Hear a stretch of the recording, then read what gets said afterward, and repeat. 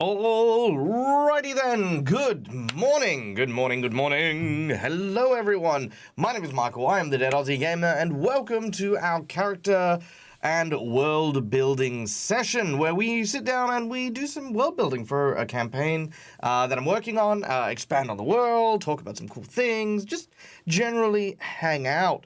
It's so good to see so many of you in chat. I hope that you are all doing absolutely well. I know that some of us are currently enduring an extended lockdown in Australia. Some of us have recently gone into lockdown in Australia. And in WA, we're still doing fine. So, I mean, what does that say about you guys? No. No, I tease.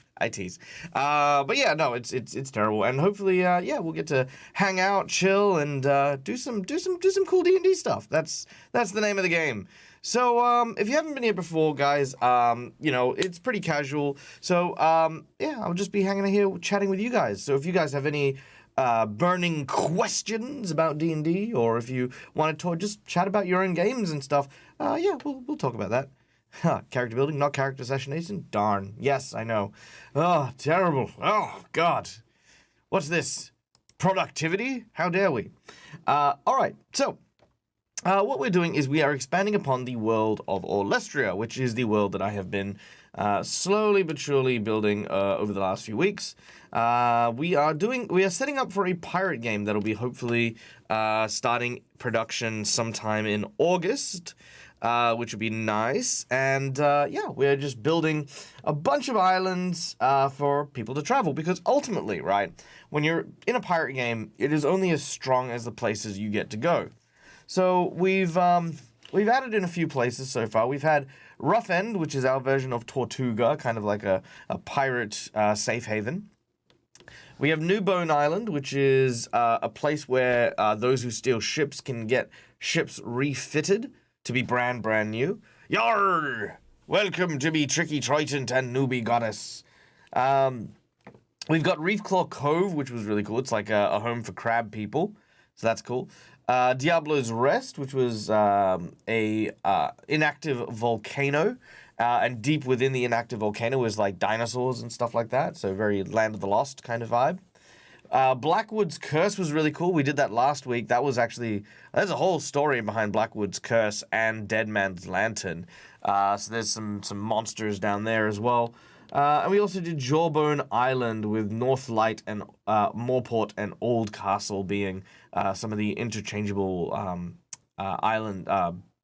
port cities in this particular region. And then of course we have Willery Atoll, which is the main sort of central area. Areas here we haven't really, sort of gotten anywhere yet. But we have two pirates that are battling over this area here. We got like a hidden little island here. So lots of cool stuff to work on today. So yay. How easy is it to distract you, Michael? Productivity is a myth. Yeah, that's very true. I'm very, very easily distracted. Also, I'm very pale. Let me see if I can fix that real quick.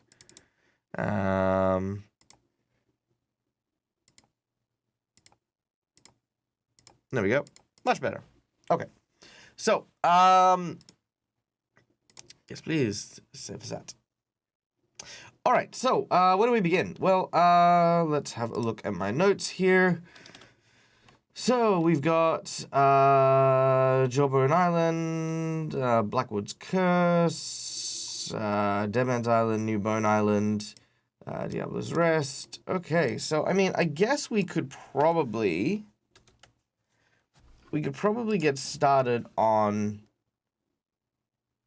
what was Island E? So let's finish off these guys, I guess. So there's Sharpfin Island and Minnow Atoll. So let's see if we can do something about that. So they're in J, so that is, bam. So Sharkfin Island, and then Minnow Atoll. Alright, so this one should be nice and easy. So ideally, I wanted to create an island that was kind of like based off New Zealand. So I guess if we've got any New Zealanders in chat, feel free to throw in what you think could be really cool here. So, yeah, let's just move the label out of the way real quick. Just so we can actually work on these. There we go. All right, so I think the first start of a good island, especially New Zealand, is New Zealand's quite a you can look at me chest, but you can't touch me booty. I like that one. Okay. Yeah, is New Zealand's actually surprisingly green? I say surprisingly green. It's not surprisingly green. It just is green. Bloody New Zealand. How dare it be like legit Middle Earth. All right. All right. So one of the other things about New Zealand is that it's actually quite close to the kind of frozen glaciers and stuff down south. So I want to kind of add a little bit of that to it. So we'll add some ice here. Just like, you know, there's a chill. There's like, you know, there's some little frosty areas there, which I think is cool. And we can actually add like maybe a couple of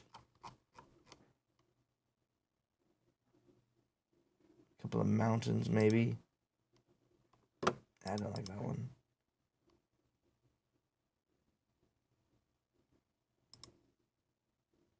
Well, maybe we'll, well, that could be kind of cool.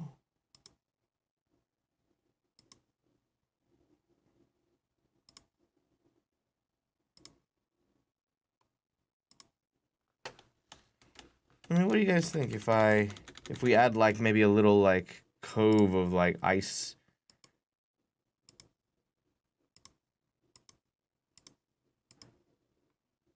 Yeah, I kind of dig that.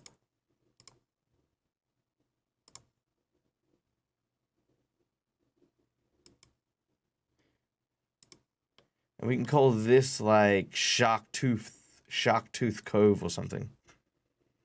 That'd be kind of cool. I like that. I like that a lot. Okay. And then we can add like maybe some mountains over here.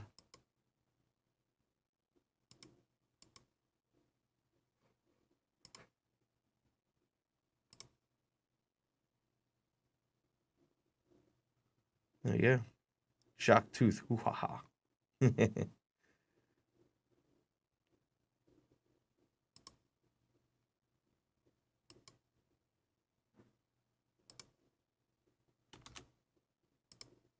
Beautiful.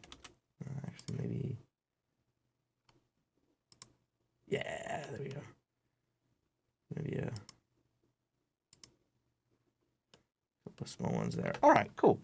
So we've got some topographical locations. Okay, so ideally this island here is going to be predominantly occupied on the coast because the Shakan, who are our New Zealand shark people, they live on the coast, right?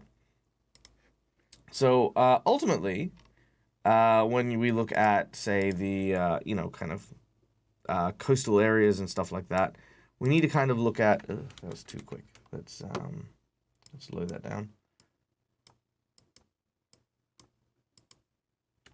I don't like that.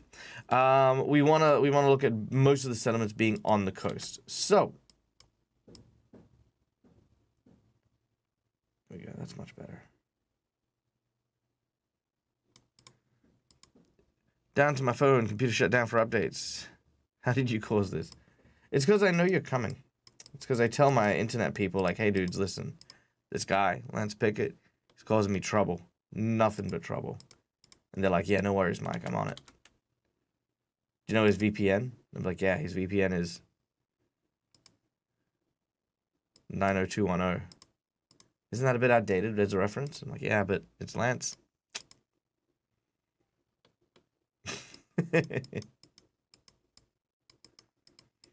All right. There we go. So we got some cool stuff happening here, which is rad. I like that. I don't like that. There we go. Maybe a couple of things over here. All right. Cool. All right, so we got some nice stuff happening here, which I like. Maybe some rolling hills as well. That'll be nice. Look at that. Just some. Oh no, that's too big. Too big. Look, I want Rolling hills. Calindria! Calindria into his house. Hello, hello, hello. Just having a chill day, making some islands in my new adventure that I'm working on. We're working on New Zealand. We've got a North and a South Island as well. Their primary export is fish. Fish and chips. What program is this? This is a program called Wonder Draft. It is very cool. I actually think it's a very, very cool app for making program. For making what do you call it? Yeah, Michael, use words, please. For making world maps. I think Incarnate does really good city maps. But I definitely love this one when it comes to like being able to design really cool world maps.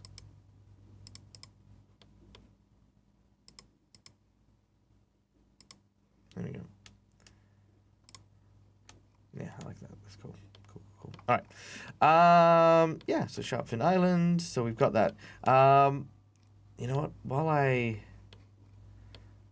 I remember. Nope, I've lost it. Never mind. Okay. All right, so Sharpfin Island. All right, so where do we want our settlements?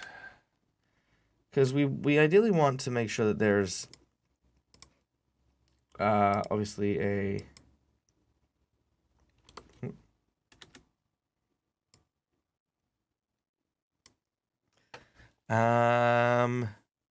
hello, what we building today?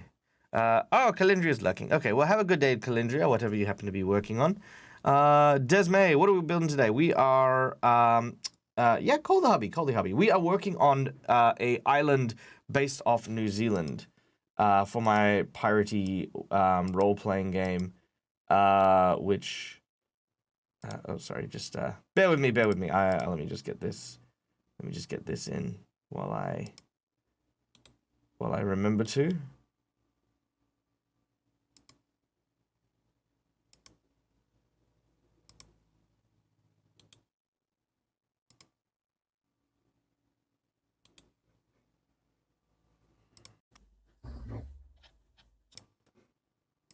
Sorry, turned Odin voice on for a second. Okay, and then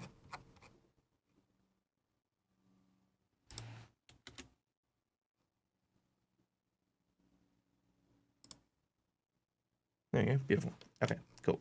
All right, so what are we doing? So we are creating an island for the New Zealanders. The New Zealanders are a race of creatures known as the Sharkan, who are shark folk that are coastal. They are very proud warriors, but they're not just, random violent sociopaths. They are actually quite honorable. They have their own, very, very rich culture. We're building an island for them. Yeah. Yeah. So this is Sharpfin Island. And we're just we're deciding where we want the settlements to go. I have no idea yet. We just kind of putting together what's actually here. So that's Sharpfin Island.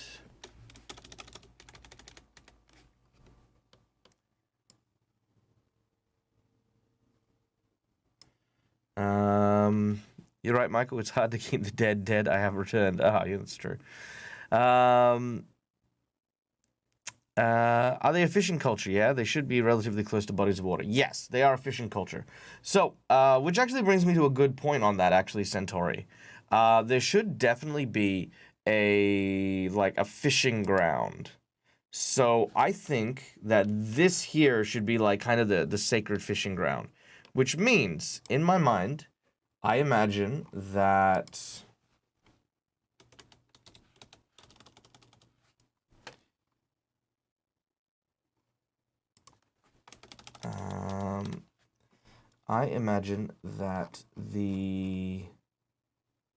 let's see, what can I put here? Okay, so I'm gonna put this here. No, yuck, that was gross. I'm gonna put this here. Yes.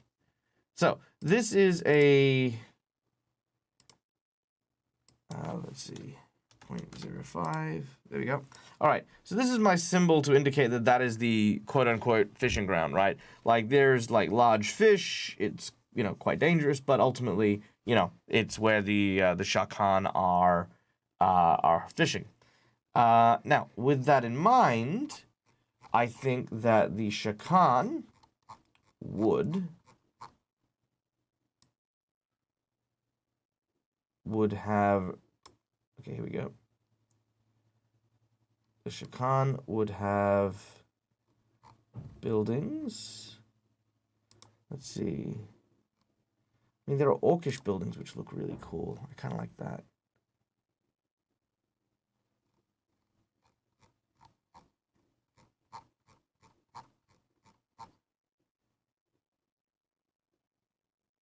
Oh, these look really cool. Yeah, I dig that. I'm gonna put that there. Hey, Jamar! Welcome, welcome. Okay, let's put that one there. This can just be a... Yeah, Skull Cove, done. All right, okay, so let's put... Okay, so let's say that there's a Shakan village. Like, kind of over here. I kind of dig that.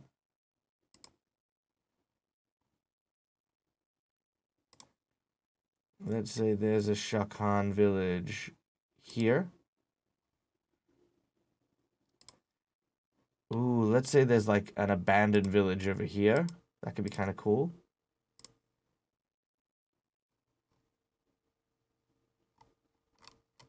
And then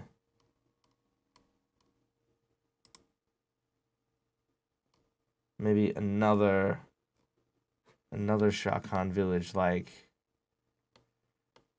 So they're trying to stay close to where the food supply is. So there. Yeah, there we go. All right, so let's just very quickly get the size of these right, because we don't want them to be too big. Beautiful. All right. So that's the first of the Shakan villages. This is the second. Raid? Who's raiding us? Who's raiding us? How dare you? Penny! Penny! Hello, Penny! Hello, all of you wonderful and amazing and incredible people. I hope that you guys are having an absolutely wonderful day. I hope you had an absolutely wonderful and amazing stream. What did you guys do? What did you guys get up to? Were you guys properly entertained by Penny? If not, do let me know. I'll have words with Penny. No, I won't. She's always delightful. Hi, welcome. For those of you who haven't seen me before, my name is Michael. I'm the Dead Aussie Gamer, and I do a bunch of stuff, D&D related. Today we are world building. We're actually sitting around and we are designing a map, ironically, of New Zealand, who, of course, as those of you know, is of course the Australians' mortal enemy. So we're chilling out and we are making basically my version of New Zealand as an island. It is occupied by the Shakan, a race of shark creatures. Who are, relatively peaceful, but, very violent if provoked. And that is kind of the nature of what we're doing. So we've built the island, as you can see here. We've got, like, the fishing grounds here, where giant sea monsters are attacked by the Shakan. We've got a couple of places that we kind of want to have the Shakan come from. We haven't done more than that, really. So, yeah. And then we're kind of writing stories and creating places for it. Also, big hugs, Penny. Big hugs. Big hugs, big hugs. Yay. And yes, Penny does need to stop being so amazing. Ugh, I mean, yeah.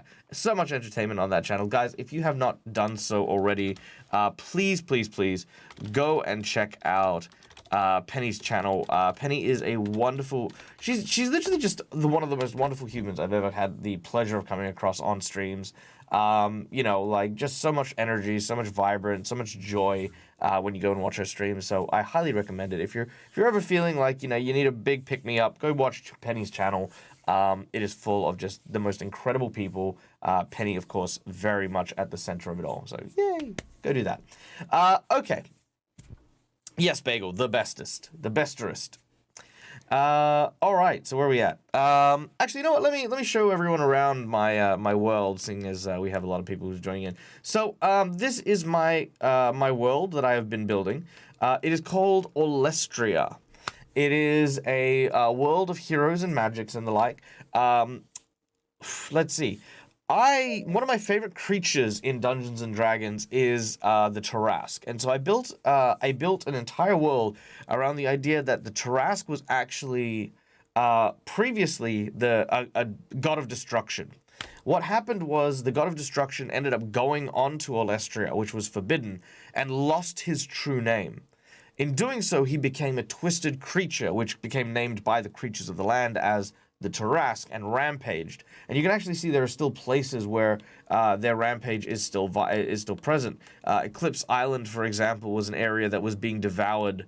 You've got like footsteps here and there of the Tarrasque, where they've like basically just like rampaged and broken apart continents. Eventually, the dragons and a few of the other races banded together and destroyed the Tarrasque, but they couldn't kill it. So they separated it into 7 pieces and then divvied up those 7 pieces around the world.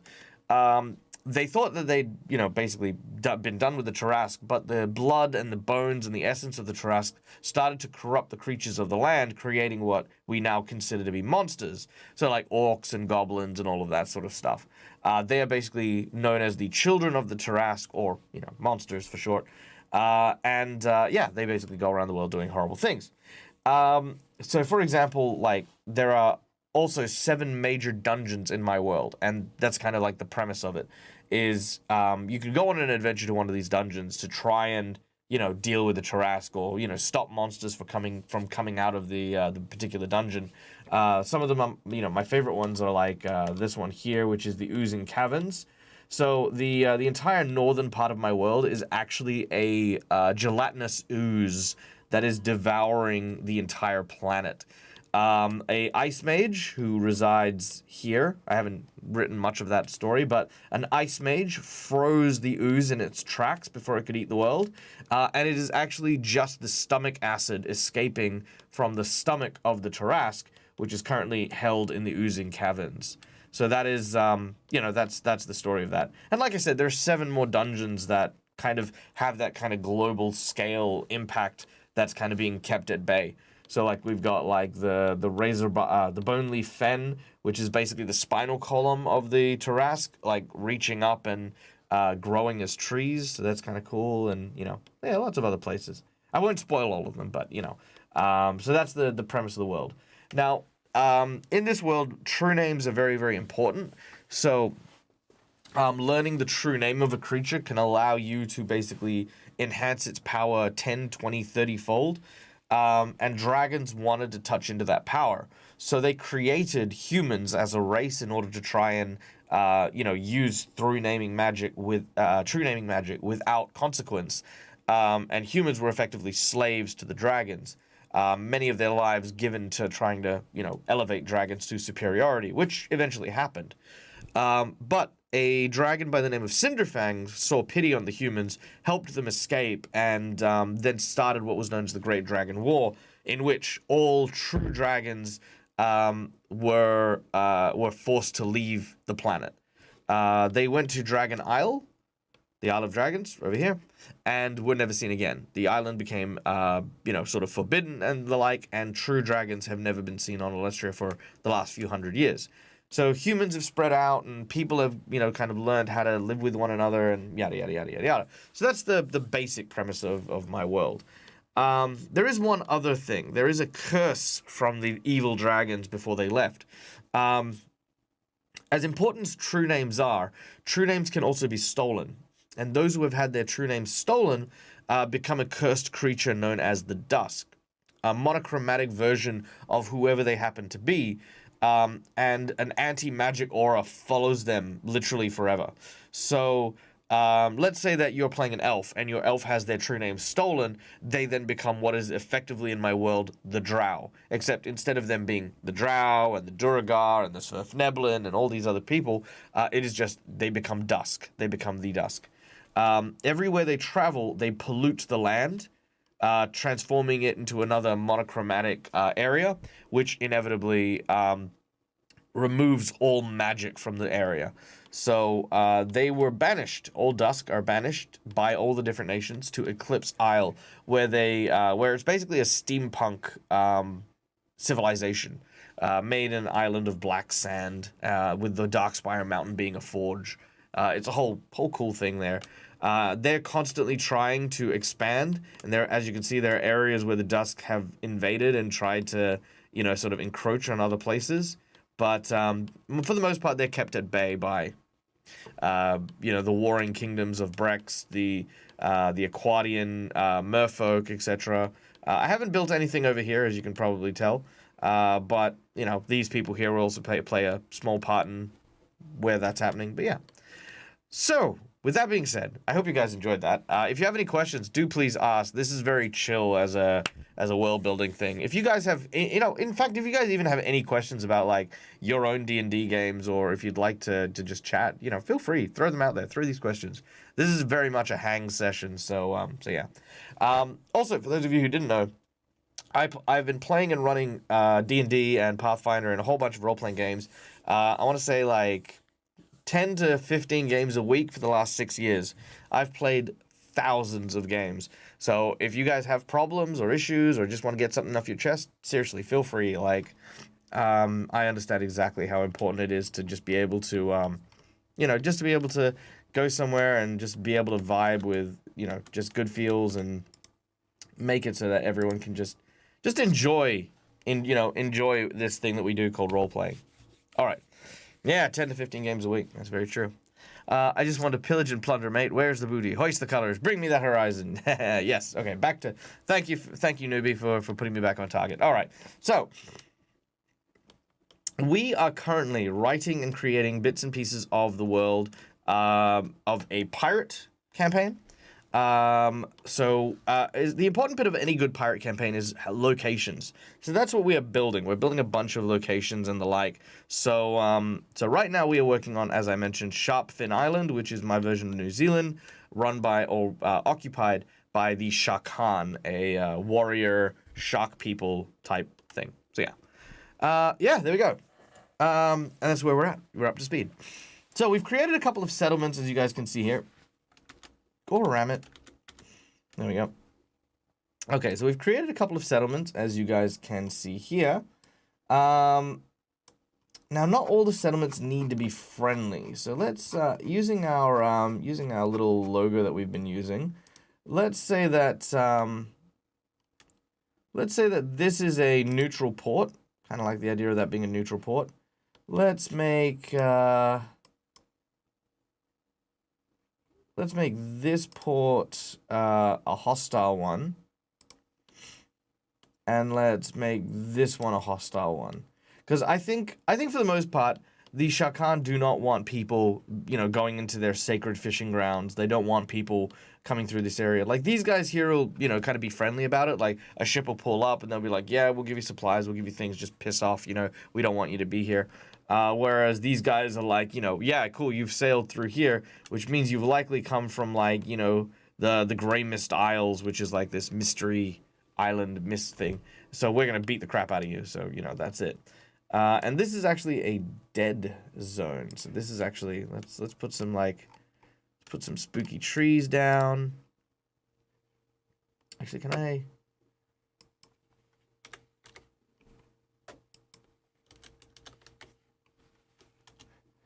No, doesn't want you go any lower. Can I please go lower? Ugh, no, I can't. Okay. Anyway, we can just get some couple of trees here. And then there we go. Nice and easy. So as you can see there, we can just, add in a couple of like spooky trees and just make it nice and desolate looking. Don't need so many trees. There we go. Nice. Nice. All right. So, I don't know what's happened here yet. We're going to write a story about that in a minute. But yeah, so this is like an abandoned Shah Khan village that something happens and, yeah, the Shah Khan aren't here anymore. I don't know what to do with this side of the island. We haven't really decided on anything. So any ideas on what could be here, you know, we can work on that as well. Yeah, cool. All right, so that's caught us all up. So I'd like to also quickly welcome and thank Shukala and Octavius to the channel. Thank you so much for the follows. Very much appreciated. I hope that you enjoy your time here. All right, let's see. I don't do 10 to 15 of anything per week. That's crazy. Yeah, that's true. It is also my job, as Lance mentions, which is a lot of fun. Putting your back on target is my goal. You just like, oh, thank you, newbie. Thank you, newbie. I appreciate the fact that you enjoy it. My wife and I presume I want to play D&D, but how can we get that together? Well, it's a great question. I mean, look, first of all, D&D is a collaborative storytelling experience. So the first thing you need is a good storyteller. You know, they don't need to be like the best kind of GM in the world, right? But someone who wants to have fun and has a story to tell. One of the things I recommend more than anything else is you've got to be willing to understand how much effort goes into like a game of the hell is that? The shrub. I don't want that shrub.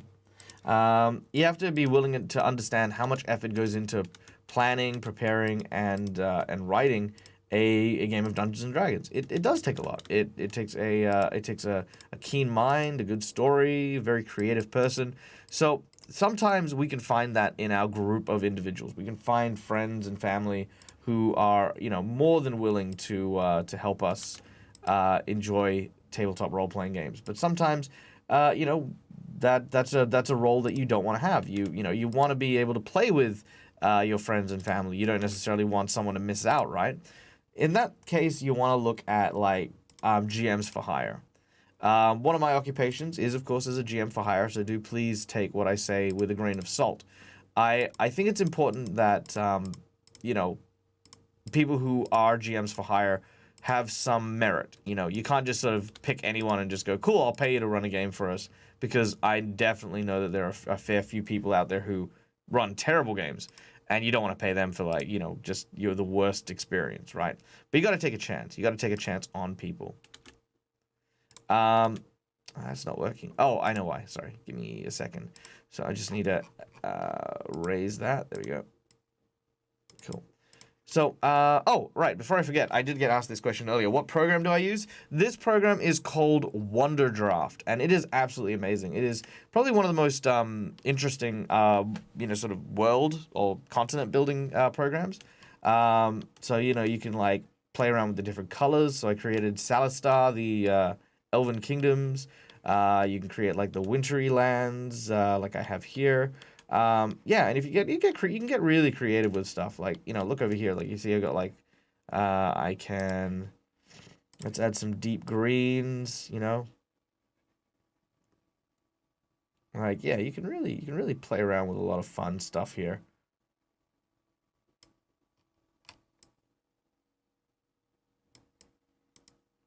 Yeah, lots of fun things.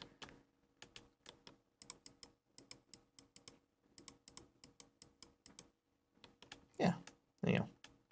I mean, I didn't want to do that, but, you know.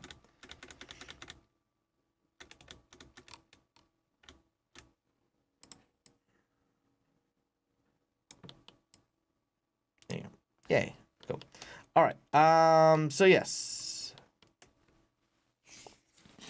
Oh, right. Sorry. There is a website. Go check out.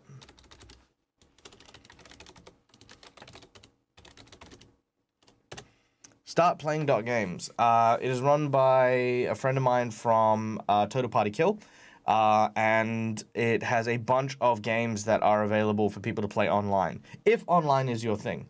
There are, of course, paid GMs there. There are also free games there. So do feel free to check that out, because that's a good place to start, at least. Another thing you can do is go to your local game store. Local game stores have tons of people there looking for players and the like. Or if you go to Facebook, there are usually some good D&D groups. Valley Shakan in that green area, or a non-Shakan indigenous people. Okay, I like that. All right, let's talk about that a little bit. Let's switch programs real quick. So let me just get this up and running. Here we go.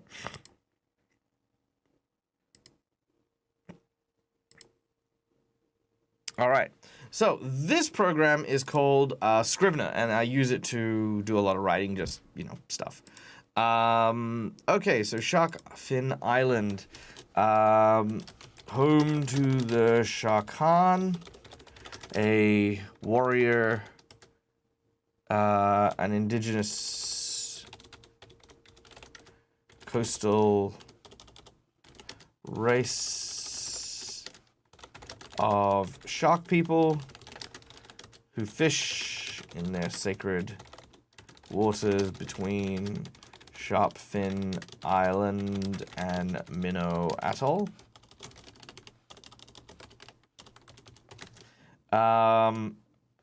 They are a proud warrior race and do not allow outsiders onto the island or into their sacred fishing grounds. Travelers seeking refuge are permitted on Minnow Atoll for trade and commerce. All right, so there we go. So we got kind of a basic thing there. Another indigenous race to the to Sharp Fin Island. Okay, so what are we thinking? I think the Loquath aren't too bad. Almost slaves. I don't know. I'm not into the Shakan having slaves. I like the idea that they're honorable, they're good spirited, but they're violent. I don't need them to also be slaves as well.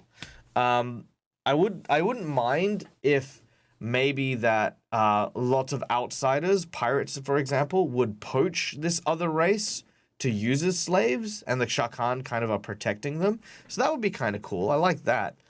Lyric Lost, thank you for the follow, my dude. Welcome. Client race. I don't know what you mean by client race. Less aquatic people that live in land.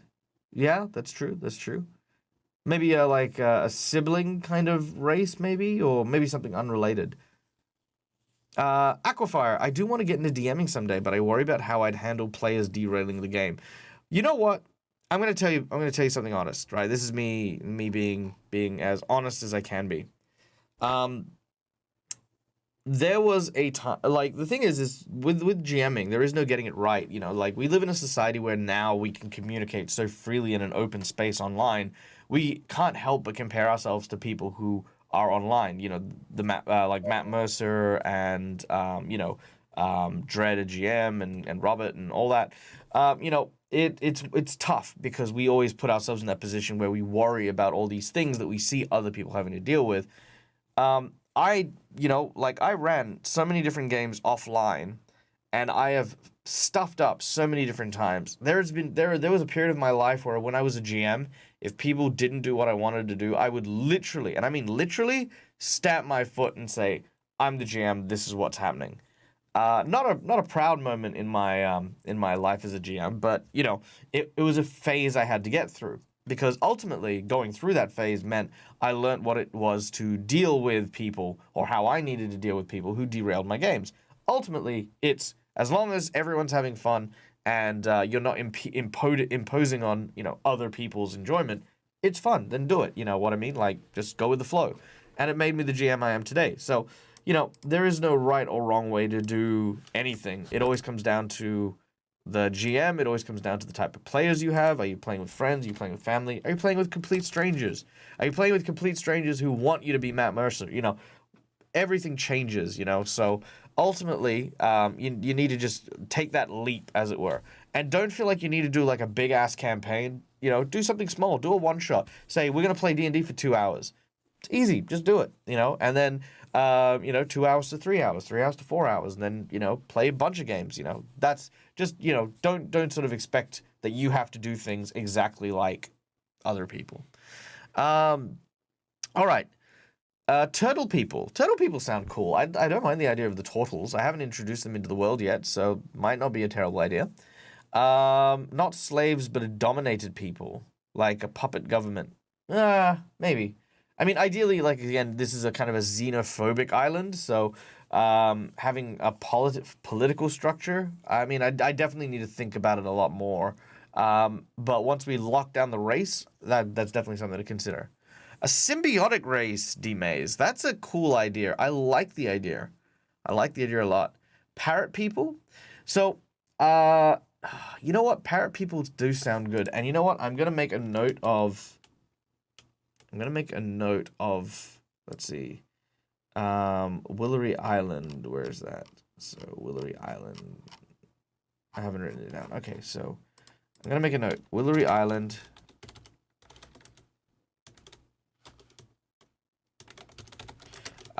Parrot people. Yeah, I'm going to put parrot people in. Definitely put parrot people in, but definitely not on the Shark Island, though. Definitely not on the Shark Island. I'm glad that it helped. I'm glad that it helped, Aqua. D-Maze, got to learn how to go with it. Do you have to make contingency plan ahead of time in case things go sideways? No. Actually, to be honest, I'm terrible for plans. Or at least I became terrible for plans. If things go sideways, you've always got to look at the ultimate checkpoints. What are your key points to get your story across? And, you know, that just needs to be a moving checkpoint. So let's say, okay, you know what? Let's do a thought exercise here. Let's do a quick one. I know I'm distracting myself again, but, you know, screw it. Let's do it. All right. So we're going to use our new island as our point of reference. Okay. So here we go. Let's stop it. Can I have my tool back, please? There we go. Thank you. All right. So we're going to create a small island. So small island is Sharpfin Island. What is the quest? Well, our group of pirates from Diablo's Rest have heard rumors of a golden fish that they need to acquire from Sharpfin Island. All right. Fantastic. The group goes down and begins to sail towards this island. Great, and they're on target. Now, one of the stories is that Dead Man's Lantern, at sunset every day, a green, eerie light shows up on this island, drawing sailors in. Okay, well, the group goes, well, you know, we could go chase a stupid fish, or we can see what that island thing is about. All right, cool. So we're going to make our way there. Now I'm like, okay, well, shit. I needed these guys to meet the Shah Khan. I needed these guys to go after the golden fish. I needed them to, like, deal with, like, it being a sacred fish and the Shah Khan being pissed off. So, how do I go about this story? Well, step one, the Shah Khan need to be insulted. Cool. Maybe they come as they're moving around too close to Sharpfin Island. A group of raiders attack their ship. When their ship gets attacked, what they misunderstand is that instead of attacking the ship, the Shah Khan weren't attacking the ship, but they were actually trying to get to this small island as a ritual of maturity. Like, once they get to a certain age, they, you know, go to this island, perform a Shah Khan tattooing ritual, much like the Maori and the Tongans and the Islanders do, and then return back to Sharpfin Island, which, by the way, now we've added that, so I'm going to add that to my thing real quick.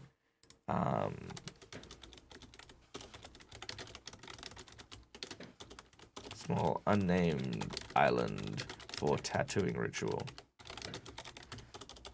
See, I'm still working on it. Still working on the story stuff. Anyway, so because they've attacked the young adults, you know, mistakenly, like I said, they've kind of crashed into each other more than anything else. The Shah Khan have now taken offense. So my checkpoint has moved. They've now offended the Shah Khan, but instead of it being because they've hunted down their sacred fish, it is now because they have attacked their young. So the Shah Khan mobilize against the group. The group ends up at Dead Man's Lantern. Dead Man's Lantern has its own story, which I don't want to spoil here, but let's just say that they're attacked by some sort of sea monster-y type creature, and as they are, the Shah Khan suddenly attack as well.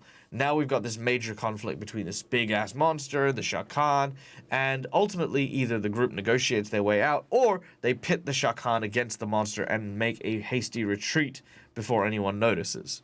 So in this regard, my story of they go here, they come down, they find a fish, they piss off the Shah Khan, they have to negotiate peace, or they have to battle the Shah Khan, has now become this whole other thing involving sea monsters. So that's how much, you know, planning needs to go into something going sideways. Is if the group goes into an entirely different plot, you don't need to follow it. You just need to make sure that your key checkpoints in your story happen. In this case, piss off the Shah Khan, fight the Shah Khan. That's it, you know. So yeah, that's in a nutshell how I how I think you should go about dealing with, you know, things going sideways. All right, let's get back to the story here. So so yeah, we're talking about the land-based people. So I think the turtles are really cool. Okay, so on the interior of the island,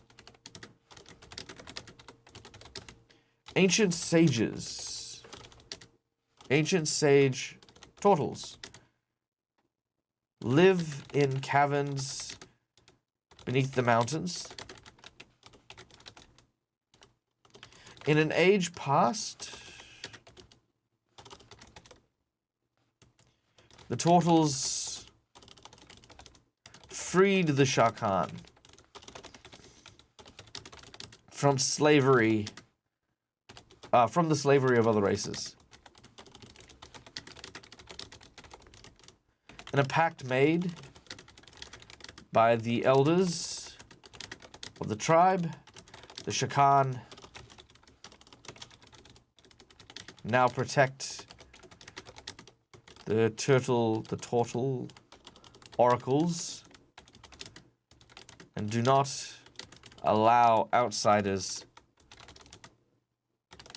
to see them. All right, so that's kind of cool. I like that idea.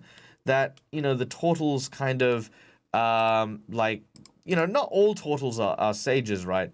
But, you know, there's like maybe like 4 or 5 ancient turtle. And these 4 or 5 ancient turtles are the ones being protected. So that's very cool. I like that. I like that a lot. So let's add...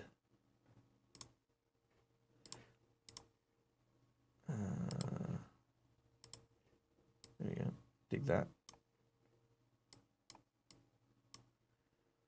All right, so there we go. So we got like, oh, sorry. Here we go. All right, so we got like the ancient turtle, ancient turtles that live down here. So that's cool. I like that.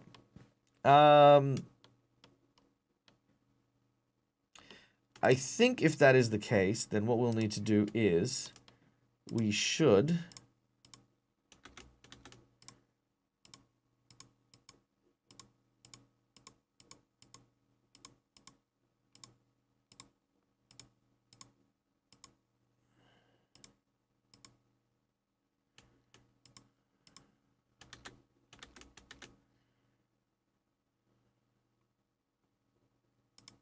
There you go. We'll add some of those sharp fin moments there. Let's get... I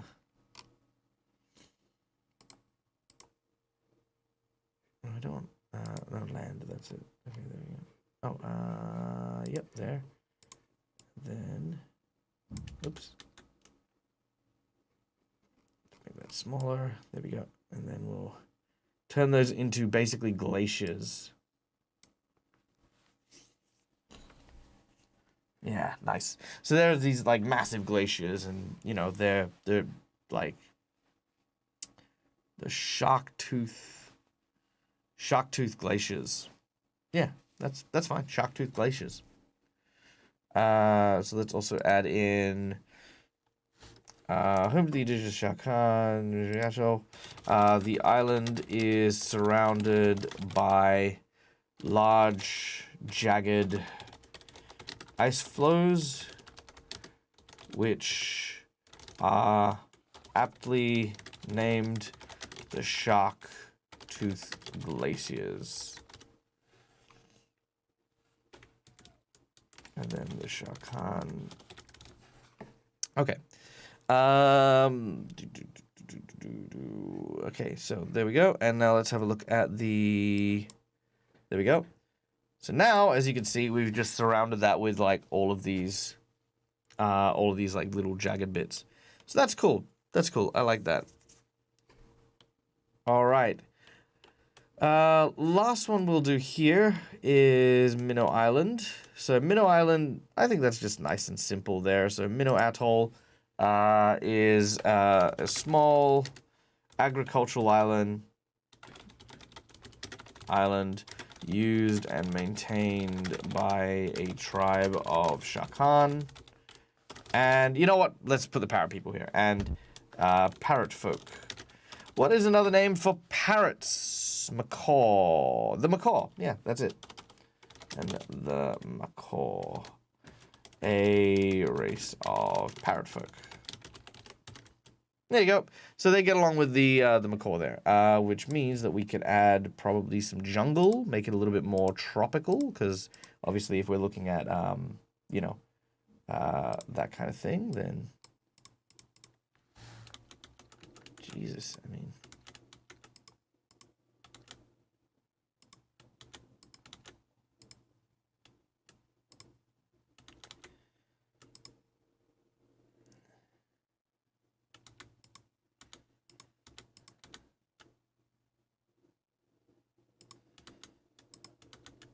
I don't really like these. They're not behaving.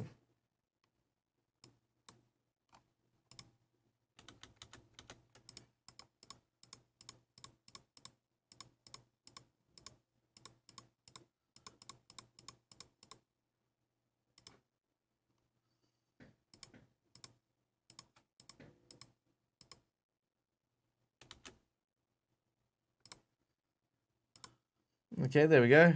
Nice. And then maybe let's add some of that dark green in.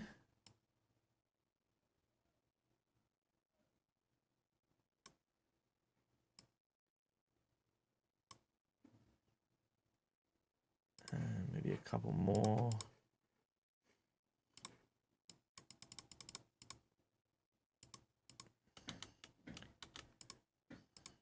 Beautiful. All right. So there we go. So now we got this like kind of little coastal jungle thing happening there, which is nice. And I can definitely believe that there are some parrot folk lurking about over here as well. Nice greenery, which is great. Got a little bit of the ice stuff happening, which is good, but not overly too much. I mean, comparatively, it's great because it means that by doing that, it makes the Sharpfin Island look a little bit more inhospitable. Do you know what I mean? Like, if there's just this huge, verdant, beautiful kind of jungle that exists just on the island nearby, then it's like it brings more attention to the fact that this island here is you know, predominantly like plains and, you know, like nothing. So yeah, there we go. All right. All right. So with that being done, let's do what I've wanted to do for a while, and that is let us head into Discord and let us see what people have suggested to add to the setting.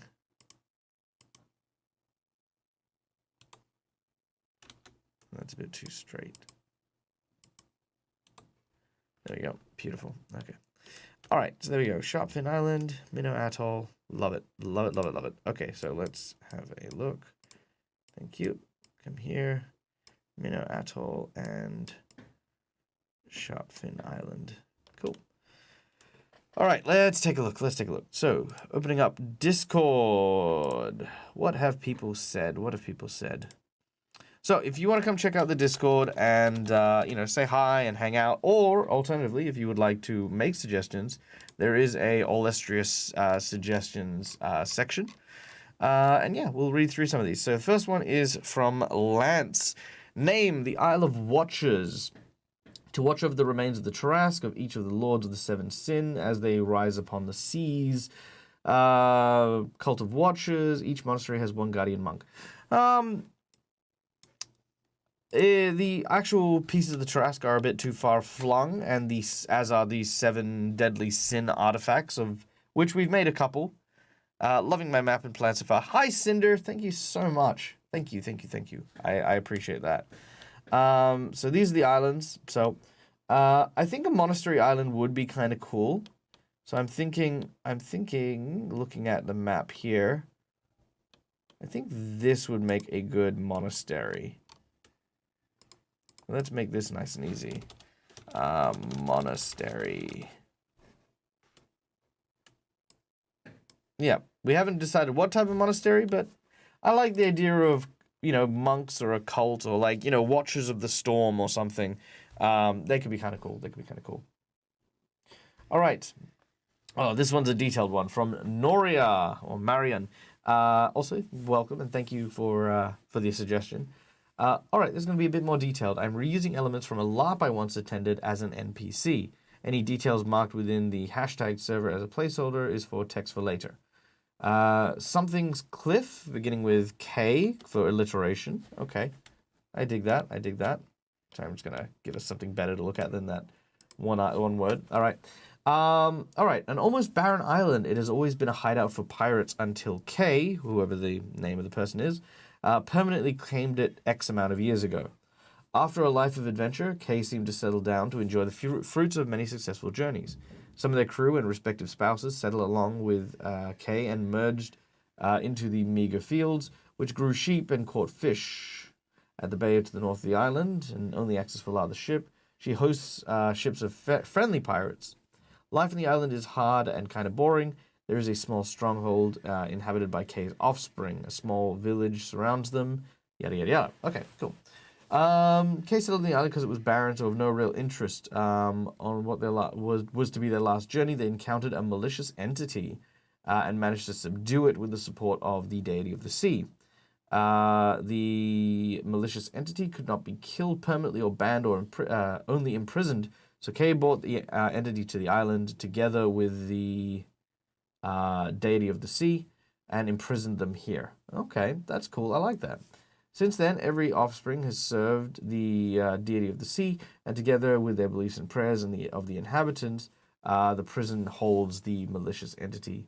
As time went by, the real reason for the settlement got muddled and forgotten, as the islanders still believe in the deity, but no longer believe in the malicious entity. Okay, I like that. That's cool.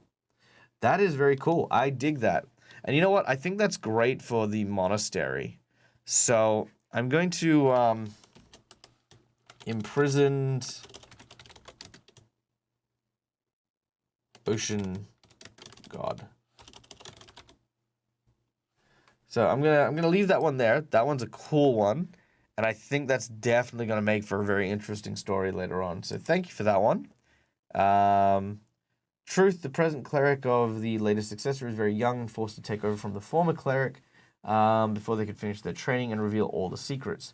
This has weakened the prison slightly and steadily, and it will not be long before the entity is able to break free. Yes, that's very cool. I'm also kind of getting I think it was like the Pirates of the Black Sea. It was like an old cartoon from like I want to say 80s. Let me have a quick, let me see.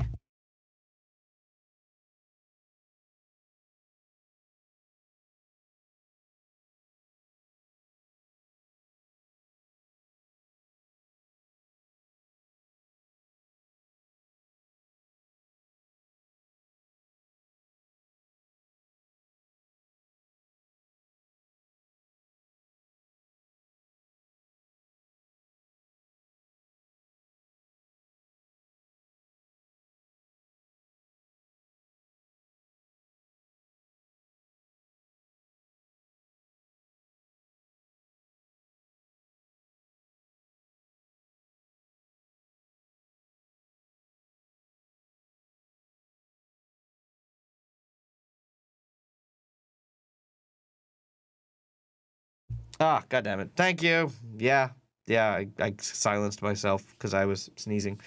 Yes, monastery. So yes, it was called the Pirates of Dark Water was the thing I was looking at. And yeah, no, sorry, my bad. Yes, Imprisoned Ocean God. It was called the Deep Dweller in the series. So maybe what we'll do is we'll take that idea from the monastery, and then make it so that the Dark Dweller or something of an equivalent has been kept there. So maybe the oceans are actually turning black around here as well. So let's actually do that because that's kind of cool. Okay, cool. So then...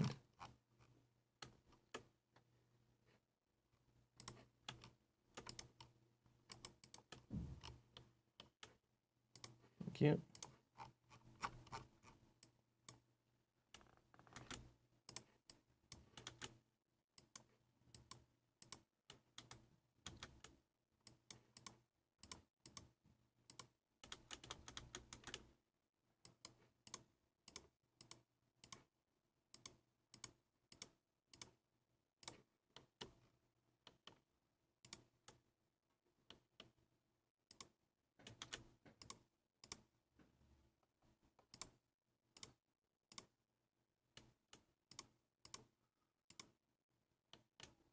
Beautiful. Love it.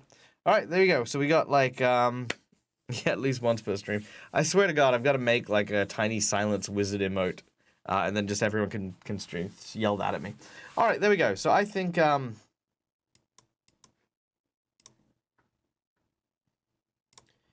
I think that's cool. I like the idea of that.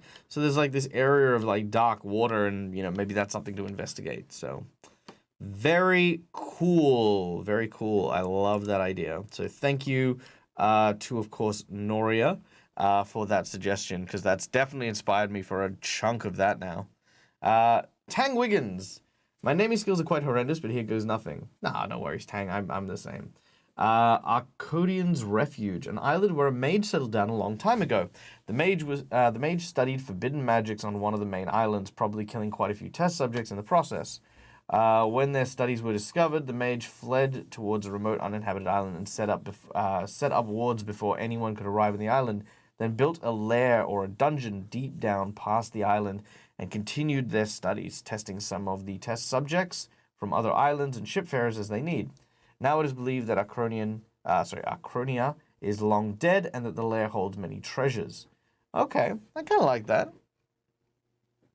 Yeah, I think that's a cool idea. Because, I mean, obviously a dungeon would be kind of cool to have in, like, a pirate game. But, you know, I think Michael does it to see if we're awake. Maybe I do.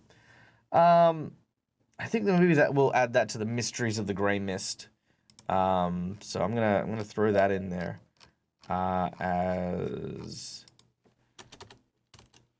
Mysteries of the Grey Mist, the Lost Dungeon of... I'm gonna call him something else. I mean, not because I don't like the name, but just because I'd like there to be a title, like the Mad Mage, you know, or something. Acronia. And Acronia kind of gives me an idea of, like, time. So, you know, yeah, but I think that's a cool one. I think definitely a cool one there. All right, another one from Tang Wiggins. The Storm's Eye. An island perpetually surrounded by strong winds and heavy rain. Okay, I'm gonna boycott that one straight away. Not for any particular reason, but Paizo has an island very similar to that, and I definitely want to... I've had that idea, and I want to avoid that one in general. Island is an alter an evil god. Yeah, it's pretty much exactly the same thing. So yeah, I'm gonna gloss over that one. Sorry. Yeah, like I said, you know, I ideally want to use stuff that is you know, cool ideas and just kind of tweak them. But I want to avoid obviously the big obvious ones, like, you know, can't do Candlekeep or can't do what was it called? The Eye of Abagendo. That was the that's the thing I'm worried about. All right, the Picaroon Hex from Immersion Diversion. At the middle point of 6 islands where exists no winds, no magic, no currents, no water, the quiet part of the ocean where almost nothing lives, at least not living things, undead creatures lie at the bottom of a sea trench. Ooh, I love that. Love that. Okay, let's see if we can make that. So, we haven't really got too many underwater things, so that's actually a great idea here. Where on the map do you think I should be putting an underwater trench? An underwater trench.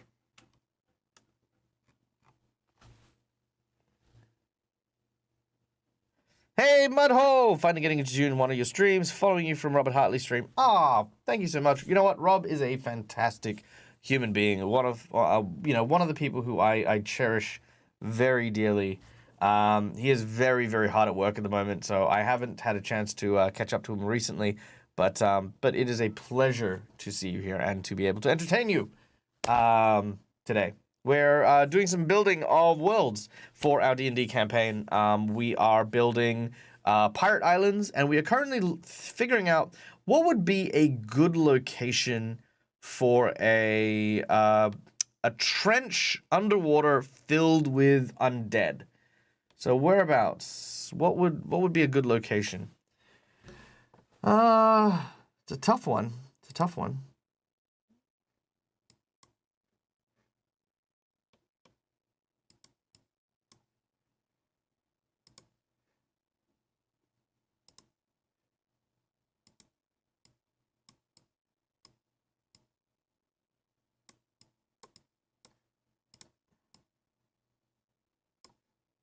I don't like that.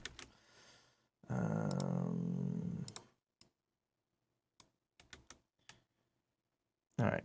While we are thinking about where to put it, I'm going to try and figure out how to put it. Is there a trench symbol, maybe? Maybe there is. Ooh, maybe that'll work. Will that work? Does that look like a trench to you? If I did, like...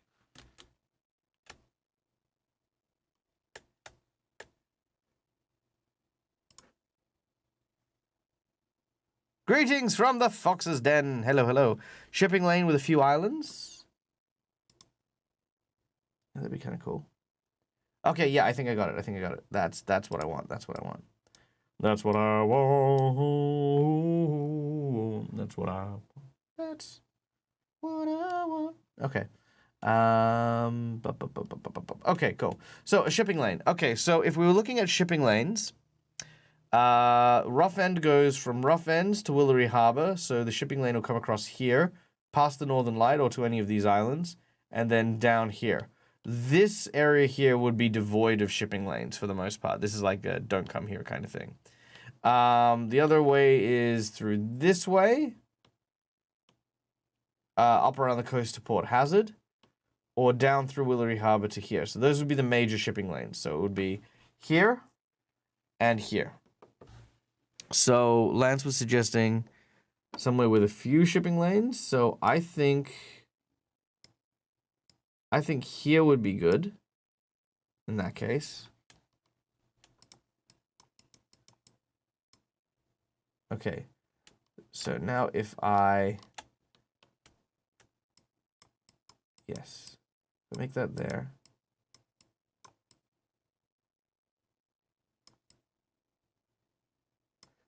Okay, and then now let's see if I can actually do this properly.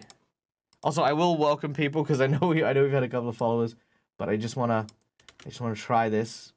Okay, I need to make that a dark blue, but barely dark blue. Okay, there we go. That's it.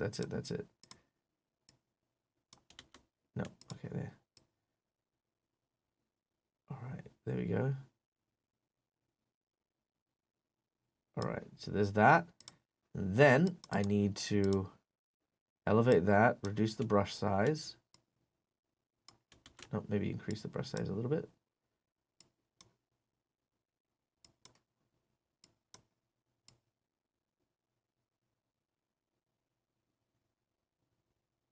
Okay. Yes. Oh, that looks spooky as hell. All right, and then let's just gum up the water here. There. Okay, so this area here now becomes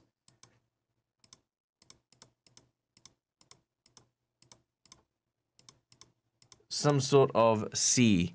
All right, there we go. Yes, we did it. Yeah! All right. Angel blood, 4-4 blood. Angel 4-4 blood. Welcome, 4 a.m. Jesus, that is early. It's either early or late. Have you gone to bed or have you just woken up? In either case, this is an ungodly time. As someone who has done the 4 a.m. start, woof, or the 4 a.m. finish, yeah, terrible. Yeah, that looks like a trench now, right? That totally looks like a trench. Yes. I have no idea how I did that, but yeah. Very cool. Anyway, welcome, Angel. If you don't know who I am, my name's Michael. I'm the Dead Aussie Gamer. We do D&D stuff here on the channel, and we are currently doing some world building. We have just created a Trench of the Undead. Now, let's see. Going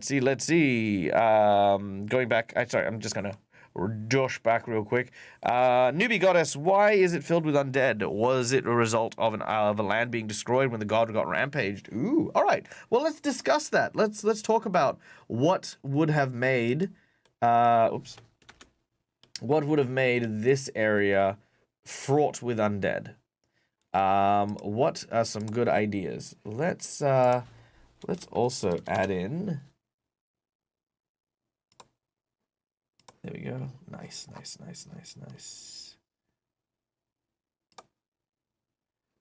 Can I make that opaque at all? No, maybe not. Nope, I can't. Oh, I tried. Opacity. Nope, can't change that. Okay. So yeah, there we go. So we got the undead trenches. Let's give it a label. We shall call it the bleak bone depths. For now. I don't know. We'll call it something else maybe. All right. So yes, we are exploring the reasons as to why undead have emerged or existed in this particularly deep trench. So that's cool. That's cool. Angel blood still up. Ugh, yuck. Oh well, that's okay. Hopefully, the soothing and sultry sounds of my voice will lull you to bed. Maybe. Unless you want to stay up, then that's up to you. Dazzle! Hello, Dazzle! Always nice to wind up here after a long lurk without having to click onto your channel. Good. Excellent. I'm always happy to see you, dude. All right, Jamar. Hello, everyone. Hello.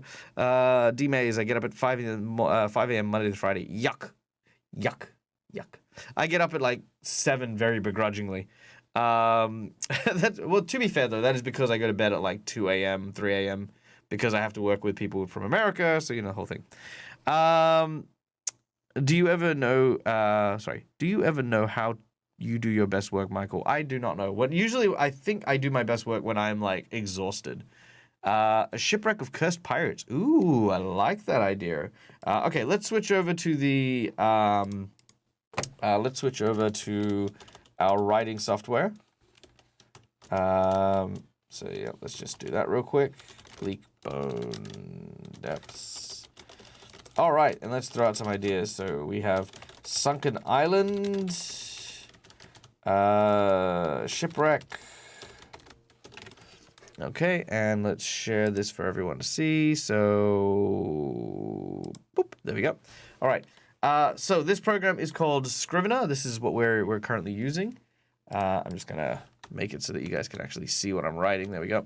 All right, so the bleak burn depth. So shipwreck. Okay, so what are some other things? I like the idea of cursed treasure as well. Like, you know, like cursed treasure, like, you know, like the Pirates of the Caribbean movies. They're kind of cool. Sunken island, shipwreck. What was the name of that Illithid Lich thing you did a video on? Could be one involved in the trench. Oh, you are. Gonzo, you're teasing me, you are. It is called an Alhoon, and yes, I could definitely see an Alhoon involved. Alhoon's Lair. I love that. I love that. That's so cool. Cursed by a god for stealing an artifact from the Temple of the Sea God. Ooh, I like that. I like that. Sea God's curse.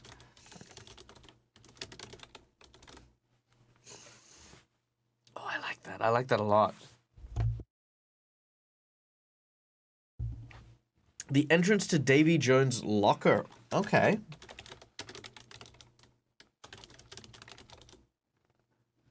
All right, I got it. Okay, here we go. This is the story. It's coming to me. Okay. So, a long time ago, a seafarer named something. We'll name him. You guys, in fact, you guys can name him. If you can come up with some cool names for what will effectively become my version of Davy Jones, right? That's what we're going to be looking at. Now, this dude is basically like the ferryman. He carts souls of the dead from the ocean into this trench. But we'll go to that in a minute. A seafarer named Blarg became lost at sea after invoking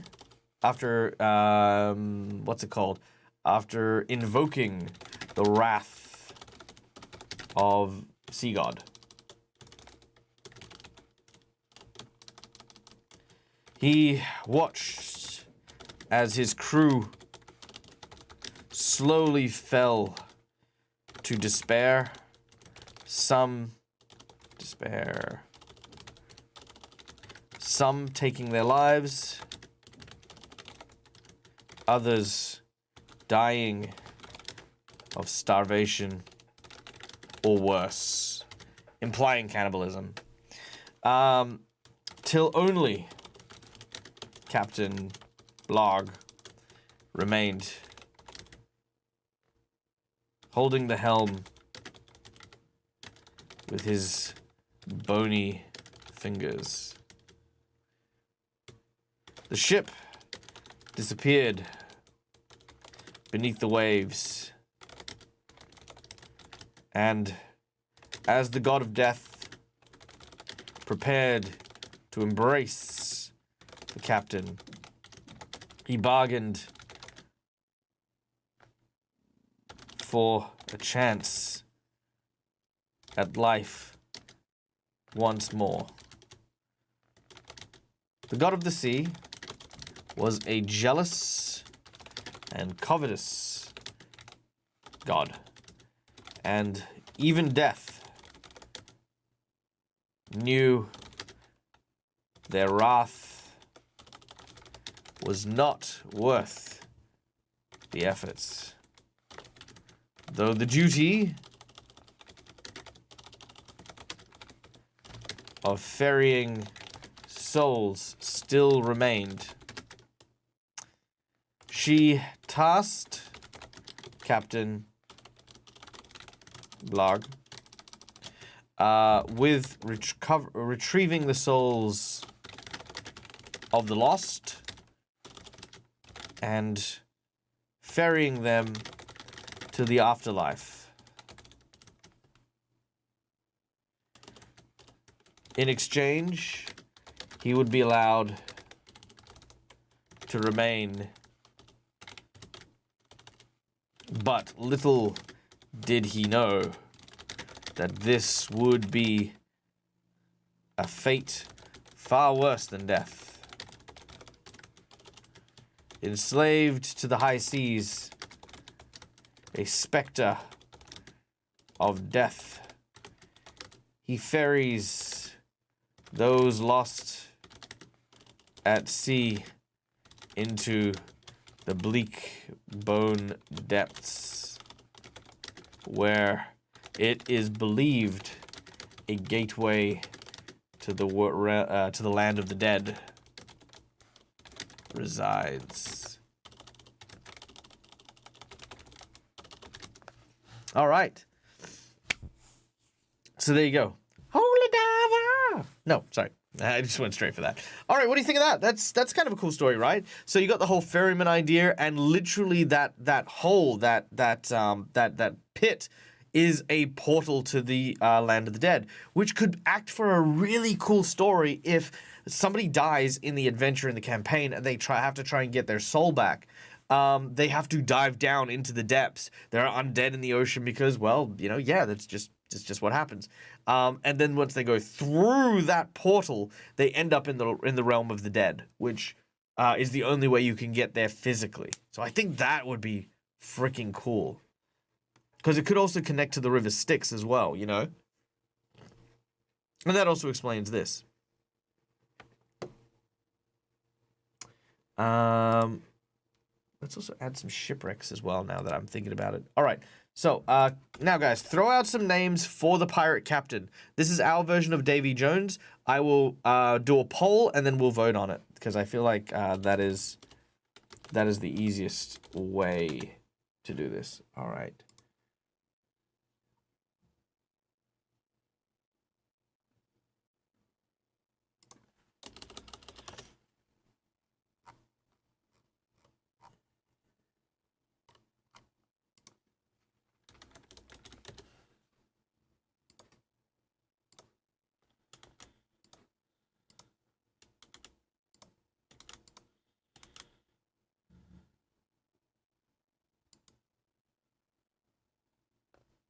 Jonathan Roberts. Don't mind that one. That one's a good one.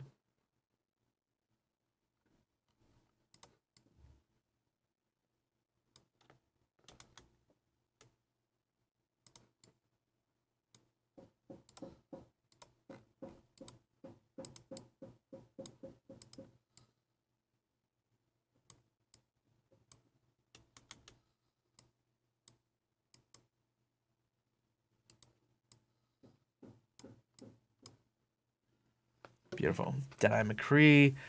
Espasfero. James Davison. And the phrase, the sea doesn't give up her dead, can be common among the sailors. Ooh, I like that one. Maybe write that down. Let's see. The dead belong to the ferrymen. The dead. The sea doesn't give up the dead.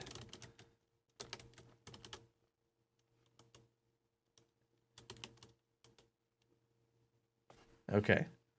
I like that. I like all of those. Those are cool. Those are really cool. All right. All right, we got a couple of really good ones. Now there is, let's see, manage poll, new poll. This is Davy Jones, captain. There we go. All right, so here we go. So we're going to create a couple. So let's see. Going through Jonathan Roberts.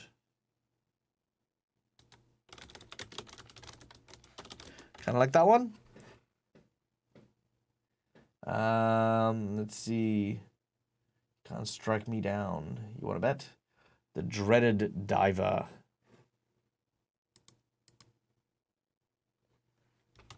The ferry of dread. Captain Dread could be good. I like that one. That one's good.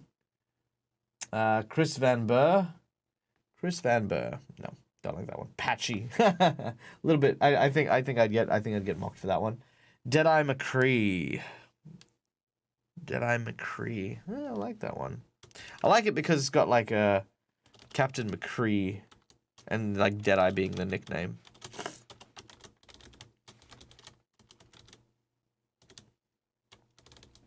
Deadeye McCree. That's a cool one. Espasfero. I think that would be tricky to say. James Davison. I'd probably call him Jim Davison. Casper Van Noctis. Ooh, that's a good one.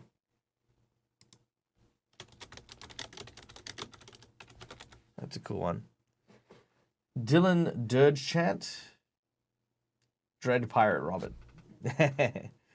Pegleg Pete. No! I don't know how you found out about that. Pegleg Pete is not coming back. Pegleg Pete is gone. We buried him, okay? He's at the bottom of the ocean. Never coming back. 3 Nipple Pete. All right. You know what? I'm going to take off Jim Davison, and I'm going to add a pirate name, which I've always found very popular. I've quite enjoyed it, and that is Cervantes Moore. That is one that I quite enjoy. For those of you who don't know the story of Pegleg Pete, I ran a pirate game ages ago now, and one of the NPCs was Pegleg Pete, and Pegleg Pete was just this obnoxious pain in the ass. He just constantly got on everyone's nerves, and eventually we kept trying to kill him. We left him on islands. We tried to ignore him. Nothing took, and eventually, we tied him, like, bootstrap build him. We tied him to an anchor and then dropped him in the ocean.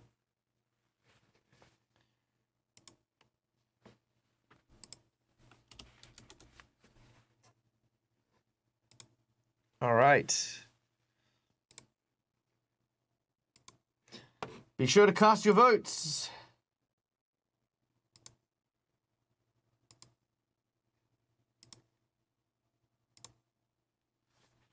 All right, Deadeye McCree is making its way up. Deadeye McCree.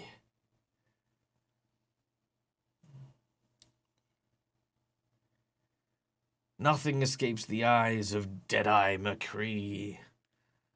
No matter how deep, no matter how far into the hidden fogs you may wind.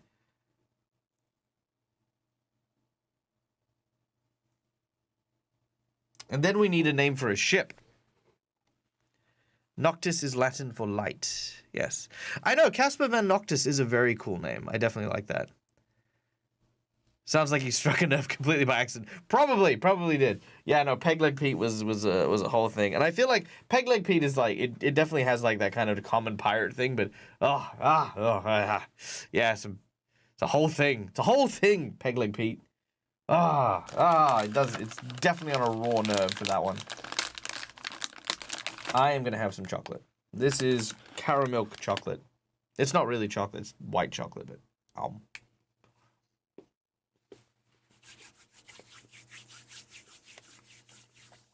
all right. Looks like we're looking at Deadeye McCree.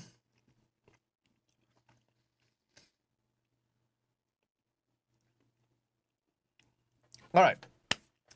Let's start from now. So from D. Maze's suggestion, throw out some names for what would be the Flying Dutchman. Yeah, so throw out some names for the ship, and then we'll do a vote on that as well. Because I think that's cool. All right. A seafarer named Caspar McCree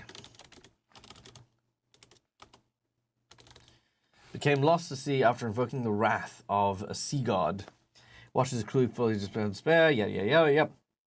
It was only then Captain McCree remained, holding with his burning fingers. Yada.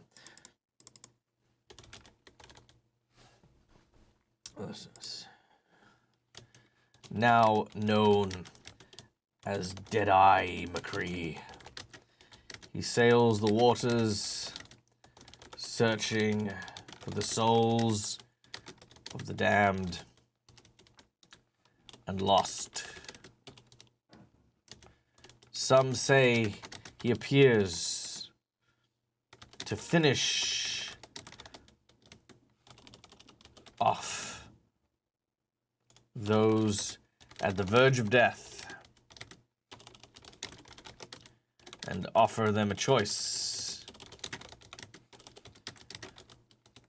to join his crew or seal their fate. Yeah, it is very Davy Jones. It's very Pirates of the Caribbean. But you know what? That's fine. That is fine because they don't have a copyright on that story. It's actually the story of, Davy Jones and the like. So I'm taking that. All right. Oi, I love me some white chocolate. I do love white chocolate. Nothing's wrong with white chocolate. All right, new poll. Here we go. Flying Dutchman. Name, let's see. Hello, McBluff. We are coming up with names for a boat that would effectively be the Flying Dutchman of our of my world. All right, so here we go. So Ferry of Dread. And I'll also put in the Dread Ferry.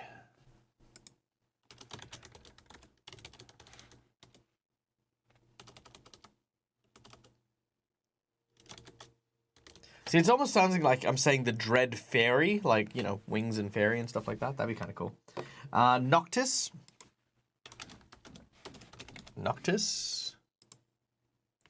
Let's see. Nominated Michael. No. You cannot. Dread Noct Fairy. Nah, I don't like that one. Lady of the Night.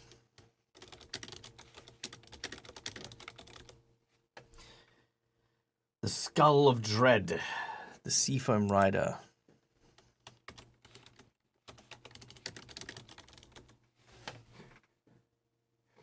The Seafoam Rider. All right. Keep it coming. I don't think you know, like Fairy of Dread kind of is cool. Noctis is kind of cool, but I don't know. I think it feels kind of short. You know, like the Flying Dutchman. You know, Queen Anne's Revenge. You know, like they always seem to very, very, very wordy. Lady of the Night. You know, that's kind of cool. Ooh, what about Dread's Gambit? Do you like that one? Dread's Gambit? Let me know in chat. Do you like that one? Lady Noctis? Ooh, I do like Lady Noctis. Mariana's Revenge? Ooh, I do like Mariana's Revenge. I'm going to get rid of Skull Dreads for that one. Mariana's Revenge. That's a good one. Yeah, people like Dread's Gambit? All right, I'm going to change Fairy of the Dread to Dread's Gambit. Okay. Lady Noctis. I'm going to change that. I'm going to change Lady of the Night out for Lady Noctis, because obviously that's the same thing. The Seafoam Rider, Shadowbane's Fairy.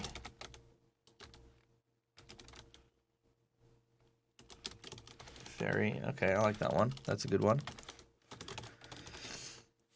All right. I like these ones. I like these ones. I dig that. All right, poll is starting. Bam. There we go. All right, get your votes in. See what you like. Let me know. Because that's pretty much how I figure things out. Because, I'm terrible at writing names and stuff. All right, we got Seafoam Rider, Lady Noctis, and Dread Gambit tied. And then Dread's Gambit's on 2.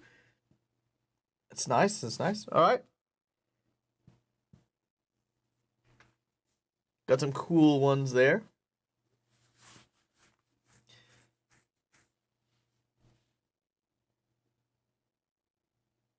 Oh, wow. Okay, so Dread's Gambit is pulling ahead 5-1.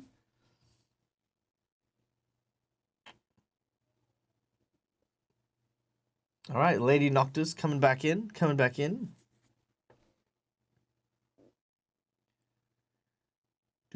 All right. For what it's worth, I do really like Mariana's Revenge. Like, I think that's definitely a ship I'm still going to use at some point or another. And I'm actually going to write this down while I remember. So I'm going to go back, add new text. Ship names that I like. Mariana's Revenge. Shadowbane's... I'm going to call that Shadowbane's Fury. I like that one. The Seafoam Rider. That's a good one. Lady Noctis. I like these ones. These are really cool. These are very cool.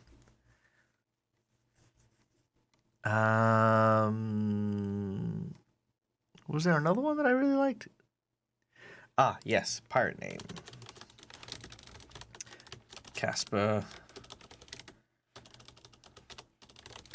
Van Noctis.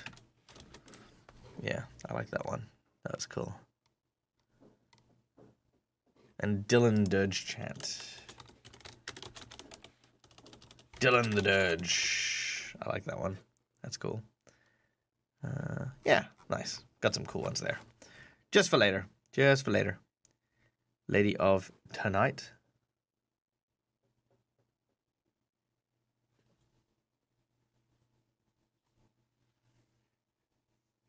All right, the poll is just about to end. It looks like the Dread's Gambit is where we're at. Let's go back to the island breakdown. Okay, Bleakburn Depths. Join the crew of the Dread's Gambit. Or seal their fate. All right, so we have the Blackbone Depths. That's pretty cool. Pretty stoked on that. Pretty stoked on that indeed. All right, cool. So there we go. We have another thing thrown in there. So so while I go back here and come on you, boop. All right, so. we now have a story of Bleakbone Depths and what that entails. So Bleakbone Depths is, of course, a gateway to the underworld, which is kind of cool.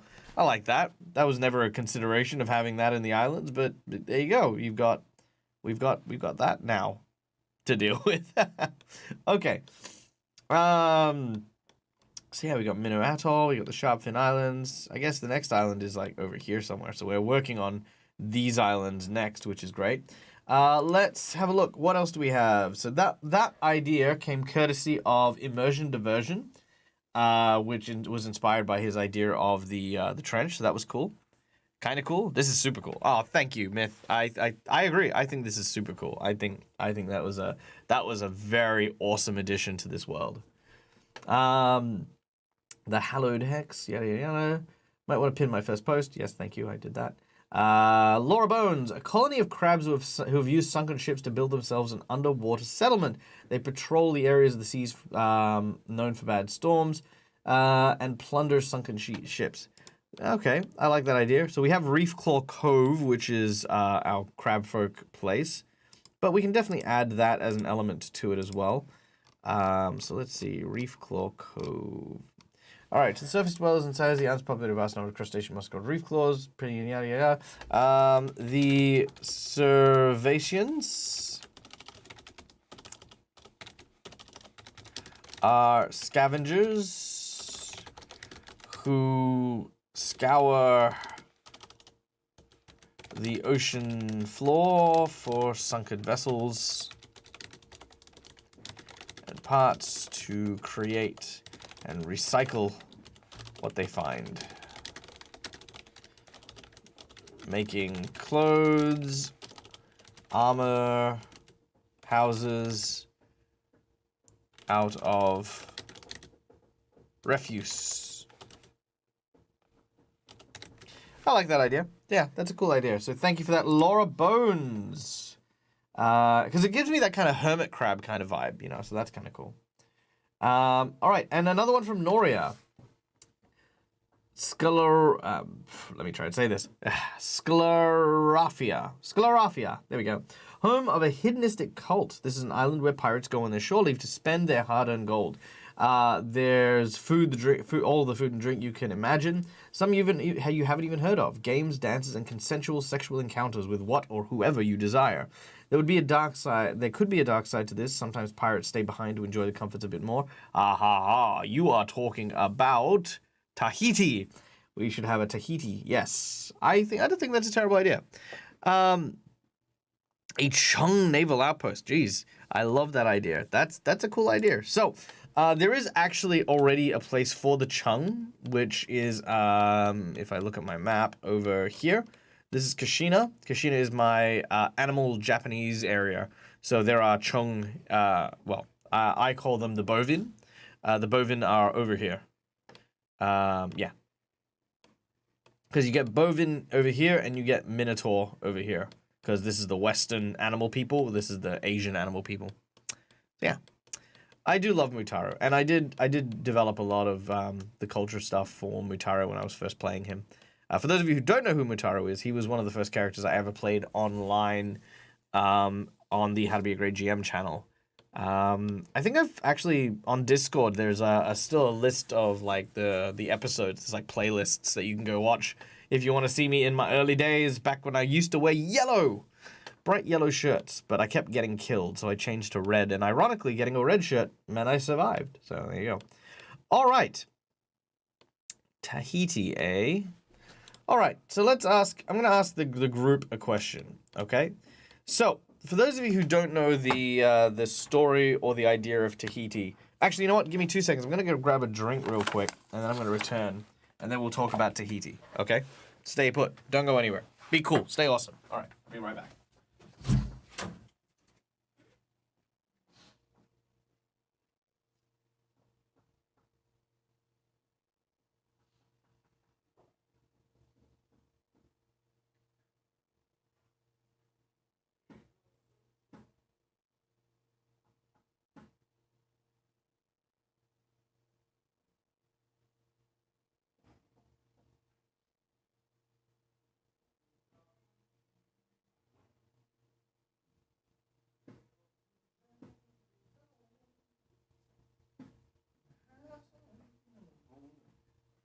All right. Got me some orange juice. Healthy breakfast. Hooray! Loving the red shirt reference. Yes, thank you. Okay.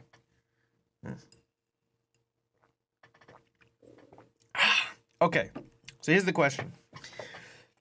Where do I want Tahiti? Now, Tahiti represents a very interesting thing when it comes to, like, naval and ocean-faring things, right? Because the idea behind Tahiti was a ship took shore leave on Tahiti, and it was so pleasurable, it was so much fun, that the crew did not want to leave. They mutinied against their ship's captain, and ended up stuck on Tahiti, and I think they all died or something like that. It's a cautionary tale to not enjoy your shore leave too much, right? So, so Michael was wearing the red shirt thing as a Star Trek reference. Yeah, Dead Aussie Gamer. It's been that. It's the whole thing. It's so much that, like, one of my fans made me, like, a little tiny doll with a red shirt. So, yeah. So, yeah, okay. So we're making Tahiti. I think the first thing that comes to mind is how cool would it be if there was, like, a secret, like, succubus, incubus colony where people would go to, like, alleviate themselves. Not necessarily sexually. I mean, of course, sexually as well, but, it was just a pleasure island, kind of fantasy island style, right? And there were... Oh, I don't know if I should do this. All right, I want to collect my thoughts, and I want to run it past you guys. So, for those of you who are listening, thank you for putting up with the way my brain works, because this is going to be awful, and I apologize in advance for it. Okay, I am a big fan of everything to do with the 7 deadly sins. It's always been a big, it's been one of my favorite types of things in general, right? So, in my world, the number 7 is very important. There are 7 dungeons, there are 7 deadly sins, there are 7 major kingdoms, there are, yada, yada, yada. Now, in this world, there are 7 artifacts, each based on one of the 7 deadly sins.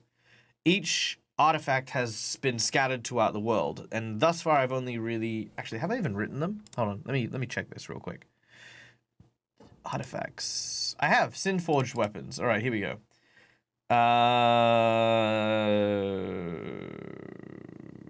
Maybe I haven't. Did I? No, I've written 2. The Sword of Valiance, which actually featured in the first season of Minion Quest, and the Hand of Dren, which is like a golden gauntlet. So I've created 2 of the artifacts. I haven't created all of these artifacts yet, so there are 5 more that I haven't made. Now, these artifacts, like I mentioned, are scattered around the entire world, not specific to this island set, okay? Now, my question is, if I decide that rather than having succubus and incubus just be like giant sex demons, if I instead had different sort of sub-races of them based on the 7 deadly sins, like there is a lust succubus, and there is a wrath succubus, and there is a, and they still add a level of sexuality to what they do, but there's also kind of that, I guess, that direction towards it. Like, for example, a wrath succubus would be someone who gets their kicks off being a sadist, for example, whereas a sloth one would be more about chilling out, about relaxing and unwinding, very sensual, and then you'd have the greed, just like sort of being someone who just constantly takes and takes and takes, and then the pride one who, do you know what I mean? Like that's the nature of these creatures, the succubus and the incubus. Now, the question I have here is that too much leaning on the 7 deadly sins? Or is that something that isn't going to add enough to it, and I should just use succubus and stop overcomplicating things, right? That would be my question here is, am I doing too much with this, or should I just be nice, simple, and easy and just say, cool, they're succubus. They're after desire, right? And they're after pleasure. That is what they feed on. It's not just sex. It's just desire and pleasure as their food source. So they have created a place to do that. Ultimately, they don't prevent anyone from leaving. They're not keeping anyone hostage.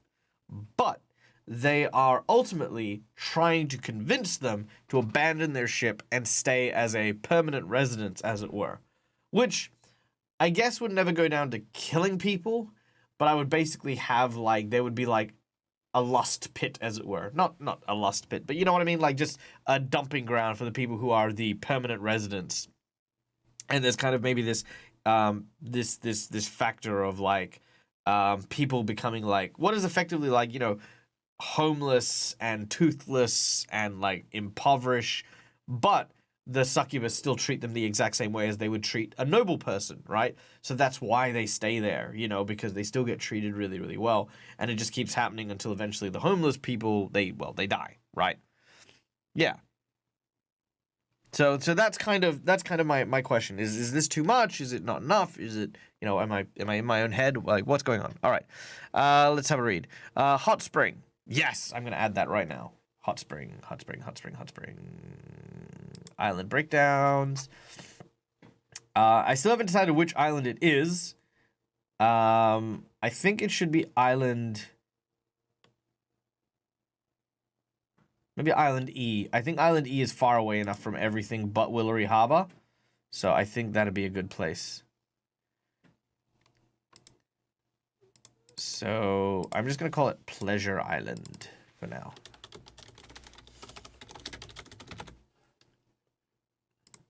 It's like Treasure Island, but like... I know what I did. Leave me alone. Pleasure Island. Okay.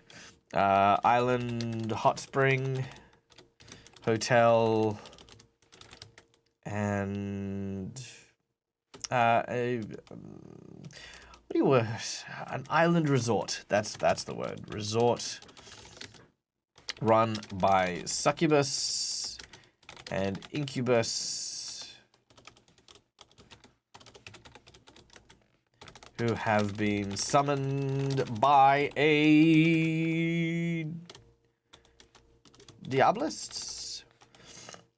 By friendly Diabolists. There we go. Done. Nice and easy. Well, at least that'll give me the starting point. All right.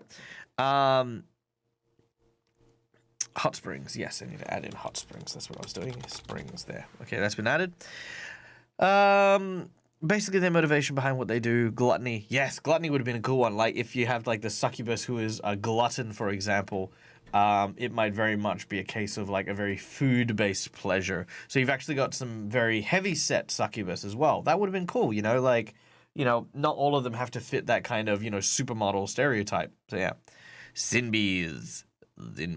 That'd be kind of cute. I can envision them using lust to achieve all these other motivations. Yes. 7 deadly sin items. Are they magical? Yes. Could they be used to influence the surroundings? Absolutely. Could lust be on this island and be the reason why the succubus are living here and why people are more vulnerable? Yes. Okay. I was gonna have the, you know, I mean, as you know, you wrote that before I mentioned the Diabolists, but I kind of like the... Oh, okay. You know what? Let's take a look at the world. Let's do this. Let's do this. Okay. I'm not going to spoil anything, but I'm going to say this. This area here in Robinswood, this area here is where the Pride sword happens to be. It's just here. Why? Don't ask me. It's just here, right? So that is where the Sword of Pride is. Greed is in the islands here somewhere, right? So greed is already here. So if I was to look at, say, wrath, let's say wrath is here. Sloth could be here. No. Yeah, sloth could be there. Let's say envy could be here, sure.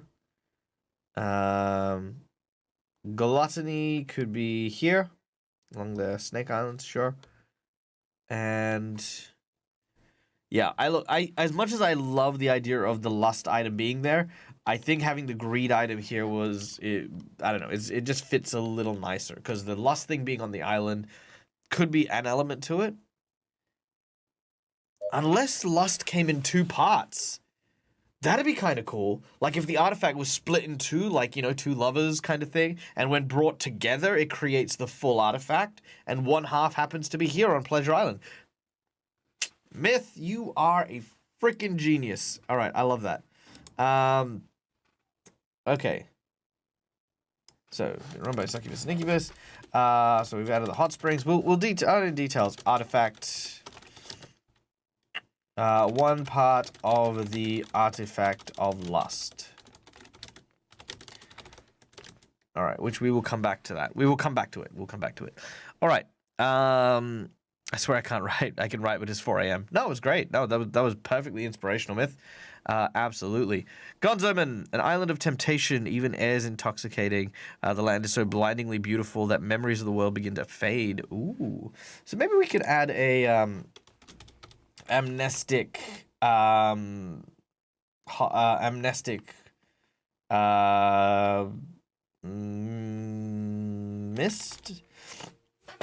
Well, no, I see that. No, okay. Drug. That's it. Let's just make drugs. Drugs are a thing. Okay, so on the surface, it is a perfectly fine resort. Anyone could go there. You can bring your kids there, right? It's fine. It is not only for pirates, it's for everyone, because ultimately that's what they want to be doing, right? However, there is a dark underbelly. There is the adult entertainment, which could include drugs.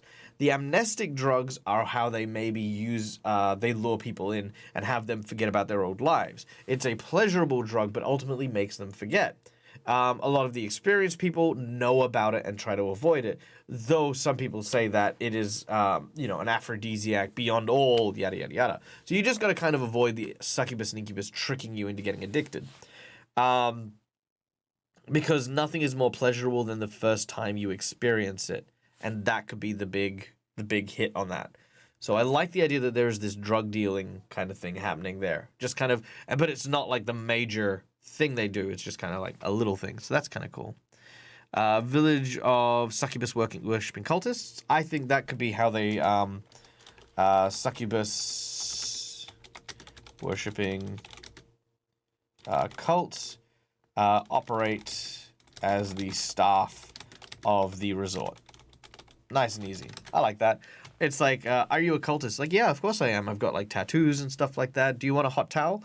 Yeah, like that. Just, I think this is just really funny. Calindria has been summoned by the talk of cultists. Yes, of course you have. Let's see. I miss Morian. How are they doing? Hype. Yay! Didn't have much time to go on the RP server lately, but doing fine so far. Yeah. Do you want to chat more with Dag? Discord page. Yay! Thank you, Streamlabs. Nice. All right, cool. Yeah, all right. I like that idea.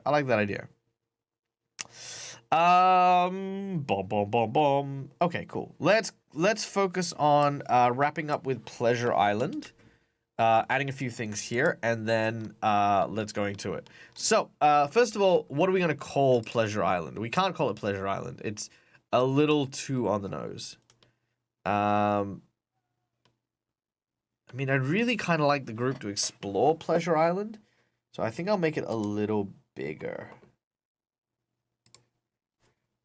All right, so I'm going to make Pleasure Island just a teeny bit bigger.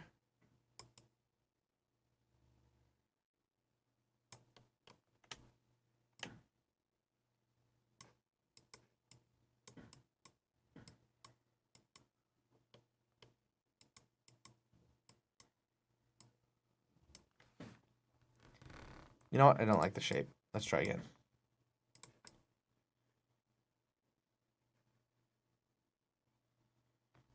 Okay. Here we go. Pleasure Island.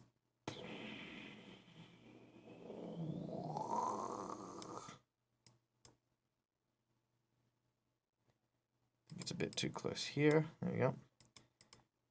Ooh, a little cove. That'd be kind of cool. Does that look like that cove? No. That's fine.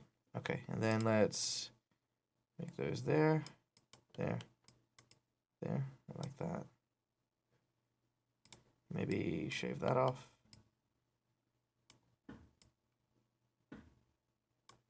Yeah.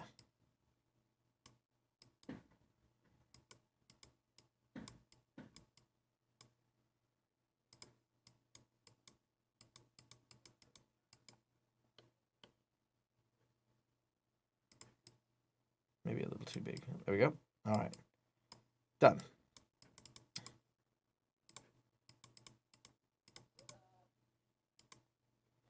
Yeah, it kind of looks like a love heart, sort of.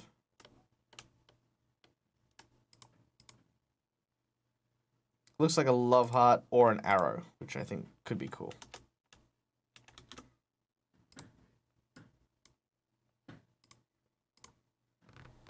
Yeah. Done. Pleasure Island. Okay, so Pleasure Island, I think, needs some different things here. Homely Island, named ironically. Morian is my character on Rob's RP server. Sorcerer, links tabaxi, non-binary. Nice. Crashed again, almost over. I'm heading out this time. Great night. Don't forget to protect my back. I totally will. Protect Lance! Nope. Nope, you're on your own, Lance. Sorry, I tried. Everyone saw that. I gave it an effort. A for effort.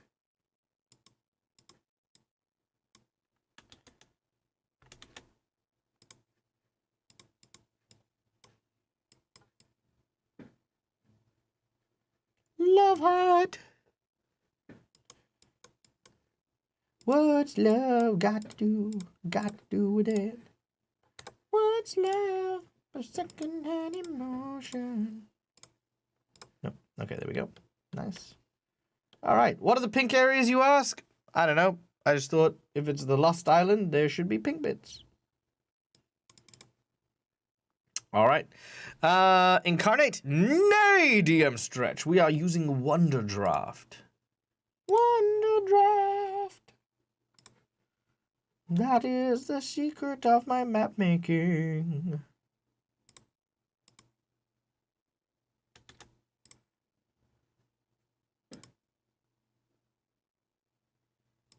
All right, there we go.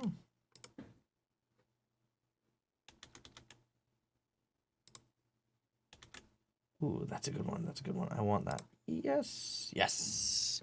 Beautiful. Ooh, I want to get that when I have some money. Hear good things about it. Yeah, it's great. No, I love it. I quite enjoy Wonder Draft.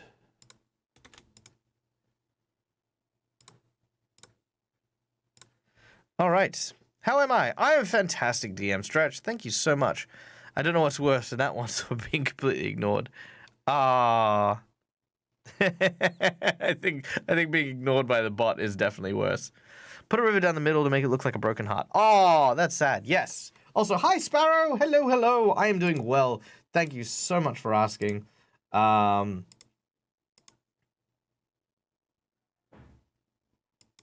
right, we are building a resort. We're building a resort, pleasure island for my pirate campaign, in my custom world. That is what we are doing currently. Yes, all suggestions are open and very welcome. Yeah, we're mucking about. We're mucking about. That's literally it. We just yeah.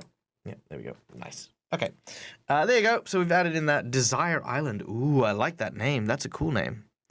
Oh, so this is specifically for world maps. Yeah, well, yes, this is very specifically for world maps. Honestly, if I had to be dead honest, I think this is definitely the best one.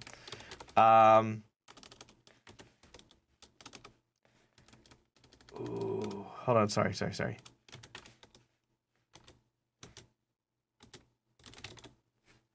Yes, Desire Island.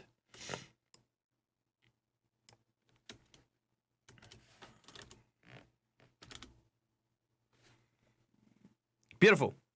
Indulgent Island. Island filled with broken dreams. Yes. Yes, absolutely. Okay, so, to catch people up, because we've had a few people join us now. Guys, if you don't know who I am, my name is Michael. I'm the Dead Aussie Gamer. I do lots of D&D and role-playing stuff. We are building stuff for my world today in a casual, chill hangout. So I'm happy to talk to you guys about your games and things you're doing. But what I am doing is I am adding islands to my world on a program called Wonder Draft that I am currently using to just build up my world for a campaign that I will be running reasonably soon, within a month or so, or in a month or so. It is a pirate-based adventure, and we'll be featuring a few fun and awesome performer friends of mine. And yeah, we are currently building an island called Desire Island. It is a, let's see, I've got my notes here. It is a pleasure island, island resort run by Succubus and Incubus. It has a hot spring and is actually suitable for all ages. This being said, however, there is an amnestic drug that is illegal but on the market here. And it is used to manipulate people into staying on the island for longer than they need to. There is a group of cultists who are worshipping the succubus who operate as staff for the resort. So this is very much like Fantasy Island kind of vibes, right? Like you show up on the island, you know, if you got some money, you can relax by the pool, you can chill out, be pampered for a bit, you know, you can engage in consensual sexual activities here on the island and the like, and it is all regulated because of a mist that pacifies people when they come through here. This being said, there is kind of like a secret kind of like double layer, like a darker layer, where there are cultists who are drugging people to keep them on the island, to keep their masters fed, as it were. It isn't necessarily, you know, approved of, but, you know, it's kind of one of the big things. There's also an artifact here, or a piece of an artifact here, that is tied to the sin of lust. It is one part of two that currently resides on the island, and the other piece is somewhere. Have you played the game under Powered by the Apocalypse? Have you heard or played games under Powered by the Apocalypse? Yes, I have. So it's like Hotel California. You can check out anytime, but you can never leave. Well, see, so the major thing is yes, you can leave, but there is like a kidnapping ring that operates in here, unassociated with the succubus and the incubus. So the grand irony is that the succubus and incubus are actually running a very clean and tight ship. It's actually perfectly fine, but the cultists are becoming a little bit overzealous as the humans are trying to do what they think is best for their masters by kidnapping people. I'm trying to find a way to make a Star Wars Saga Force Power card. Something like a card spells for D&D, but with pictures. That's cool. Honestly, I mean, look, as far as graphics design go, I'm not ideally the best person for it. I've so far used Paint to do a bunch of my stuff, and I would say if you create like a template based on like the cards that already exist, and then just make that in Paint, and then just change the artwork, you can actually do quite a lot. And then, you know, just get a cool font, and yeah, you should be great. Should be great. All right, here we go. Oh, nice. These are beautiful. These are exactly what I need. All right, so let's get that one over here. I like that. Yeah. And then maybe let's see, like a palace. Maybe a couple palaces. That could be kind of cool. Yep. Don't worry, we're gonna make these a lot smaller in a minute. This is just kind of how big they get at the start. You know, a couple of pleasure towers. There's some buildings there. That could be kind of cool. Yep.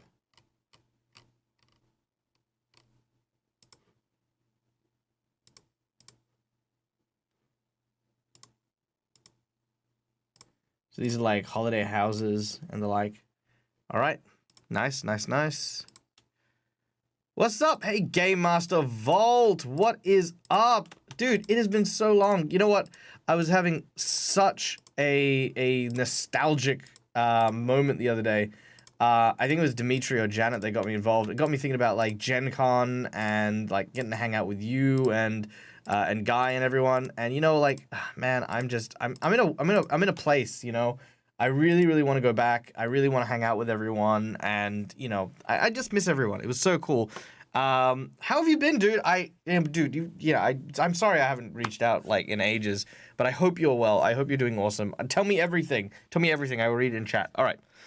All right. So, Quilcaf, there is a weed cloud keeping everyone chill. Yes, there is. There is actually a few opium dens and the like that are actually keeping people chill. And these towers kind of emit it, as it were. So I'm going to put in a couple of docks next to where these towers are, and that's going to be where, ideally, people are going to get that chill from. That one needs to be a lot smaller. What the hell? Oh, nope, didn't want to do that. I just want that one. Let's go with 3 then. Yeah, perfect. That's good. Okay. So let me just do this real quick. No! Come now. Give me a break. Okay, there we go. All right, so here we go. So I'm going to put a holiday house here. I think there should be one there. I think there should be one there. Definitely one here. That looks like a beautiful location. Over here. Definitely there. On the mountains, maybe? Yeah, there we go.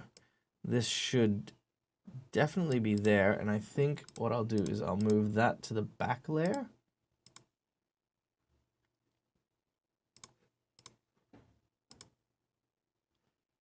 And then move this and that like that. Yes.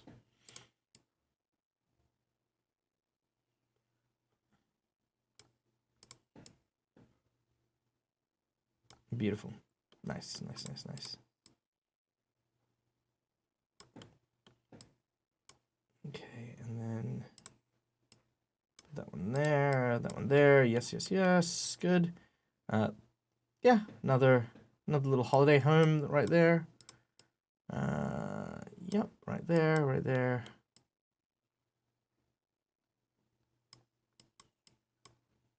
Then another palace with, let's add in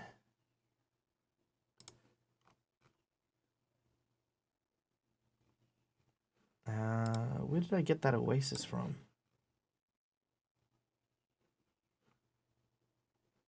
I don't remember where I got the oasis from. No! Okay. Let's add in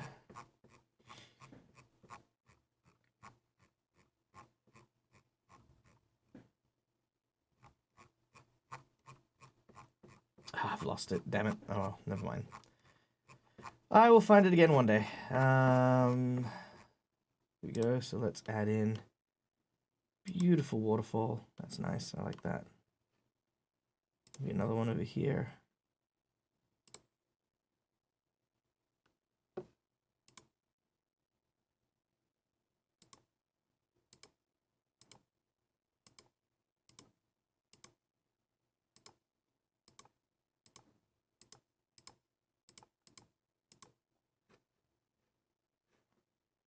No, that's,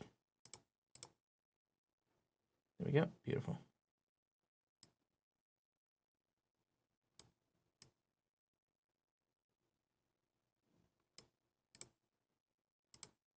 There we go. Nice. Nice, nice, nice. Okay, cool. That's very refreshing. We'll add some trees in that in a minute. Let's see. Risa, but darker. I'm trying to find a way to make Star Wars. Yep. But it doesn't have the small guy, say the plane boss. The plane boss? But it doesn't have the small guy that says the plane boss. Oh, yeah. The plane. The plane. It might, haven't said no yet. It's perfectly safe. I vacationed there last week with my kids. Had a splash in the baths with some magical frogs. Nice. Shadow Flyway. I don't have enough of my story world fleshed out yet to make use of programs like this. I currently have a small town, a big city, and an island colony of werewolves, plus a whole bunch of other landmarks. So I still need to figure out the other locations. You know what? To be honest, and let's just... God damn it. Let's just zoom out here. So I know that my world seems really well thought out and very, very big. Right now, all I've literally done is I started out with a small town. I literally just created like a continent and then made this one place. And then I just added more and more stuff as I went through. Like that area there wasn't ice until I just said, you know what, screw it, I need ice. And then I added it. And then just kept going. And then it's expanded to what it is. It took me maybe, I want to say 3 years to get it to where it currently is. And I haven't been streaming it. I've just been kind of doing it on my own. So, programs like this just kind of can also inspire stuff, especially with like all the symbols and all the little tools that you can make. And then you can just add tons of very, very cool things here and there. So, So yeah. Alternatively, if you are only working on a city, I do recommend Incarnate. Incarnate is great, and of course, Dungeon Fog if you wanted to use battle maps. Game Master Vault, everything, awesome. Doing well, staying busy, about to finish up my 4-year campaign. Oh, dude, that's so exciting. I bet you and your players are so excited about it. Starting another one later this fall. I bet it'll be great. You're a very creative individual. Newbie Goddess, opium is in the air, just like in Philroy. Yep. Did you see Rob is currently shooting D&D Logic? The costumes look amazing. I haven't seen the costume Sparrow, but yes, I am aware that Rob is doing D&D Logic. Poor Rob, he's so stressed out. I just want to give him a hug. He's doing such great work, and I reckon it's going to be amazing. So guys, I know that Rob does this, but just to kind of help him out, I might also do my reaction videos to Robert's D&D stuff as well, just for fun, just like do a reaction to D&D Logic and have a bit of a giggle. So yeah, you can, we can do that. We can watch it and promote it and do some cool things because yeah, he's working very hard on it. D-May's awesome costumes. Nice. One day I'll convince him to put Salazar into one of the Viva games. That'll be fun. Cool Cafe. Is it more or less money to be perched on the edge of a cliff versus safety? Program looks awesome. Thank you. I'm glad. It's called, like I said, it's called Wonder Draft. It is great for this sort of thing. I think the biggest idea here is that money goes to the cultists, right? So the God damn it! Stop putting freaking. Oh, there we go. All right. So money goes to the cultists, who ultimately use that money to run everything, to like provide food, shelter, etc., etc., etc. Right? The succubus feed off the desire of who they feed off the desires of the guests, right? That's the nature of what they do. So ultimately, money is kind of like a weird commodity where it's valuable, but it's not what defines you, right? So I would imagine that places like, on the cliffs and stuff like that wouldn't cost much more than being in the palace, because ultimately they want you to go here and fulfill your desires, right? They want people to come and do that. So, I mean, if they turn around and say, oh, you can't come in because there's not enough money, then, obviously it's going to impact their business. Whereas if they turn around and ensure that everyone can stay in a palace or something like that, that's kind of more what they'd want to be doing. Got to run, got a lot of stuff to do going. No worries. Thank you for joining us. Have a wonderful day. Hope whatever you get up to, it is awesome and done with as much gumption as you can possibly muster. Sparrowfly, I keep refreshing Instagram for new stories. I don't follow Instagram. That's my thing. I'm so terrible at it. I really should get onto Instagram. Lots of Fantasy Islands references. Yes. The island would probably inspire tons of bawdy sea shanties. Maybe a place name could be the Shantyman's Muse. I love that idea. That is going straight into Pleasure Island. Locations... Shantyman's Muse, local dockside tavern. Done. That is now officially in that place. I love it. Done. Yes. Spread all the fun, spread all the hype. Yep. Cat makes suspicious noises. They do make suspicious noises. They really, really do. Game Master Vault, they need a large water park to keep those kiddos busy while the adults do adult things. Yeah, okay. Let's look at a kids-friendly section. Let's look at okay, so we've got a couple of places that we've thrown in. All right. Let's see. So we've got some boat images here. I mean, let's see. I think, okay, so I think for the most part, every single port here is going to be friendly. What if we have a mermaid cove?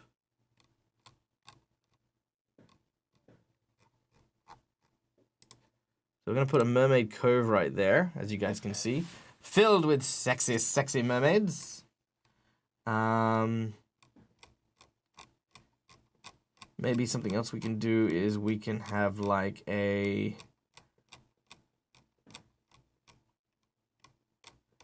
like maybe an abandoned fort on this side. Maybe this side of the island. Yeah, there we go. This is like an abandoned fortress.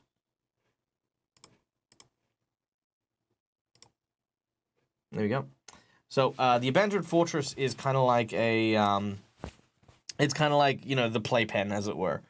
It could also be...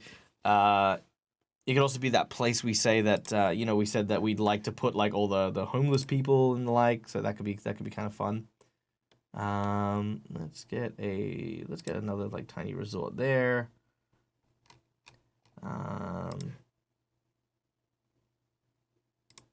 Maybe a couple places like there, and ooh, a lighthouse. Let's put that one here. Yeah, no, that's good. I like that. Definitely like that one.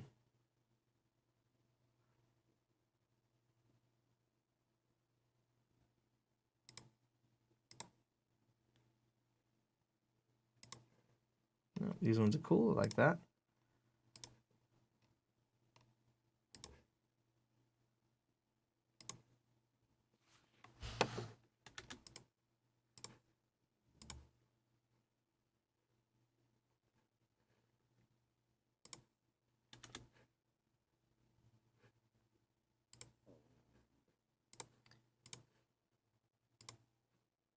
There we go. All right, so we got a couple of new places there, which is cool. So I think with the... what's this one? It's kind of a bigger castle. What if I... yeah, you know what? That I think is what I want. So I don't want these. I would like that one. But let's make that a little smaller.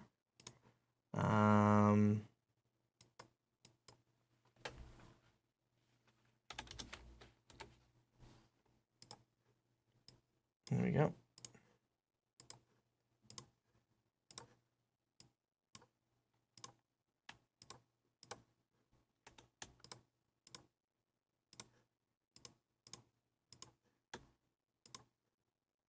There we go.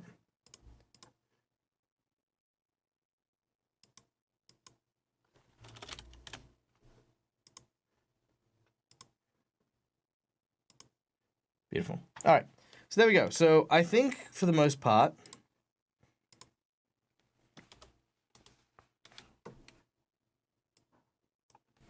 I think this this fortress here and that fortress there. This I think is going to be the children's water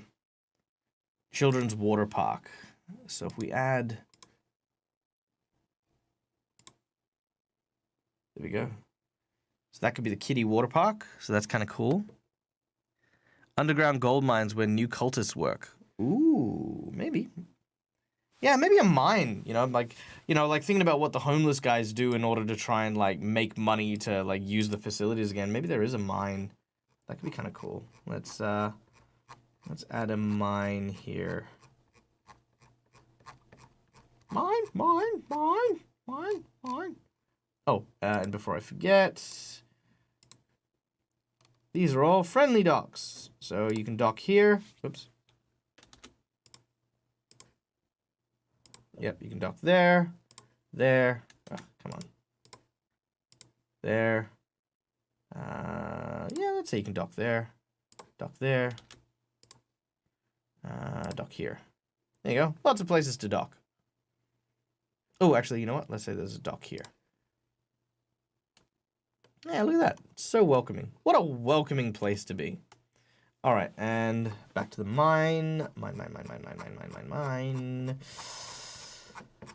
There are so many materials here. I wish the scroll worked faster, but it is not. There's some of those. Here we go. All right.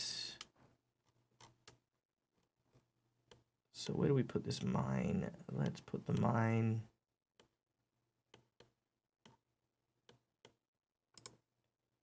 Yeah, that'll do.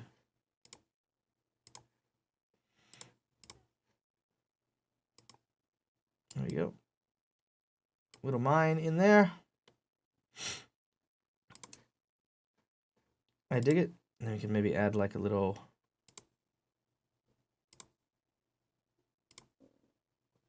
There we go. There's like a little mining, couple of mining shacks for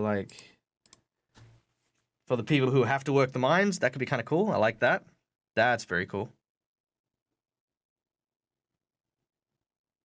Yeah, I think that'd be very cool. All right. Having a look here. I'm back. The cats have found a big spider. Awesome. Well, time to burn your house down. Demaze, as long as it's not poisonous. What is the drug? What if the drug is a side product of what is mined in the mine?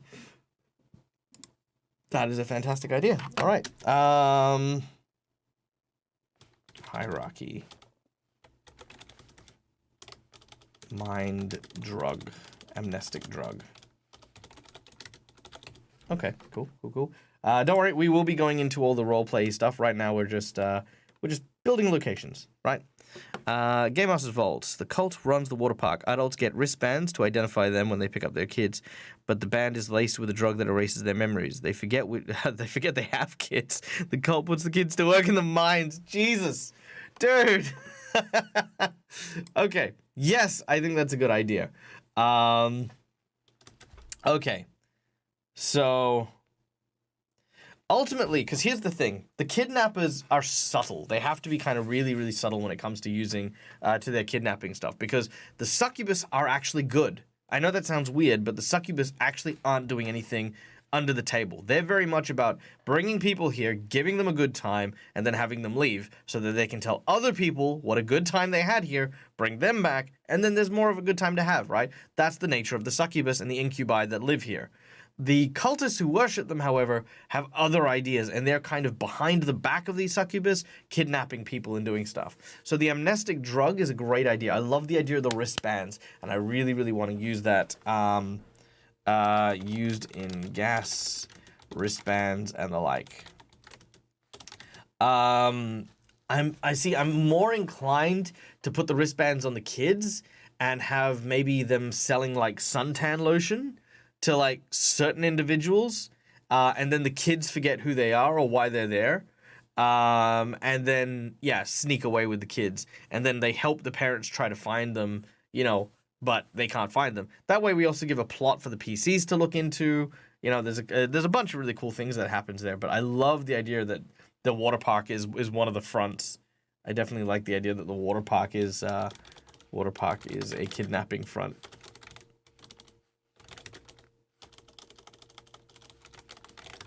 Also, it doesn't lose the irony on me, the fact that it's actually kidnapping, like napping of kids. That's very cool. I like that. Sparrow Flyway. I don't know how likely a Salazar cameo would be in VLDL, given that it's set in the VLDL world of Adram, rather than obviously Rob's world. Yes, of course. But there's probably a chance for one pretty much any of his other games, seeing as most are in Rob's world where Salazar exists. I can just imagine Rob sitting down in a game with Spidey or Taz, opening his laptop with you muted on the video call, and suddenly a pop up. Yeah, no, that could absolutely happen. And you know what? Ultimately, it is my goal to go to New Zealand and just hang out with the VLDL guys, right? Like, that's it. I know that we talk about it, but Salazar is one of those ones that I always get messages from, like, some of the VLDL fans and stuff regarding it. And, they keep asking me for it. So I'm like, I'd be open to the idea. I'd be very open to the idea. Because Salazar was a lot of fun. Though, I'm always of the mindset that if I am playing a character, I love my character and I'll put everything into my character, but I'm always kind of excited for the next one. So Salazar was great, and I would definitely love to see Salazar again, but, now I'm kind of onto that, like, this is my next character. This is what I'm excited about. So, yeah. Newbie Goddess. Honey, this was a great vacation, but why do we have all these toys packed with us? We don't have kids. Oh, my God. That's gold. I love that. Quilled. Well, that seems rude. Kids don't desire to work in the mines. Well, you don't know. Play with Tonka trucks and, moving dirt. It's the thing. So dark. Yeah. That would imply that kids have a choice. But also, I would love that also, but I'm on the other side of the world. Yeah, no, that's very true. Very true. I'm not on the other side of the world, but I am definitely trying to stay safe for COVID. And I live in Perth, WA. So we are very safe right now, though we don't know how long that's going to stay because yeah, currently the Delta's running pretty rampant across Australia, so we're kind of all doing our best here, but I don't know. We'll see. We'll see. All right, I think we've got a lot of stuff. Let's just deck this out with some really cool jungle bits. So I think just some.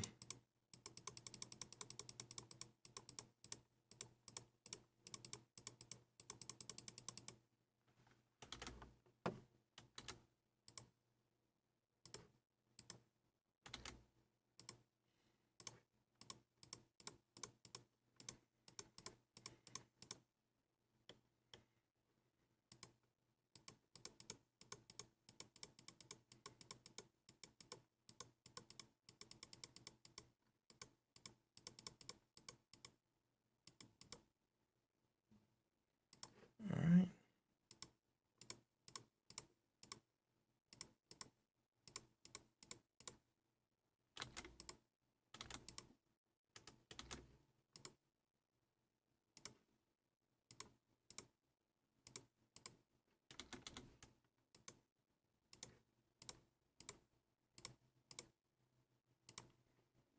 There you go. Okay, you got some beautiful jungles there. Let's get some palm trees going.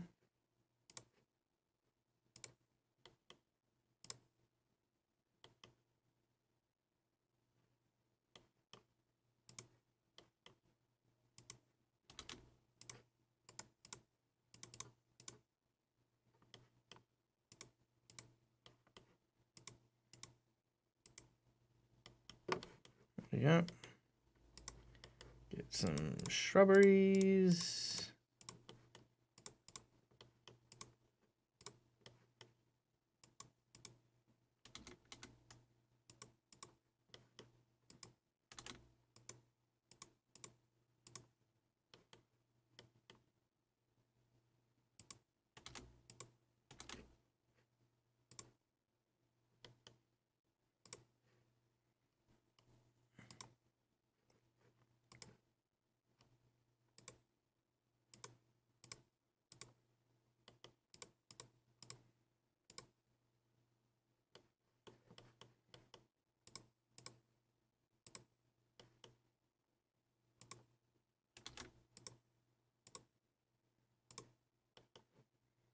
All right, and let's get some of these.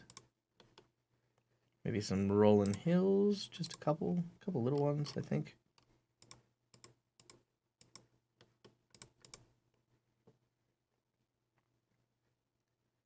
Maybe some more water, maybe a couple of.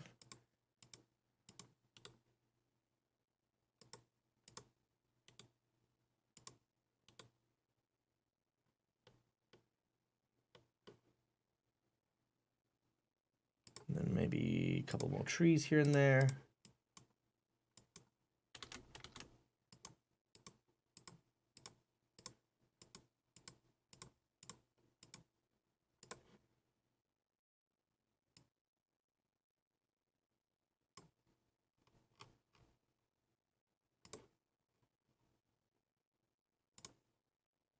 And maybe another little oases kind of thing.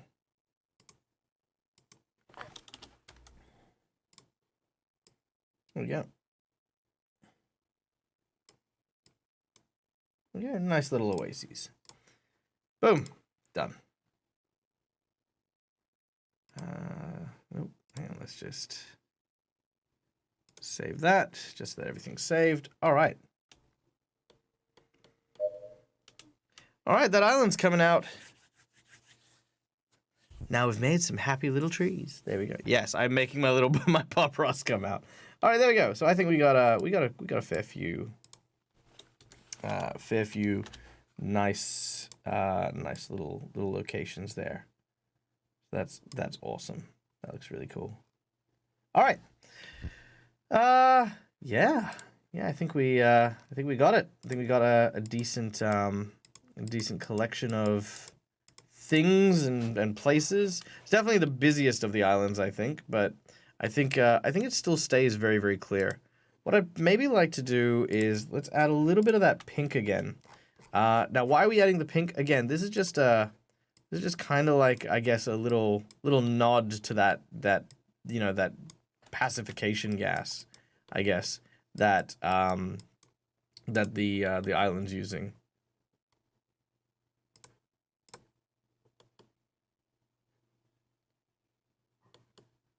Yeah, so I kind of dig that. And then maybe, come on, a little too much. Come on, just a teeny bit. That's all I want. Beautiful.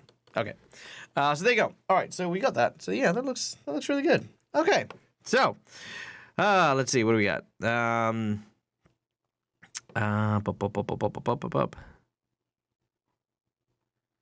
I knew this island was walked by Disneyland, a cult to our staff, aka cast members. I'm definitely putting in Disneyland references. We need to make this place fucking Disneyland. All right, so Disneyland references.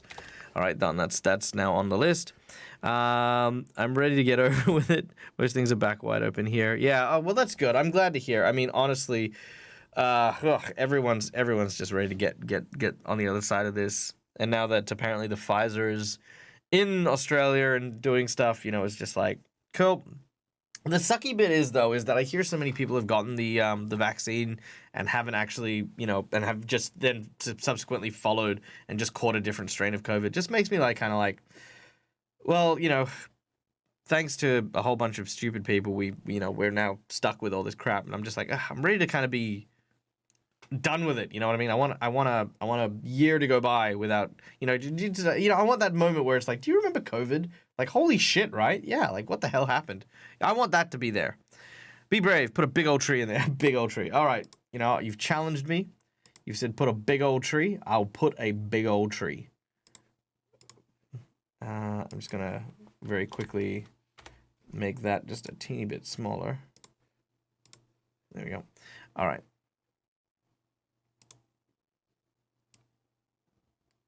All right, it's a bigger tree. Let's see. Big old tree. Let's make a big old tree. There you go. Is that a big old tree? That's a big old tree. Gotta find a tree I like, though. I mean.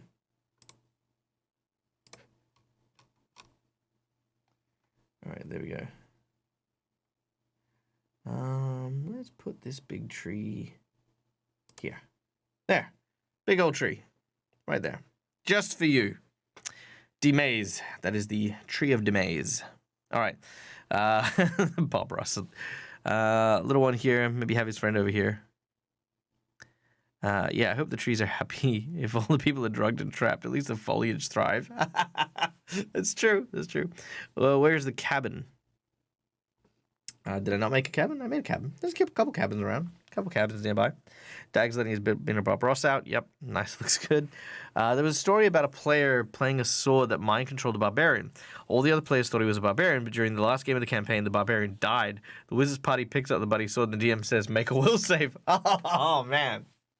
Oh, that would be awful. And you know what would be really funny, too? And I mean, not funny, right? But it would be just entertaining, is if that GM then turned around and actually said, you know, you failed your will save. Okay, cool. Hand your character sheet to that other player. Right? Like, that would be such a messed up thing. Pacification pink. Yes, yes. We call it placate by evidence.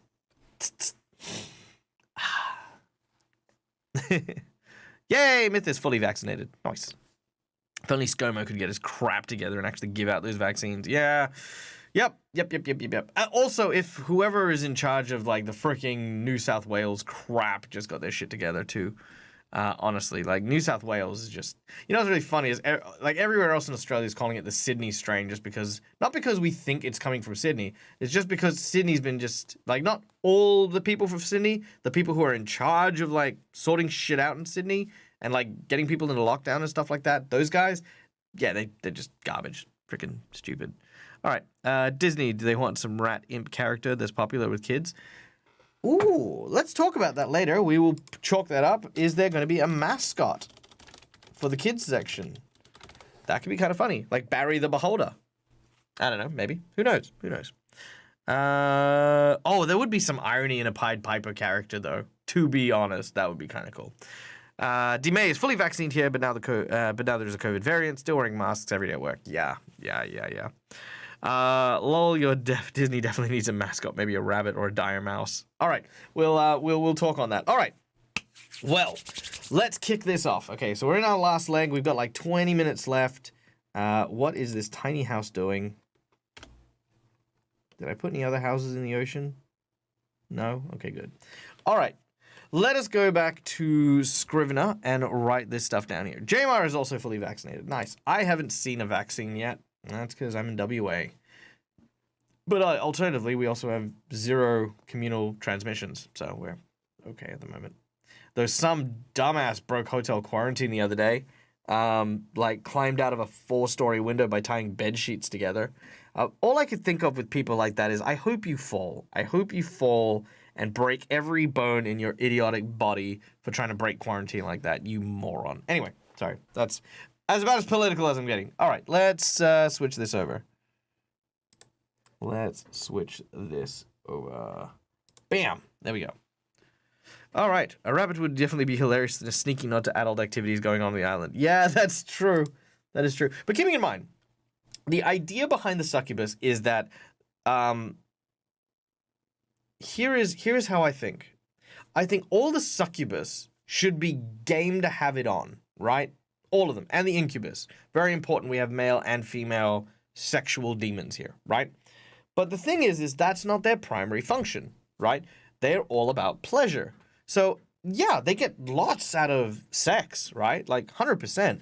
But they get lots out of, like, cooking food for people. They would get lots out of giving someone a massage. They would get lots out of teaching them how to tap into their inner artist and sitting by them while they're using an easel and the like to create a beautiful portrait. Because it is pleasure, it is desire, it is what they wish to do.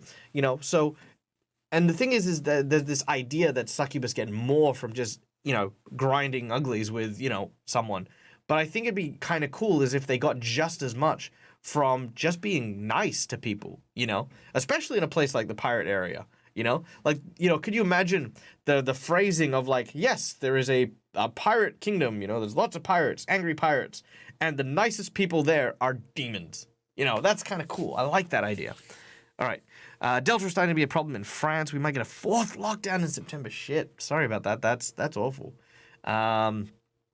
Yeah, fine wines. Fine wines. Yes. Rapunzel with bed sheets.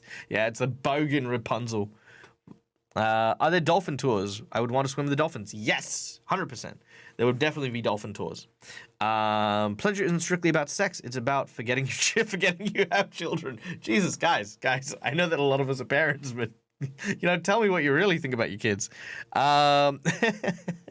Sparrowfly, I'll never understand why people are selfish and break quarantine like that. Dude, your trip to Coles is not worth you risking other people getting sick. Yeah, well, look, you know, people are selfish. That's the inherent nature of it. There's nothing wrong with being selfish, and that is inherently why people do it. You know, there is no law, there is no penalty to prevent you from thinking about yourself. And that's it. Lol, what kids? I'm pretty sure I came alone. I don't know why I brought toys. Okay, that is definitely becoming a thing. All right, so here we are. We are in our bit. So we've named the island. What was the island name again? It was Desire. D-E-Z-Y-R.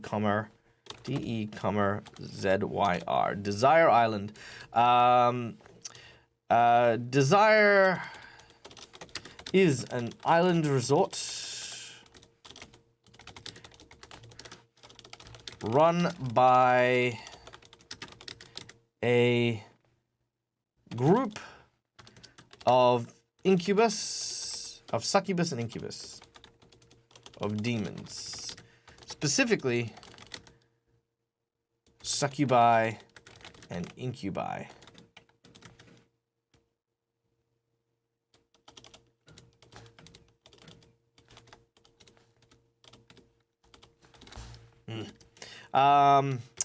The island is filled with a variety of attractions, hotels, hot springs, and places to indulge in desire and pleasure. The staff are comprised of a cult who worship the demons that run the island, though many are happy to have stable pay and live on the island, bringing joy to others. All right, dark secrets of desire, which we'll come back to later. All right, among the major attractions are the Water Fortress, a multi-tier water park that caters specifically to young visitors.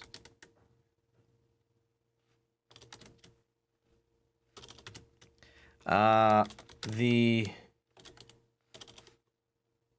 hot spring, which I need a name for the hot spring, at the base of a dormant volcano beneath a boiling waterfall. What else? What are some other major attractions?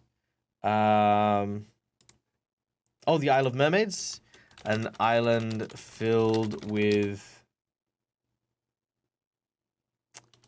promiscuous merfolk.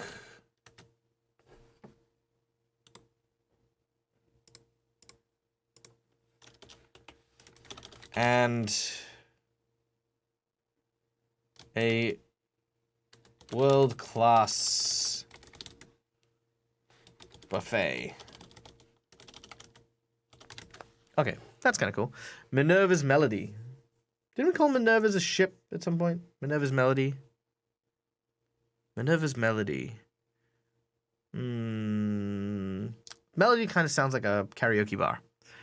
But I mean, that's still kind of cool. Let's see. I'm 100% an adult with no kids who would bring toys on a trip. Yeah, you know what? I would do the same thing. Absolutely. I'd definitely bring board games and toys. Make a pawn shop that trades kid toys for adult toys. Ooh. That'd be interesting. Be definitely interesting. Maybe like a black market for like kids' toys. Noob question. What is the difference between a succubus and incubus? Simply gender. That's it.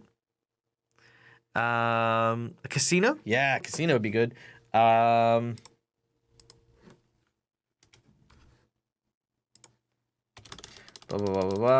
Casino.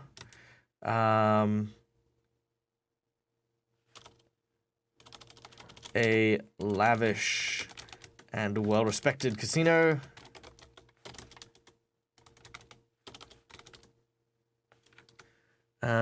Siren's Rock. Ooh, I like that one. That's a good one. Siren's Rock, an island filled with promiscuous merfolk. The casino, world-class buffet. For those guests wanting some privacy, there are a number of secluded getaways around the island for any weary ocean traveler to rest, relax, and recuperate. While the phrase "anything you desire" leads most to believe that the island caters to adult entertainment, and it certainly does. The resort caters to all needs and desires, both of a natural, supernatural, and even magical nature are all available for purchase.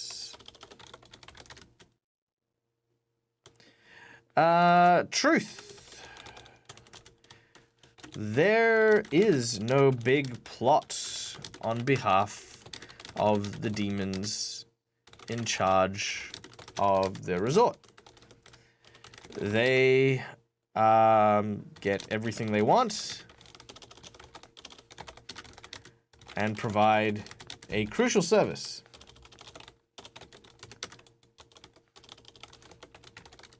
Many believe that people go missing on the island, but the demons genuinely have no idea or involvement with any missing people. So there you go. Avarian has resubscribed. It is now 3 months. That means, if I'm not mistaken, you are starting to bust out of your crypt. Your grave should now be broken and battered. Ah, look at that. Yes, yes it is. So that is very cool. Soon you will emerge a full member of the undead. So thank you so much for the subscription. Also, yes, cult. I missed some stuff here. Sirens, Rocks, the Mermaids. Maybe a theater and a library? Yes.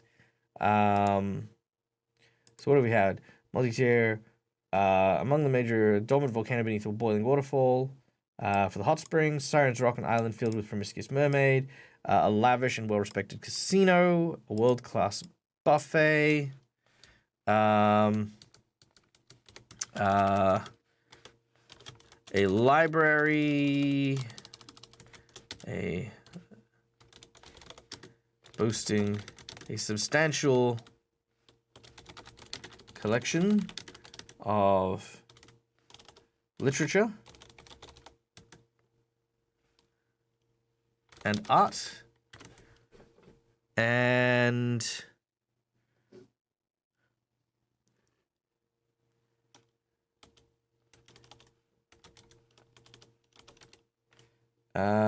a library and amphitheater.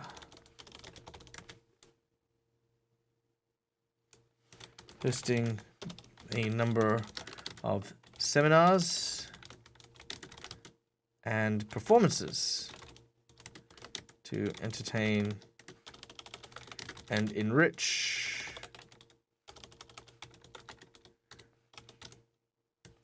in addition, there are countless drinking and feasting establishments for all manners of taste across the island. Okay. Yes, I think that is intellectual pleasure is also a good thing here. I don't have a sub here right now. No, that's okay. It's perfectly fine. Look, I mean, I'm going to be honest with you guys. I am terrible at promoting myself.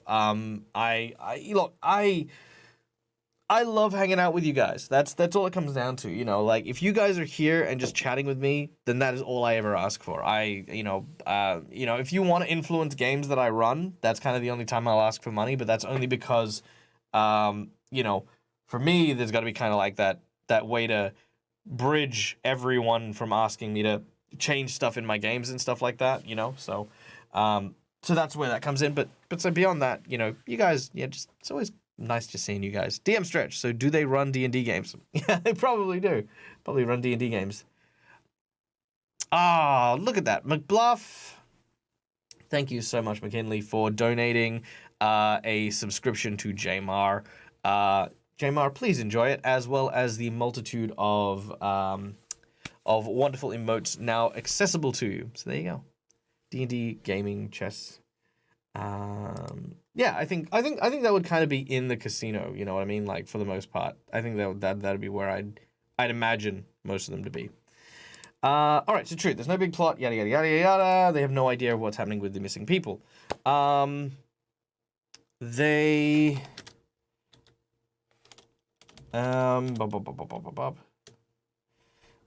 There is a strong emphasis on consensuality with all of the demons being very consensual. Dazzle! Thank you so much, guys, for starting a hype train. You guys are crazy. You guys are awesome. Thank you so much. Yes, let's see where we can get this hype train. I'll tell you what. Because I was gonna end the stream soon. If we get to a level 5 hype train, I will tell you this. If we do a level 5 hype train, I will create an NPC from you guys. I will go into Hero Forge. We'll make an NPC. That's what we'll do. If we get to a level 5 hype train, that's what we'll do. Okay. All right. Calendria. Ah, shit, I should have said, yeah, I should have realized. I thought Calendria was still away. That's why I was like, haha, maybe I can get away with this. Nope, definitely not anymore. All right, thank you so much, Calendria, for the bits, and to Newbie Goddess for the gifted sub. Myth for the cheers. Cheers for the cheers. I feel like that was too Aussie. I felt dirty doing that. Cheers for the cheers, mate. Cheers for the cheers. All right, we've hit level 2 at 61%. All right, still getting up there. All right, so let's just finish this up real quick. So, there's a big emphasis from the demons on consensuality. All the demons are very consensual. But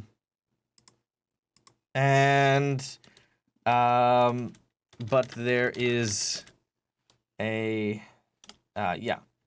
So yeah, all the demons are consensual, but there's a huge emphasis on it. Folks found breaking this one rule will find themselves carted off the island very quickly. All right. Wow, look at that. Thank you so much, Newbie Goddess, for the 5 community subs. Jamar for the 36 bits as well. We have now crossed the threshold. Level 2 has now risen. We are now slowly defeating the giant hype train monster. We've still got another... Oh, wow, it's 87% through. We are most of the way through that 3rd tier. So we're almost there. Almost there, guys. All right. Now we head into the dark secret of the of Desire Island. Calendria coming in with the big flex of 10 community subs. Thank you so much, Callie. You're too much. You are just so wonderful. Man, you guys are too much. Seriously, like. I'm just chilling out, like, it's just... All right, there we go. I laugh in the face of tier 2 hype trains. All right, we are now at 82%. We're now at 82%. We are kicking in there. Divine Tranquility Hot Spring. Ooh, I like that. I'm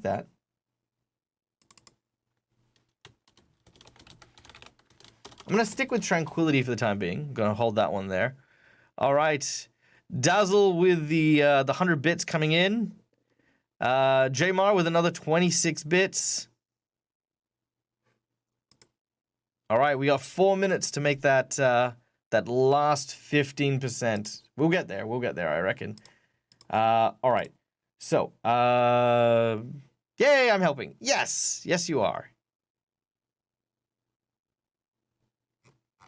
You are always helping, Sparrow. You are wonderful. Okay. Dark Secret. Some of the cultists who staff the resort have taken to kidnapping children by dosing their parents with an amnestic drug mined from beneath the mountain. They have managed to secure a powerful opioid that allows them to entrap unsuspecting visitors by getting them addicted to the amnestic opioid. Done.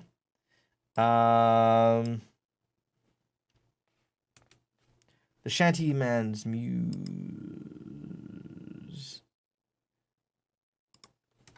Such as the Shanty Man's Muse. Done. Added that one in. All right. And then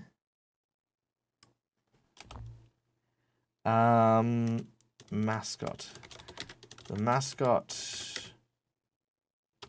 characters. No, well, you know what? I'm gonna leave the mascot characters out. I think that while that could be cool, I think the mascot character might be a little too far towards Disney, and I don't need that attention. I just don't. All right. And with that, ladies and gentlemen, we have hit the tier 5 hype train. Thank you so much, Newbie Goddess, Bree Folk. Hi, Bree Folk. Hello. It is so good. Thank you so much. Okay, we have hit the tier 5 train. You can stop donating now. All right. Well, I guess we are going into overtime. We are going to spend the next hour building a Hero Forge miniature. So there we go. Bup.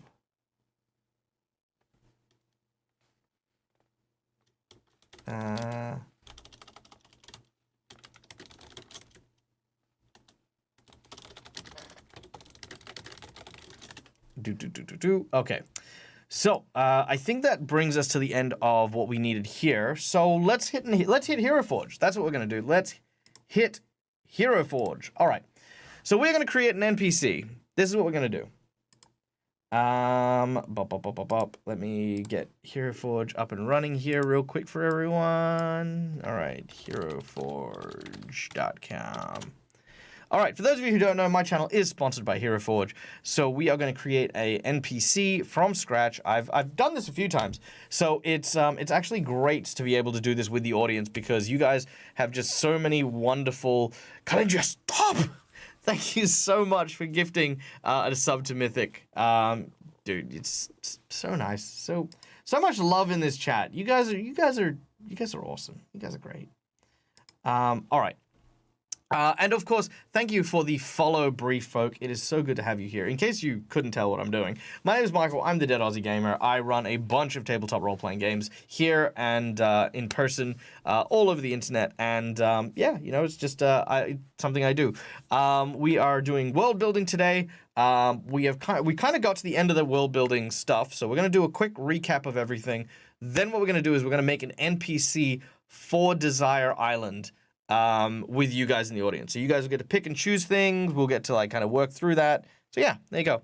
You've been watching with a variant. Yay! That's awesome. I love a variant. A variant's awesome. Mythic is my favorite Turian. Awesome. Okay, so let's do the quick recap and then let's go. Okay, so let me change to something more interesting than just texts because you guys don't want to read alongside me because you are adults and not children. Okay, there we go. This is Desire Island. So there we go. So this is Desire Island. So cast your minds into this place as we describe it. So, Desire Island is an island resort run by a group of demons, specifically succubi and incubi. The island is filled with a variety of attractions, hotels, hot springs, and places to indulge in desire and pleasure. The staff are comprised of a cult, worshipping the demons that run the island, though many are happy to have stable pay and live on the island, bringing joy to others. Among the major attractions are the Water Fortress, a multi-tiered water park that caters specifically to young visitors, the hot spring known as Tranquility, at the base of a dormant volcano beneath a boiling waterfall, Siren's Rock, an island filled with promiscuous merfolk, something we haven't named, a lavish and well-respected casino and world-class buffet. Something else we haven't named, a library and amphitheater boasting a substantial collection of literature and art, hosting a number of seminars and performances to entertain and enrich. And in addition, there are countless drinking and feasting establishments for all manner of tastes across the island, such as the Shanty Man's Muse. For those guests wanting some privacy, however, there are a number of secluded getaways around the island for any weary ocean traveler to rest, relax, and recuperate. While the phrase anything you desire leads most to believe that the island caters to adult entertainment, it certainly does, but the resort caters to all needs and desires, both natural, supernatural, and even magical in nature, and all are available for purchase. The truth is, there is no big plot on behalf of the demons in charge of the resort. They get everything they want, provide a crucial service, and do so at reasonable prices.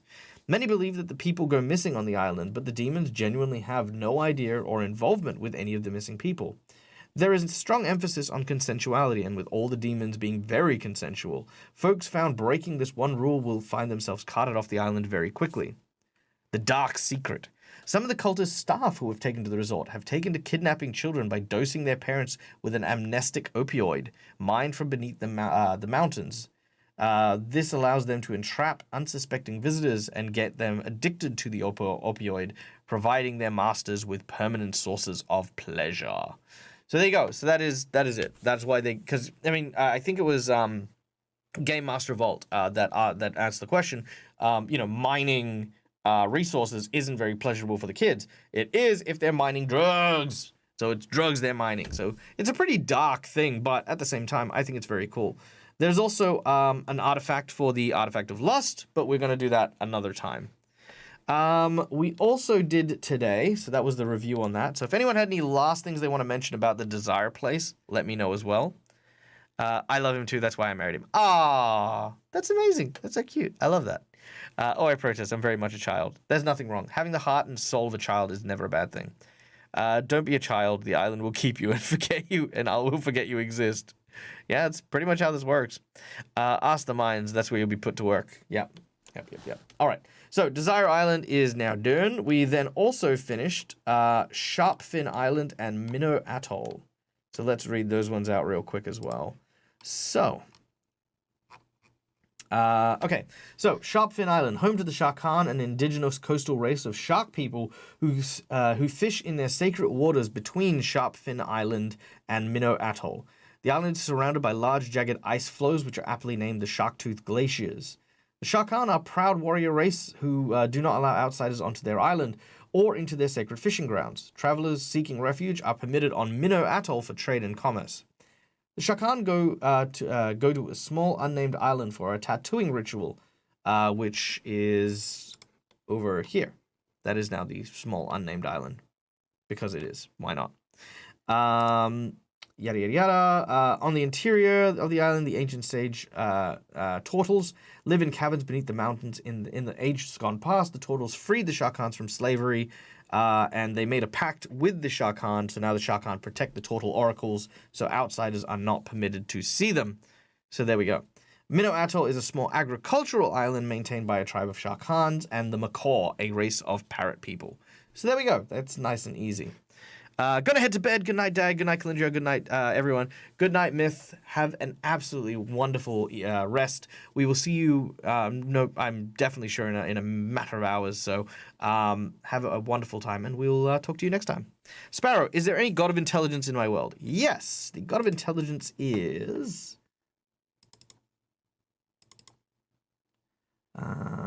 let's see, god of names, god of magic, god of sun, god of night, god of magic, god of knowledge. Okay, so it is a gender duality. It's a dual-gendered god and goddess called Eraldin or Eraldi, depending on the incarnation. I've actually written a whole thing about them. God of magic, knowledge, keeper of the Aegis of eternity. Domains are magic, knowledge, and time. Their alignment is lawful neutral. Favored weapon is a longsword.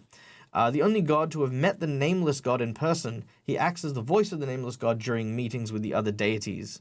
His churches are in libraries and mage towers. He is an androgynous god because he exists in both states as being of both genders, or multiple genders. Let's see, history of the deities. Here we go. Nope, that's not it.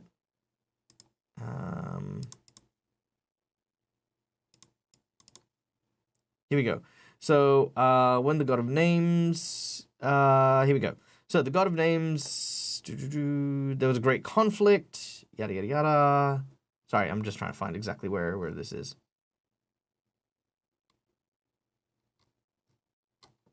Here we go. At the beginning of creation, there was an endless void, simply referred to as the abyss. There, a nameless god saw the folly of eternal struggles between the demons and birthed the cosmos. The first thing he did was birth the first two gods, Rainova and Lindal, who were the gods of the sun and the night, and then needed someone to keep them in check.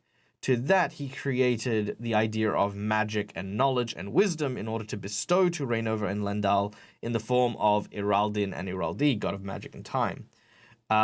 Even among the oldest of gods, Iraldin and Iraldi are among the taboo to interfere with. You may not take power from them. They will be the ones to give and distribute it in the form of knowledge and wisdom. So that is the my god of intelligence. So yeah, the Grand Archive of Iraldin. Oh, that'd be a bit on the nose, but it'd probably be a church actually. It might be a church to Iraldi. That could be kind of cool. I like naming things. Naming things is great. Naming things is a lot of fun. All right. So yes, I got distracted. All right, let's move on. So I think those now cover those nice and tidily. So let us go and here we go.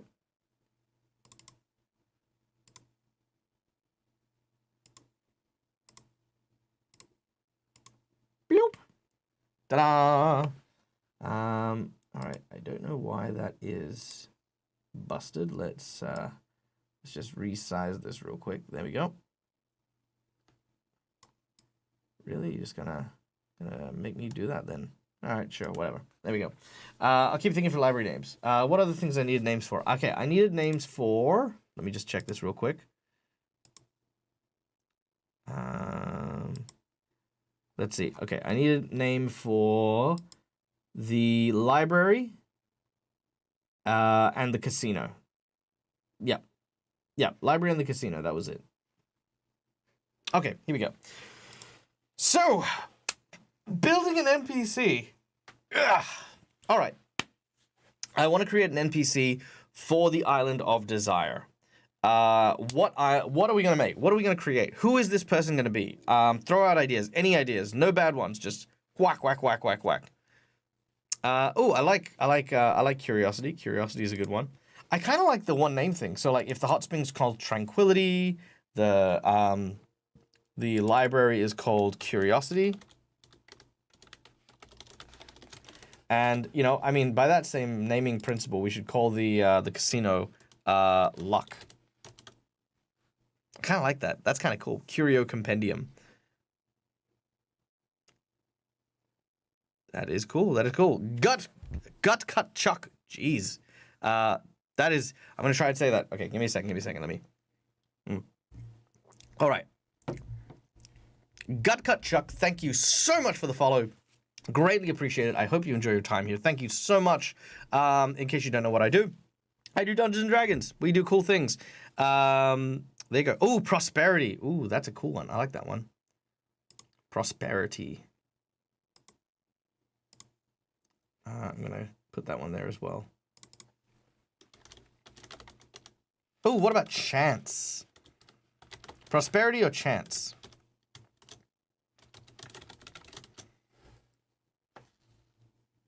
That'd be kind of cool. Or maybe Second Chance. That could be kind of cool. Second Chance Casino. One of those staff cult members who tends to his happy little trees on his off hours. You want me to make Bob Ross is what you want me to do. I could make Bob Ross if that's what everyone wants to go with. All right, you know what? I'm going to do a vote. That's what we're going to do. We're going to do a poll. All right. New poll. Hero Forge character that we're going to work on. Okay, so I'm just going to put Bob Ross because, you know, Bob Ross, who is a gardener. Okay, so a cultist gardener. That's the first one. Okay, I need 4 more suggestions. Go for it. Throw them out there. Anything we want. Or is everyone keen on Bob Ross? We could do one of the succubus or the incubi as well. We could do anyone. We could do like the little dude who you know, like from Fantasy Island, just like Kaplane, you know, anything you guys like. Literally open world. You guys can get me to make anything you guys want. A centaur, you know. A cult master. We can do Bob Ross. Everyone's just going Bob Ross. That's it. Okay, you know what? If I don't hear any other suggestions, I guess we're making Bob Ross. A child wrangler. All right, child kidnapper. Let's add that one. Cultist kidnapper. All right. The babysitter. It's terrible. Person who's in charge of the kids. Okay, so we're gonna go with the kidnapper being the guy who does the kid. Kobold janitor. Okay, I like that one. Kobold janitor. That's a cool one. I just want to see your take on it. What, Bob Ross? Yeah, I can look. I can do Bob Ross. I think Bob Ross is like one of the easiest things to do in Hero Forge. Because it's a dude with an afro. All right, so we got a kobold janitor. That's kind of cool. I like that. But again, feel free to get wild and crazy. I've got 2 more spots. 2 more spots for what we could throw in here. Like, we could try to make a super sexy hostess or host, depending.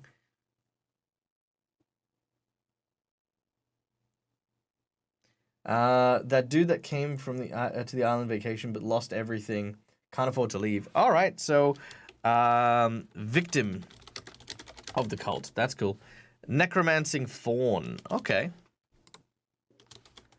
Fawn necromancer. Ooh, actually, you know what? Sorry, I'm gonna backtrack on the necromancing fawn. Definitely the cult bartender. I like that one. So victim of the cult, kobold janitor, kidnapper, Bob Ross, and the cult bartender.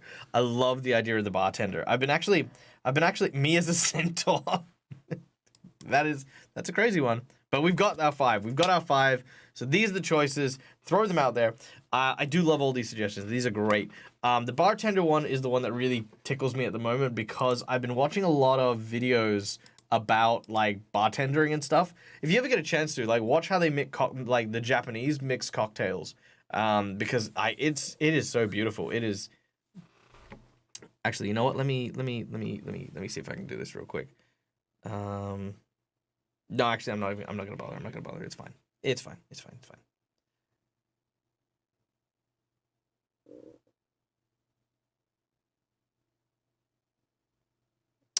No, that's fine. I will make do with that. But yes, go check it out. There's a guy, he's on TikTok. I'm trying to find what his name is.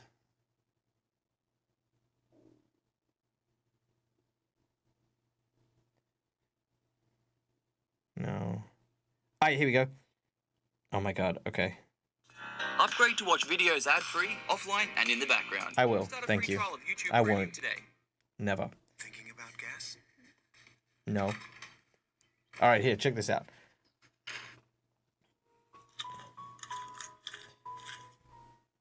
I don't know. So I don't know if you guys can see that, but yeah, check this dude out. This guy's amazing, right? I watched like a bunch of his videos where he's done like stuff like this, where he's like made like these incredible drinks, and he does like these like basically borderline circus things to like make his like really delicious looking drinks. See? How cool is that? And he makes them look so amazing.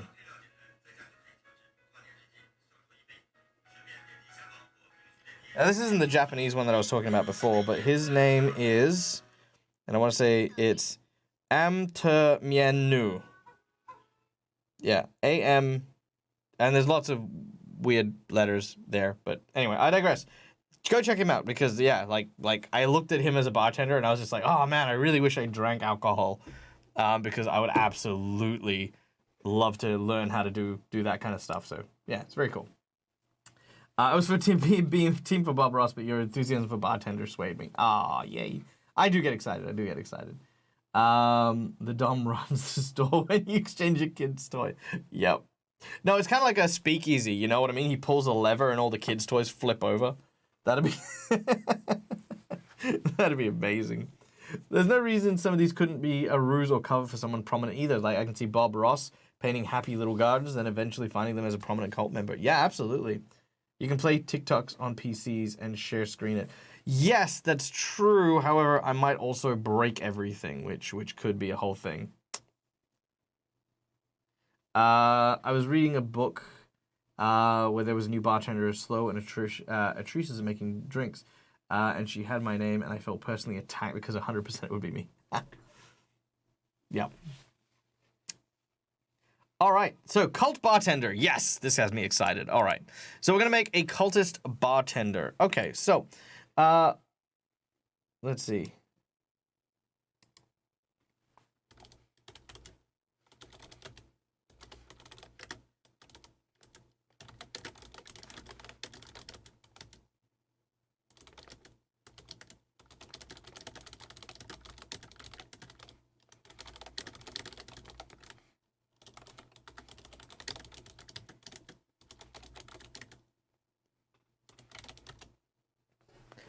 Let's see. Okay, so let's start with, let's start with the race. What is this bartender?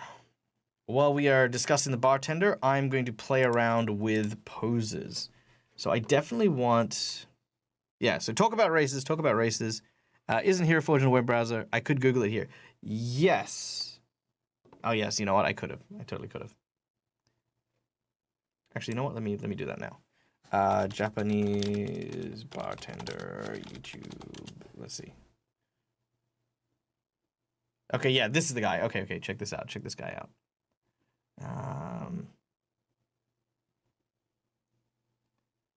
Ooh, I do like the lychee bunny one. Now, you know what? Let's look at this one. This one's a good one. Okay, there. All right. Centaur, fawn, tabaxi. Better ways to get your bush ready for summer. The brand new lawnmower. This is why, by the way, Sparrow.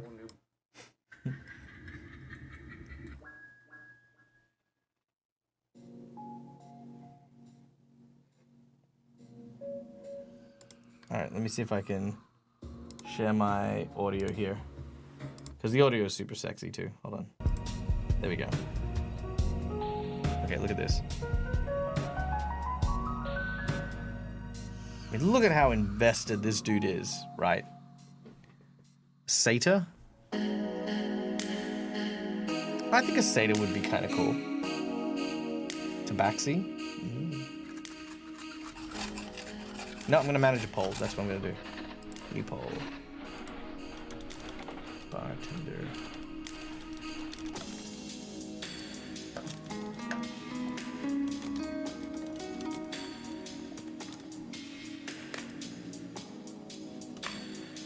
See, I want my wife to look at me the same way that this guy looks at Mint.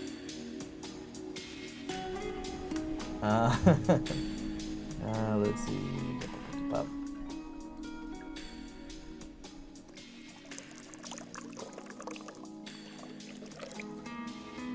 A Warforged would be kind of cool. You know, like someone who like mixes drinks inside themselves. That could be kind of fun. I laugh a pirate satyr druid.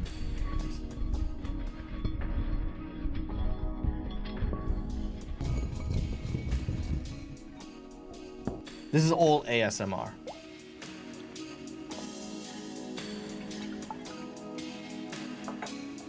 So, from what I understand, right, in Japan, they do a lot of these. By the way, I'm in the way of this. It's 88 Rising is the name of the YouTube channel. So, highly recommend go subscribe, go follow them there. They are amazing. I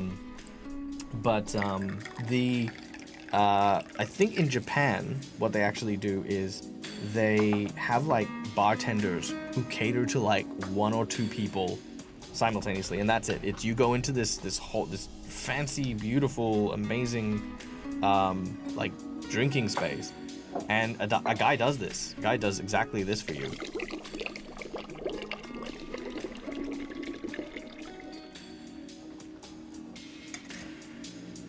Do you see how he does the bowl flip? It's like, that's not necessary, but it's so showy and so awesome.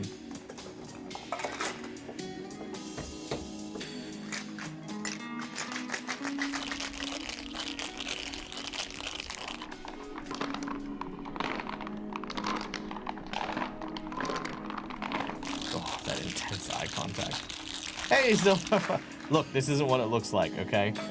I'm kind of swooning over a bartender, which is very weird, because again, I don't drink very much. I do drink, just not much. Definitely not enough to warrant knowing how to mix drinks. So look at this, what the hell even? I have served you a drink on a leaf taken from the rainforest. Just because you deserve it. Look at those eyes! Oh my god! Oh, this guy is like... カクテル名大根ロータスカクテルでございます。どうぞお楽しみくださいませ。 Yeah, this guy's smooth.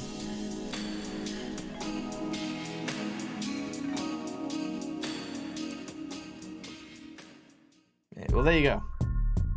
So yeah, Rising 88. Oh, 88 Rising, sorry, is the YouTube channel for that one. So yeah, check that one out. That is, yeah, he's making a goddamn salad, don't be fooled. It's a salad. Yes, no.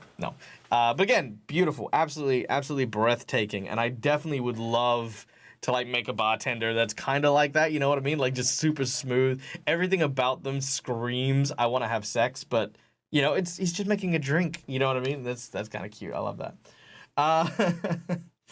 I don't drink, so I shall appreciate the aesthetics through the video. Yeah, that's exactly it. I appreciate the aesthetics. The only time I really appreciate kind of a drink is if it's got something I really like in it, like lychees. I love lychees, man. You get a lychee in a cocktail, I'm just like, yeah, I'll give that a go. I definitely give that a go. Oof.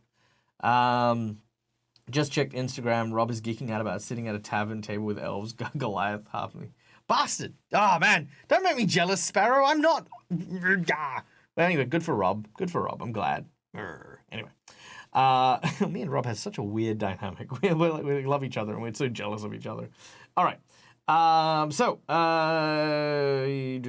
only drink beer when I drink, which is rarely, occasionally a good scotch. Yeah, see, I used to drink when I was a lot younger and then it stopped. Anyway, back to this. So our bartender, I've got Satyr, I've got Tabaxi, I've got Warforged, last call for any other races. Otherwise, we're going to lock this in.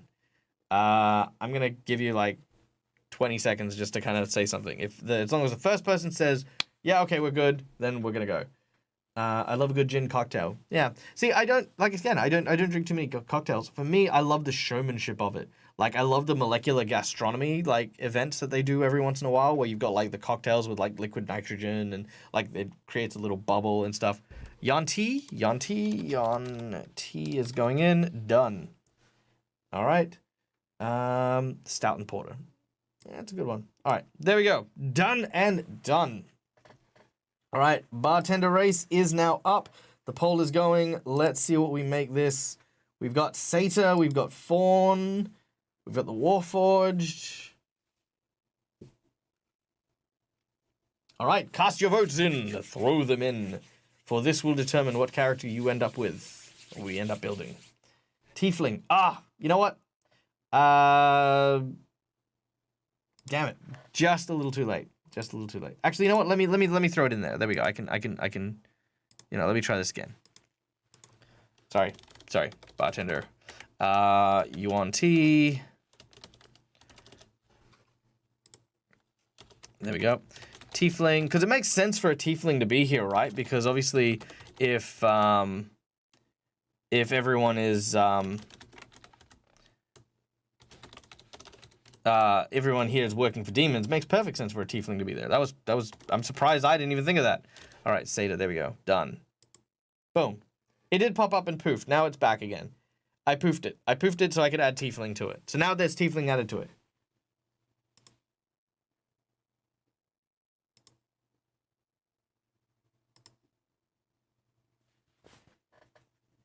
All right, Tiefling, Warforge, and Fawn are on the board with Fawn ahead by 1. Tiefling and Warforge are creeping up as well, which is good.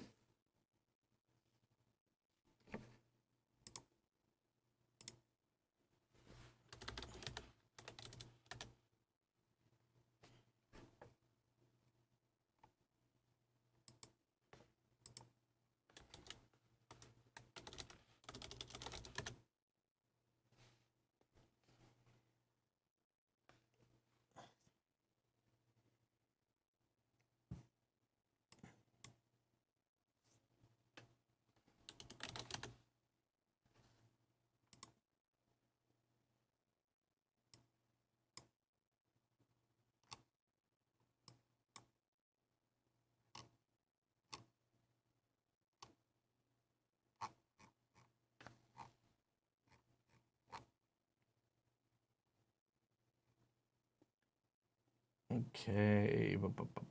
Looks like we're getting these in.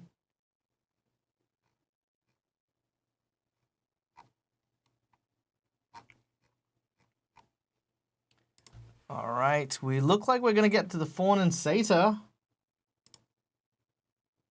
But it's not far behind. It's literally divided by 2 votes. 2 votes is all it takes, guys. Get those votes in. We have 10 people voting. We got 25 people in chat. You guys can make all the difference.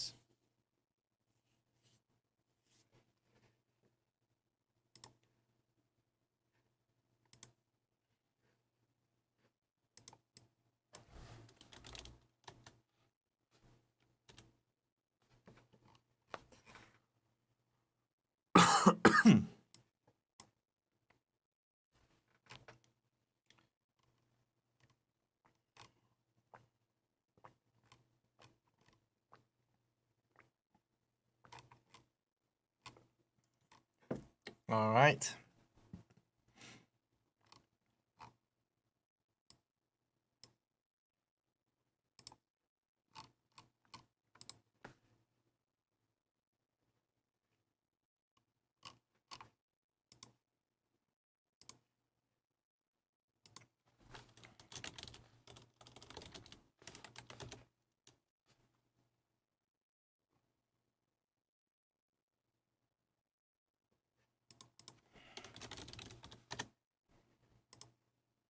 All right, fawn satyr.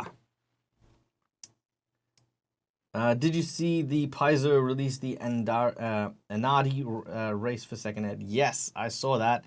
They look amazing. I'm actually really keen on it, to be honest. I hate spiders, but I love the idea of spider folk. I do. I really, really do. Especially because they're peacock spiders, which are my favorite, because they dance. They're dancing spiders. What's not to love? All right. So, species. We are going for a fawn.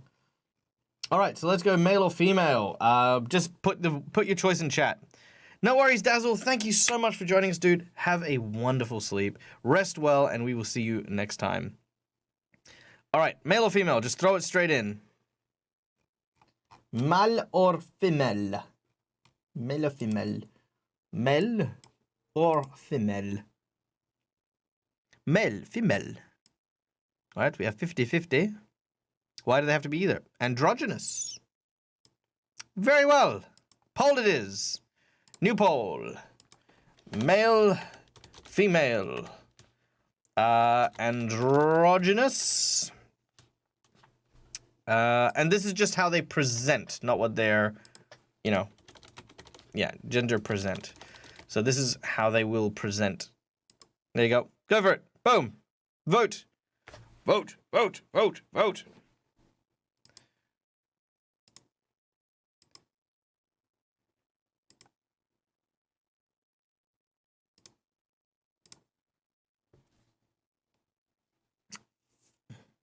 All right.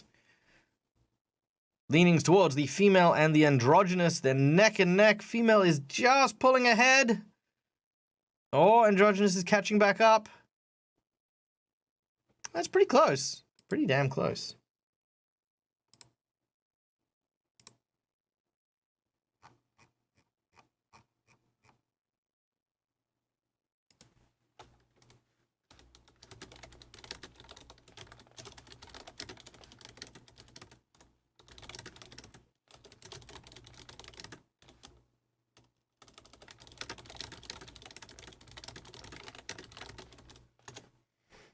All right, Jindare. Yes. No worries. Thank you so much, Avarian. I will, by the way, check out, if you aren't on the Discord, go to the Discord, because that is where I will put it in the Hero Forge factory once we are done as well, if you want to check it out. So, thank you. Farewell, sleep tight. Female, poor 1 vote. Okay, it's getting pretty close. Female by 2 votes in the lead at the moment. Thank you very much, and you also have a wonderful night. Sleep tight, and of course, all my love to your missus. It is very nice to meet you, Bree, and hopefully we'll see you around as well. Bye. All right. Female, yep, okay. It looks like we are going to be leaning on the female. Okay, female bartender. So here's what I'm thinking.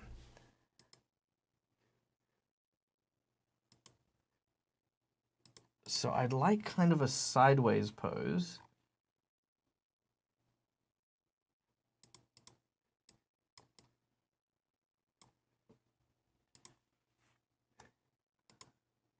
Twisting the torso ever so slightly.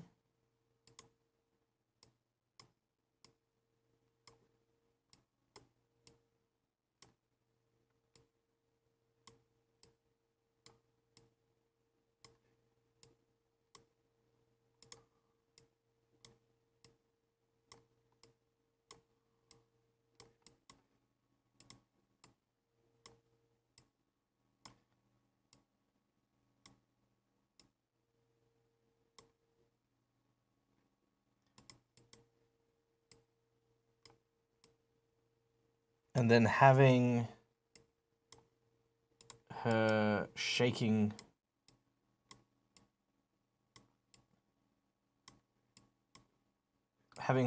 the drink.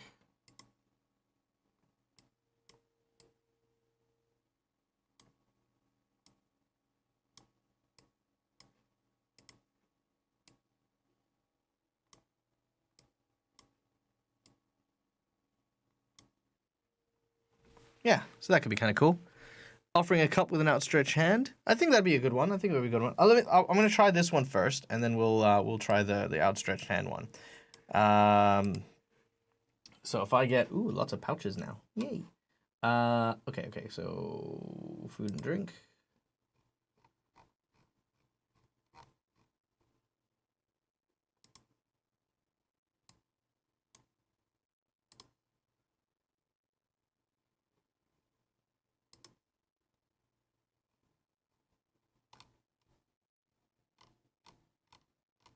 Okay, so bear with me while I do that one.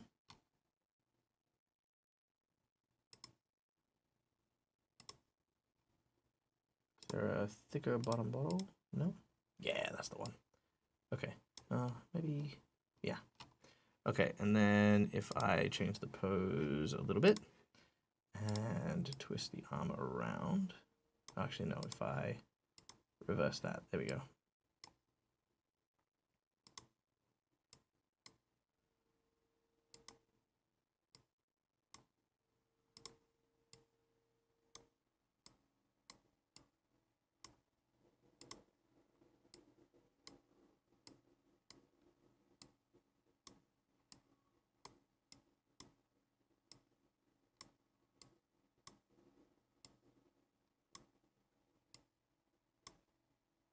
I think maybe I need a different item.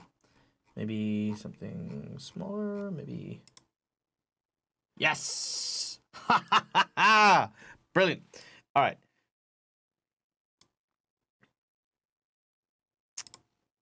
All right. So, just something like.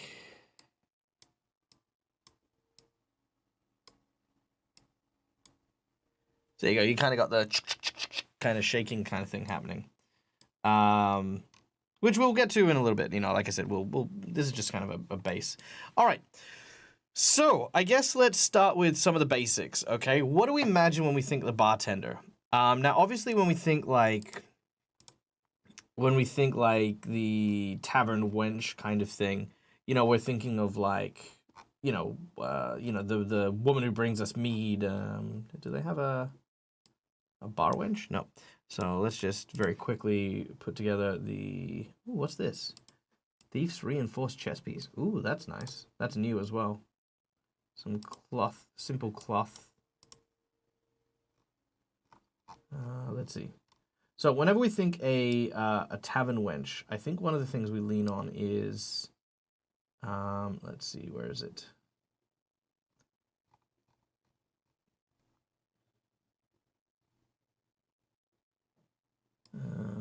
It is this one here where it's like got the poofiness to it. Aha, there it is. That's the one. So it's that, and then you've got like, the dress. Ooh, man, I really got to check out these leg pieces later, but for now I'm a bit busy, so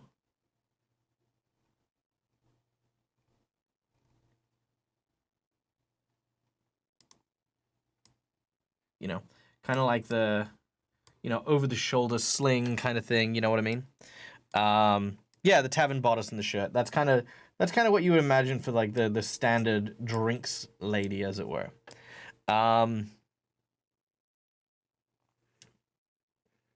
Yeah, is that the tavern bodice and shirt?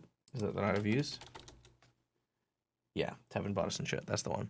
Bartender needs a strong apron for drinks. I agree. I think let's have a look at apron.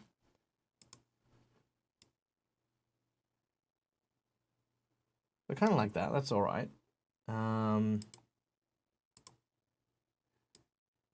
Maybe not chainmail.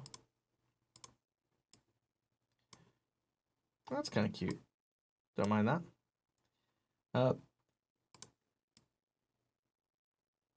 That's also quite nice. Disarmingly nice.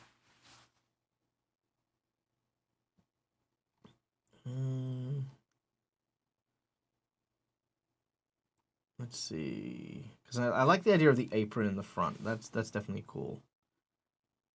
But I think... Okay. Ooh, actually, what's that one? Nah, I don't like that one.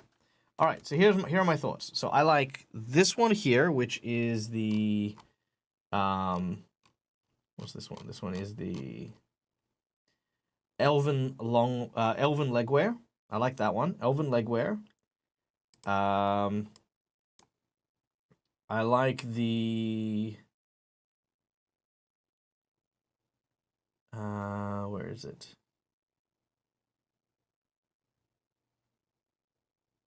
So, Elven legwear. The hide legging. That's kind of cute. I like that. And the chef's whites. So, what do we think? I picture that for someone serving tables, not mixing drinks. Okay, yeah, that's true. That's true. Well, actually, maybe what we can do here is we could add in, like, because if we've got the apron for the mixing drinks, right?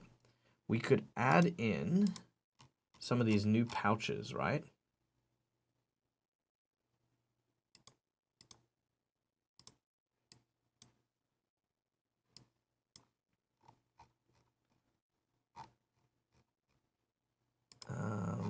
And by adding a couple of these pouches, we can...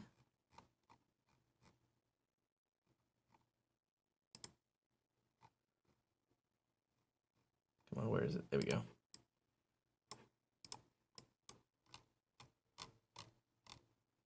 Yeah, there we go. So we've got a bunch of bottles that are like hanging off the sides. That kind of gives it that like, you know,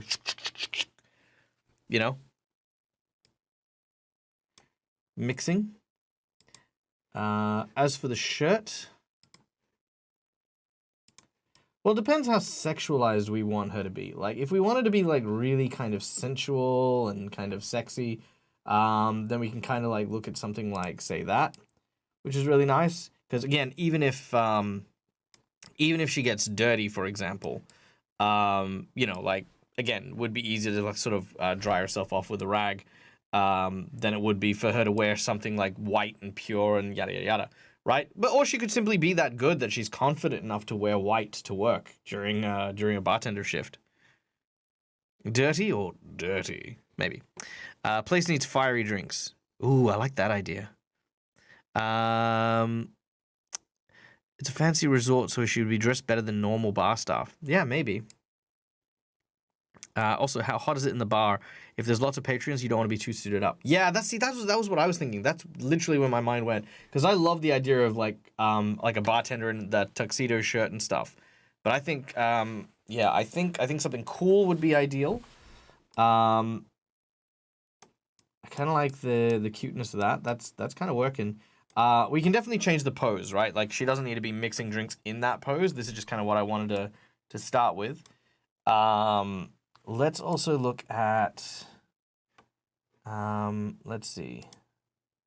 I don't think we really need anything for back items or anything like that. Maybe you can have a bow at the back. That'd probably be the only thing I could think of. As for back items, I don't think we really need anything. Eyes, I think she's good. Mouth, I think she's good. Ring, maybe? Piercings? Any piercings? Piercings? Piercings or jewelry? Piercings or jewelry? Throw those out there if you have any suggestions.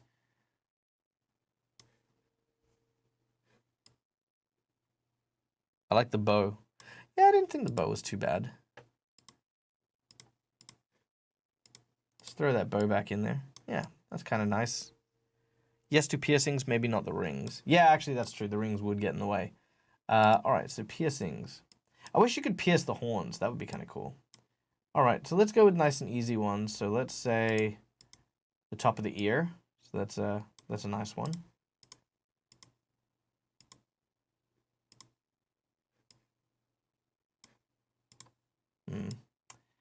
I think if I were going to do that, I would say one earring on one and then one on the other, like that. Yeah, that's kind of cute. Rings on the horn, classy. Yeah, see, I think rings on the horn would be great, but I don't think you can actually add rings to the horn. You can add horns that have like for example, but that looks a bit more tieflingy, but it's got these accents on it. So, you know, you could do stuff like that.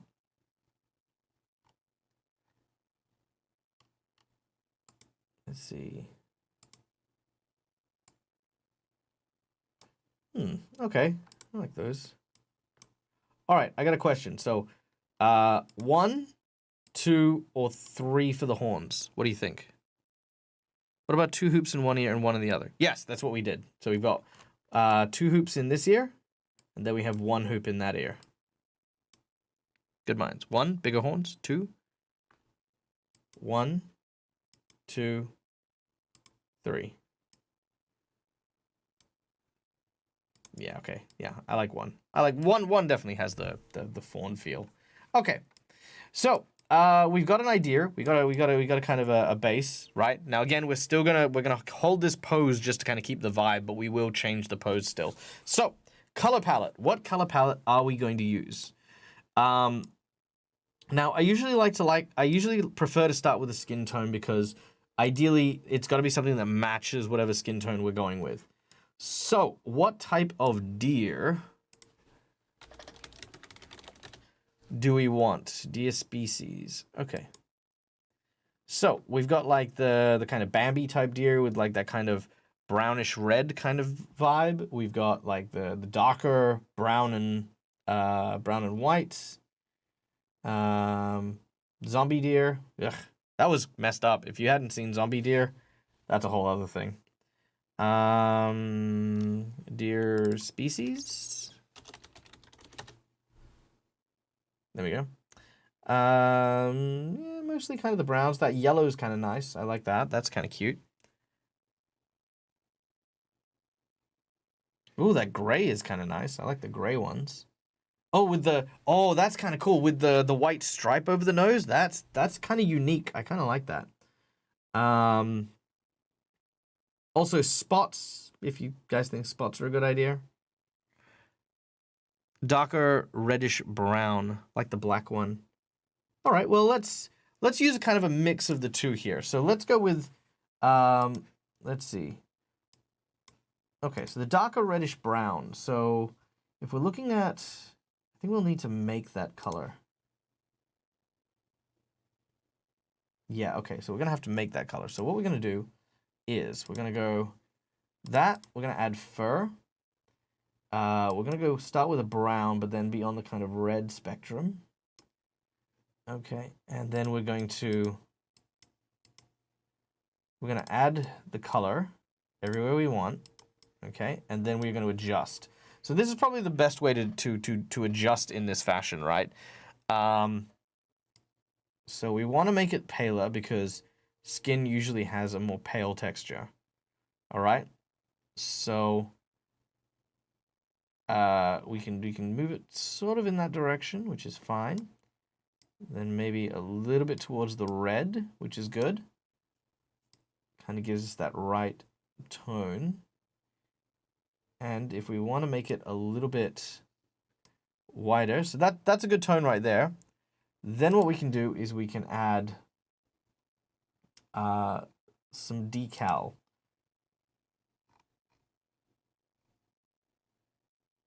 So we could add lines to the face. So the new decal is amazing, by the way.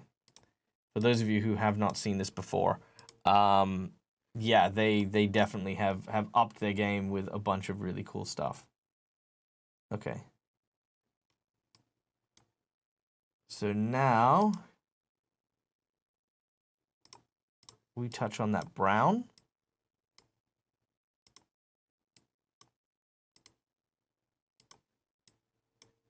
Maybe use the brown for the lips as well. And then let's get some of that red back in. Maybe even just an orange. That could be kind of... All right. And then big old blue eyes. Or green eyes. I like green eyes. Green eyes are kind of cute. Customization looks insane. Yes, yes it does. All right.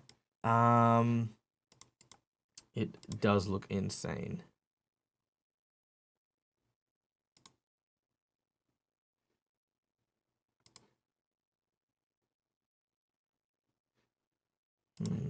Okay, just trying to find that right.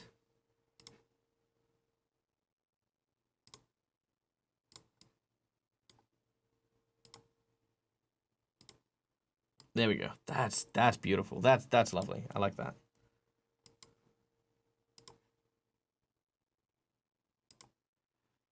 Okay, so there you go. The decals premium.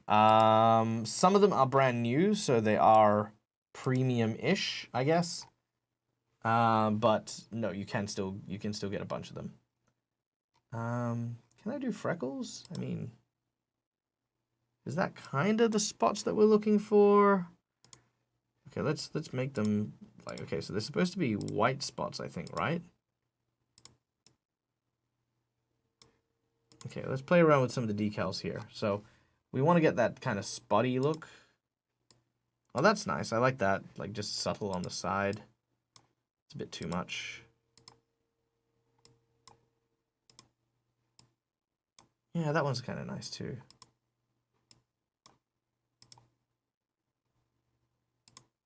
I think that one's my favorite one.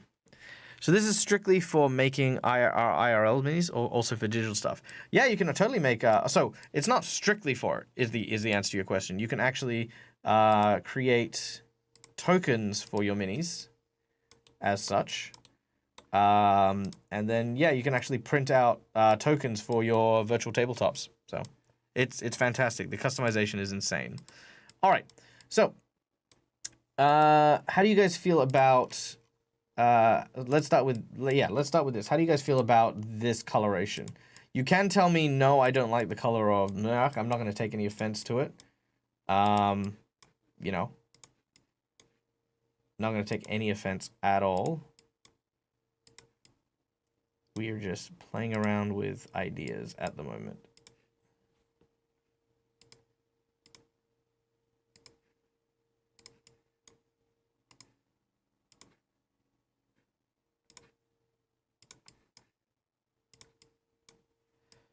Okay. The side of the face is great. Yeah, I love that side of the face. That's kind of cute. And like I said, we kept that kind of reddish tone as well, which was important. But we can also, like, again, emphasize that more if we wanted to, just here and there with maybe like burgundy lips. We can have, you know, maybe silver jewelry or gold jewelry or whatever color jewelry. You know, let's just put that there for now. Think it looks good. Maybe try a teensy bit redder in the hair, but honestly, it looks good. No, that's fine. Let's try it. So this is the color that we used for the hair. Now, the great thing is once we use a color, right, any changes we make in the mix will actually change all the color. So if we want that to be slightly redder, boom, everything, all of that goes red at the same time. So is that kind of what we're looking at, Quill? Is that kind of what we're aiming at? Friendly looking, which is great work for pulling people in. Yes, absolutely. Abso-freaking-lutely. Nice. Okay, good. Yep, sweet. So let's also add that tail there, which is nice. And then we'll use the same white that we used for the side on here. Though, you know what? I don't like that as much as maybe the butterscotch. I think the butterscotch looks much nicer than the white. Okay. Brilliant. Look at that. So that fawn is coming together really, really nicely. Now, I know that we colored the hair already, but now we're going to go back and we're going to see what we can do with the hair now that we found like kind of the right color for it. So ears, I think, what the hell is that? Double pointed ears? What the hell is double pointed ears? Oh, okay. Cool. Never seen them before, but brand new. Hairstyle. Ooh, short spiky mohawk. That's cute. Okay. So let's play around with the hair and see what we can do. Her name is Butterscotch. Ooh, yeah, okay, fair enough. Fair enough. That's a good one. Until someone comes up with a better name, that'll be her name. Butterscotch the bartender. All right. So tell me what hair we all like for Butterscotch. Again, I think we're going for like somebody who is trying to be somewhat seductive. That's kind of cute. That's got like kind of an innocent vibe to it. And by the way, we can also add decals to the hair too. So that's on the cards. So I kind of like that. Not a fan of that one. I don't think that's a good bartender one. I think that's a good like server one, but maybe not a good bartender one.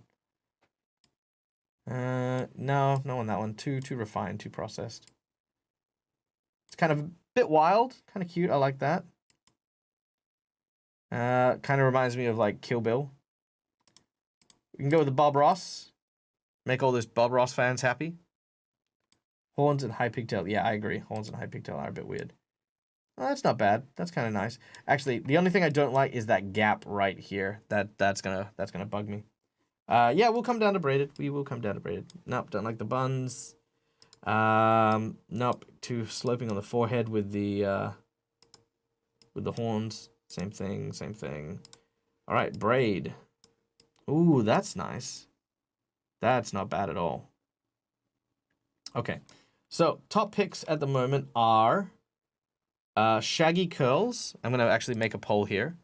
So new poll, hair. Spell hair right, Michael. Shaggy curls, which is this one here.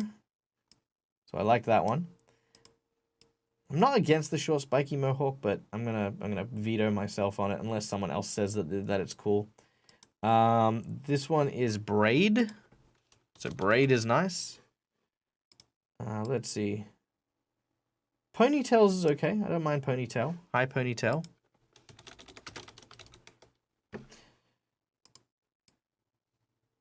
That one's nice and classy. Long unbraided.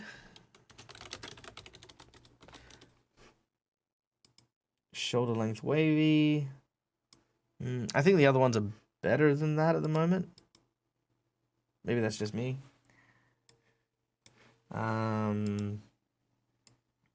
Ooh, that's a nice one. I like that one. Fancy braids.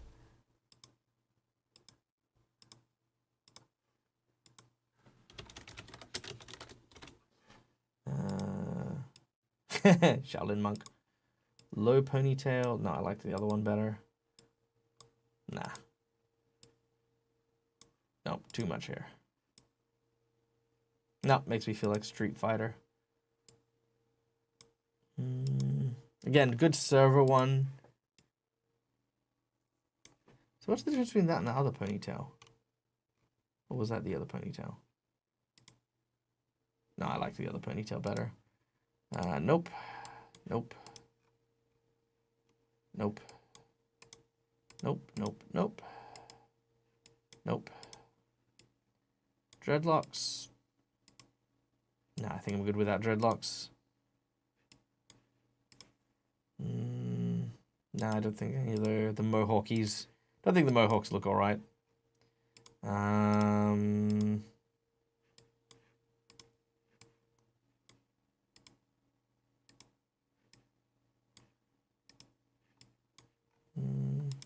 See, some of these look okay, but the ones that we've seen before are just way better, like hands down way better.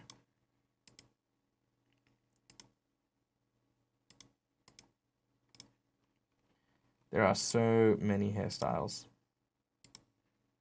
Okay, cool. I think we got our set. Okay, so here we go. Starting a poll. Here we go. Boom. Okay. So the poll is up. I am going to go through them one by one. So, shaggy curls is this one here, which I like. Braid is that one there, which is very nice. Kind of like that one. The high ponytail, which is this one here. The long unbraided, which is that one there. And lastly, the fancy braid, which is that one. Ooh, it's a tricky one. It's definitely a tricky one. I think, you know what? I think I'm going to go with...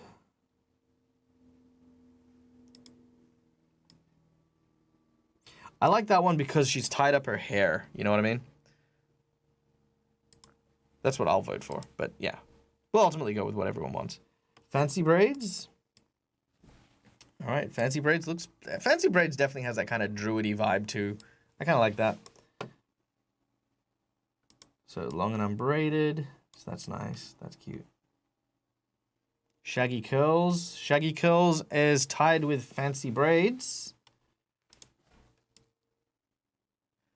This does have a good vibe to it, though. I do have to say that's a nice vibe on that.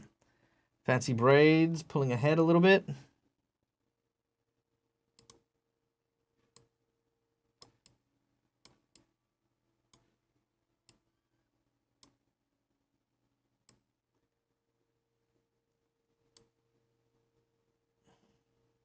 All right.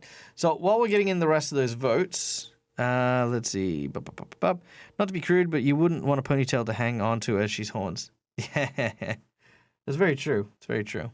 It's kind of redundant. Shaggy curls has a nice satyr vibe, but I think the normal braids look the nicest. That's these ones here. I do too. I think it's because the way the hair sits over the eyes like that. That's really cute, and I like that.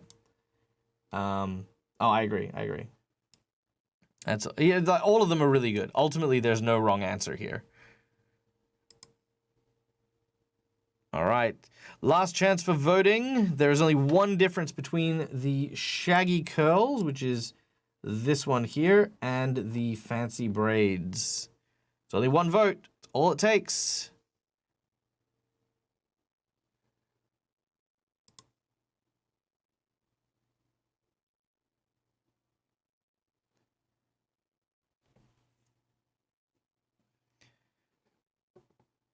All right. And we are locked in to fancy braids. All right. Fancy braids it is. Got to think practically. All right. No worries, Bree. Thank you so much. Again, do be sure to come check out on Discord. Once it's all done, I will post it up there pretty soon. Probably not immediately after, but definitely soon after. Okay, let's see. Okay, so we got our fancy braids. Now, keeping in mind something that we also get, which is a lot of fun, is we also get to play with the decals on the hair. So we can actually make the hair multicolored. We can have a different series of colors. We can have it change color from one to the other. I'm actually usually a big fan of like having just a kind of like just a small highlight decal kind of thing. So where's that butterscotch? So like just something little, something light. You know, just to kind of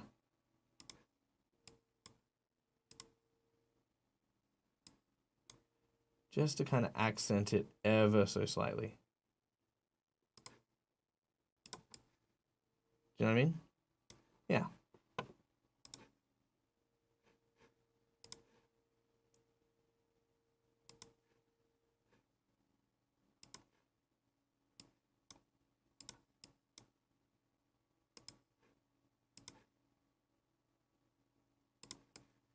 There you go. See?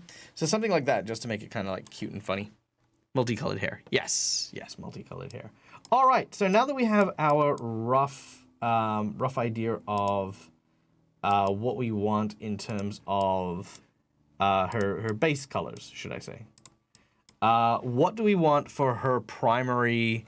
What do we want for her primary colors? So everyone, yeah, what do you want for your primary? Forgot I had that link over. Hey, Dad, can you watch a YouTube video with a familiar face in it? Do you want me to watch it on stream, or did you want me to watch it later? Them green eyes are creepy. Well, see, actually, that's actually a trick of the pose. So, for example, if we were doing this, I would have her eyes.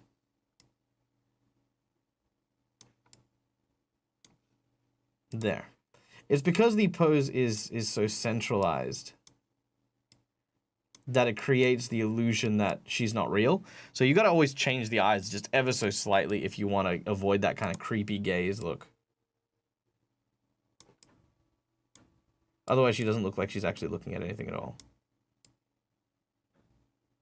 There we go. Perfect. Or at least good enough. Good. Oh, and pro tip, always make sure that your eyes are glowing, because when you eventually come to printing, you want to make sure that they stand out, because a lot of the time they will not.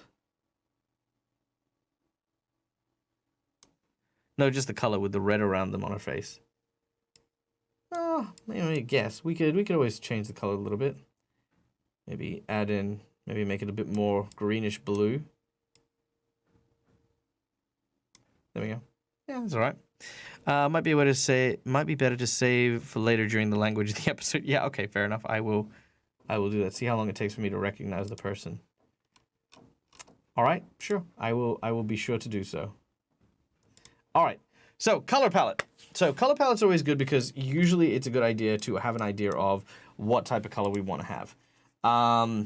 Colors of seduction are usually reds and pinks, usually whites. I hate using whites just as whites, so I usually love using the variety that you get there, so like the tidy white or the beige, etc. Honestly, I think with her complexion and the like, you know, the blue is definitely very disarming, I would say. Right?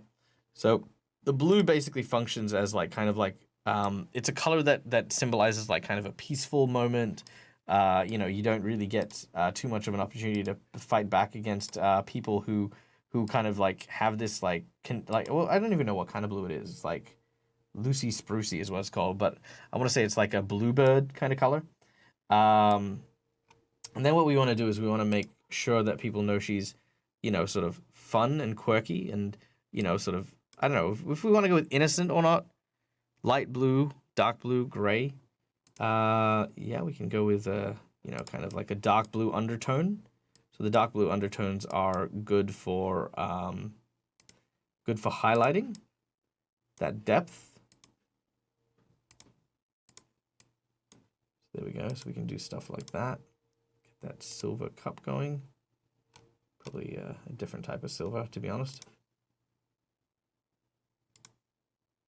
There we go.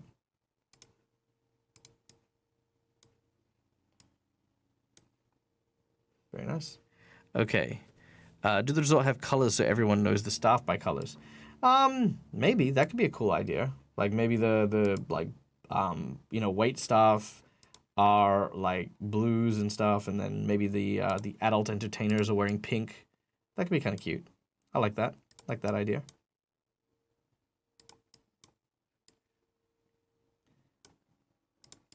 Okay. Yeah, this is kind of working. Okay, let's get some pink, some aqua, maybe some wonder blue. I like wonder blue. Maybe I should get some mana potion. I feel like people ask for mana potion enough. Okay. And red.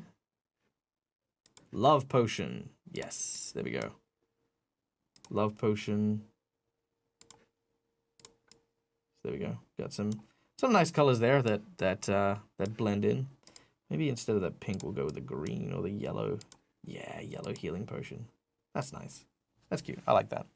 All right, then let's add in just a little bit of accented colors to the tinier little bits. Not forgetting our little details. So when you're doing this, it's always important to remember the little details, like the color of the cork and the rope. Always important to remember to hit those. If you don't and you miss out, then when you print them, they're going to look awful.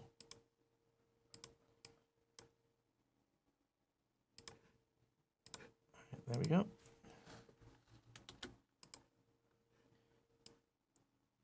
All right, very nice. Now, whatever we do with the front here is what we should do with the armband as well. What are the colors? Light beige, dark beige. Do the results of colors? All right, let's go with...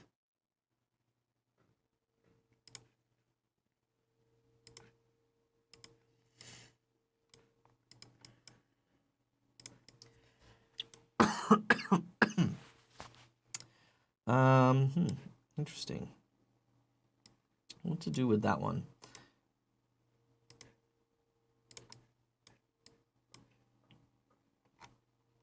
Maybe a dark purple, then a dark blue.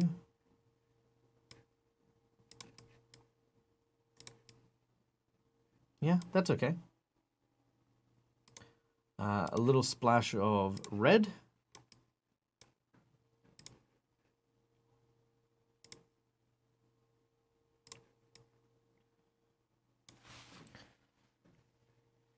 Or maybe rather than red, maybe a splash of pink. No, actually, you know what? I like the eyes orange. I think maybe pink down there and there. And fingernails. Red fingernails.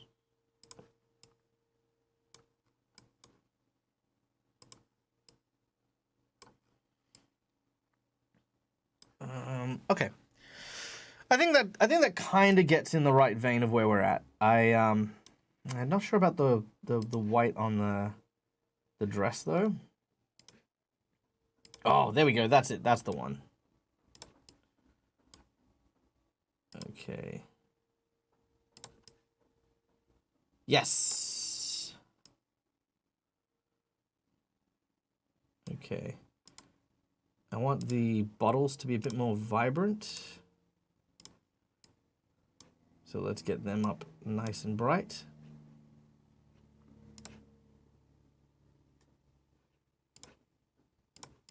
Beautiful. All right, what do we think of this? Is this an appropriate color? Is it what we think feels good, looks good? What do you reckon?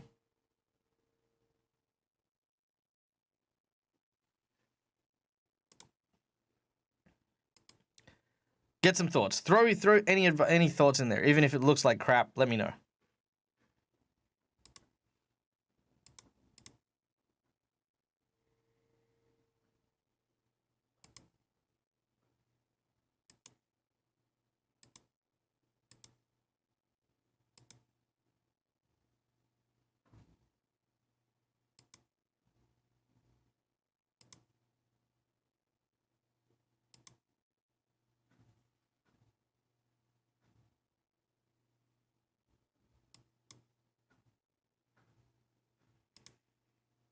Rhinestone and bedazzled hooves. I don't know if we can bedazzle the hooves just yet, but that would be kind of cool.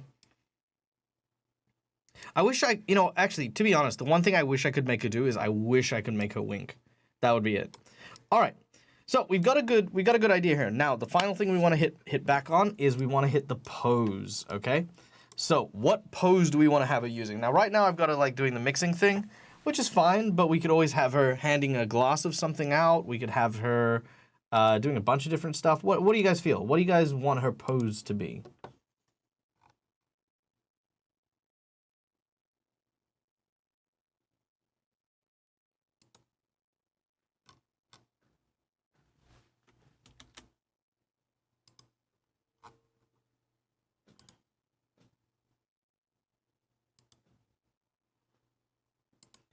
What do you guys think her pose should be?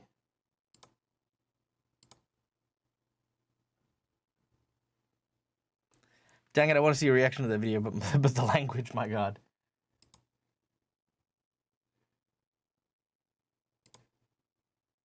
I will certainly check it out, but yes, I will try to keep the language. I like the mixing. Anything else might look like a server. Yeah, that's true. That's true.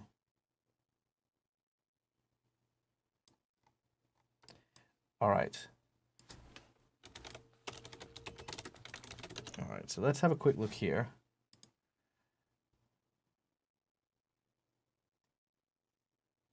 Ooh, I love that pose. Look at that. Is that something we should go for? What do you think?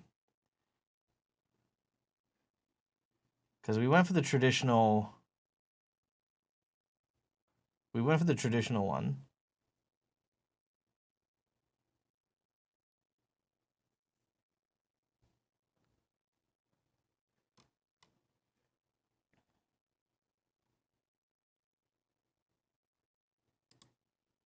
That could be kind of cute. I like that one. Her right arm is a little clippy though. Is that this one? So right arm is a little clipping. Yeah, it is. Yeah. Okay. So the pose looks good. Okay, fine. Let's... Okay, so what we need to do is we need to...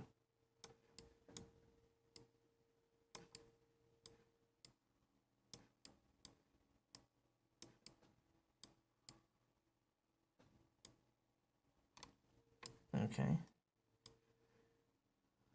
And let's rotate her overarching arm.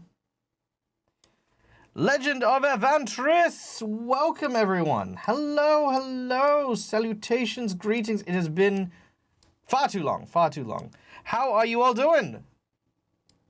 Welcome, Lois. Okay, to be honest, I was running a stream, doing some world building.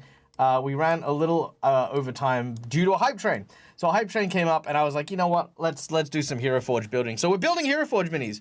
To let you guys know what we are doing, we are building a bartender on an island called Butterscotch.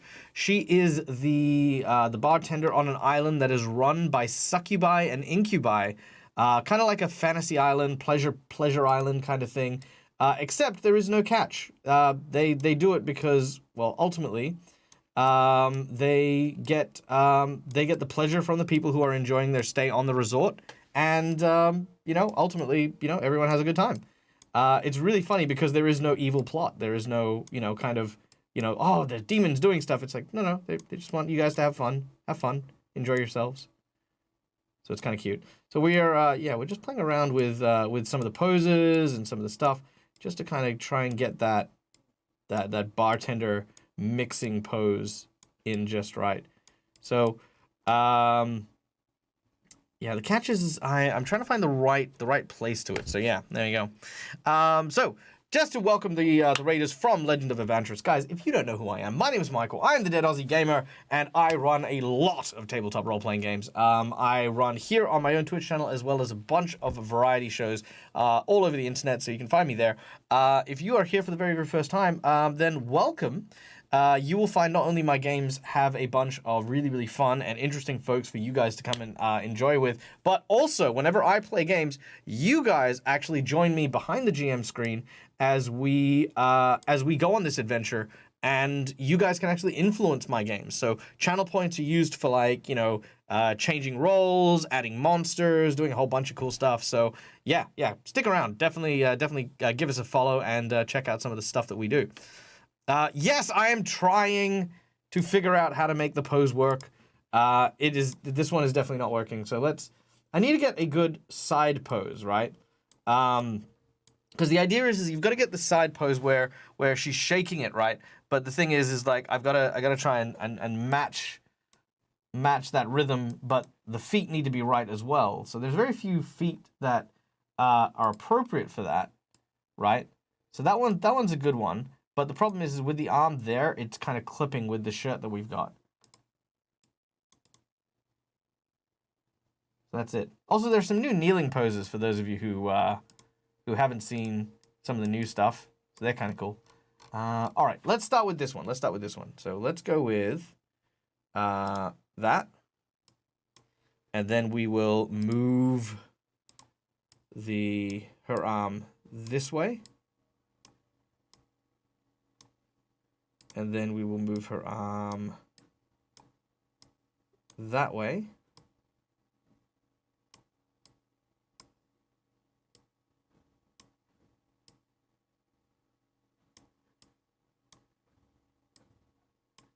All right, arm goes out, clavicle goes that way. Don't worry, we will change the face and the head and all that sort of stuff. All right, so let's move through here.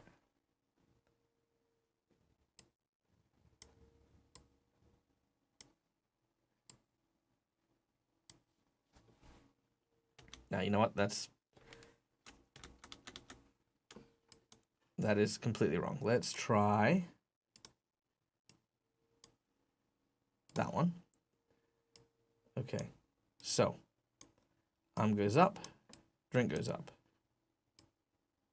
So one elbow needs to be there, and then holding in reverse. Okay, so that's it. So that needs to go into reverse.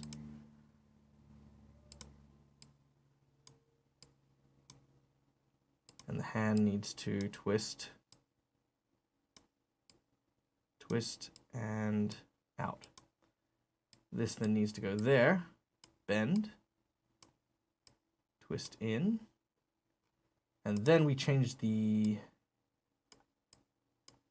can't change the grip, damn it. Okay.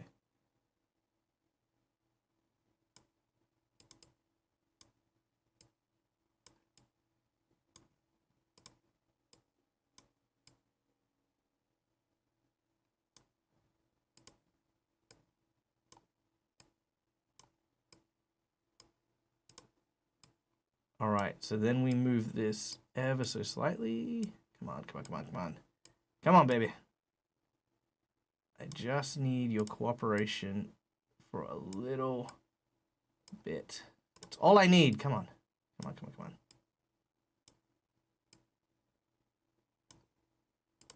That's it, that's it, that's it. Just a little more. Okay.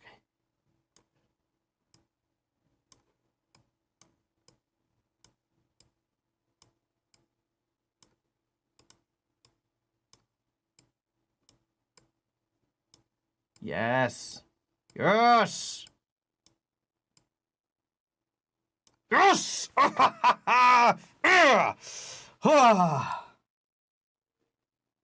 right. So, oh, fuck me. Okay, there we go. We got the, you know, this is the stupidest thing to expend this amount of effort on. I just want to say that right now, okay? Also, thank you so much for the follow, Tempest. You, sir, are a bloody legend. Welcome to the crypt. Please enjoy your stay. Hopefully we will entertain you over countless hours and get to know you a little bit more as well. Welcome, welcome. Okay. So, that's cool. That's rad. Okay. Now the tough bit.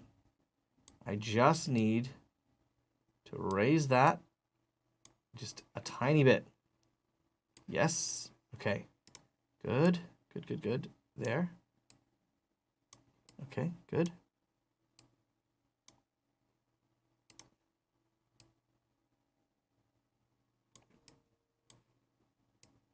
No. No! Damn it. Okay, there we go. All right, and then her eyes, and that is it.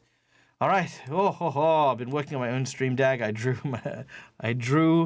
an overlay for playing Pokemon games on the other day. Nice! Pokemon games should be a lot of fun. Dedo's Gamer, it's my pleasure.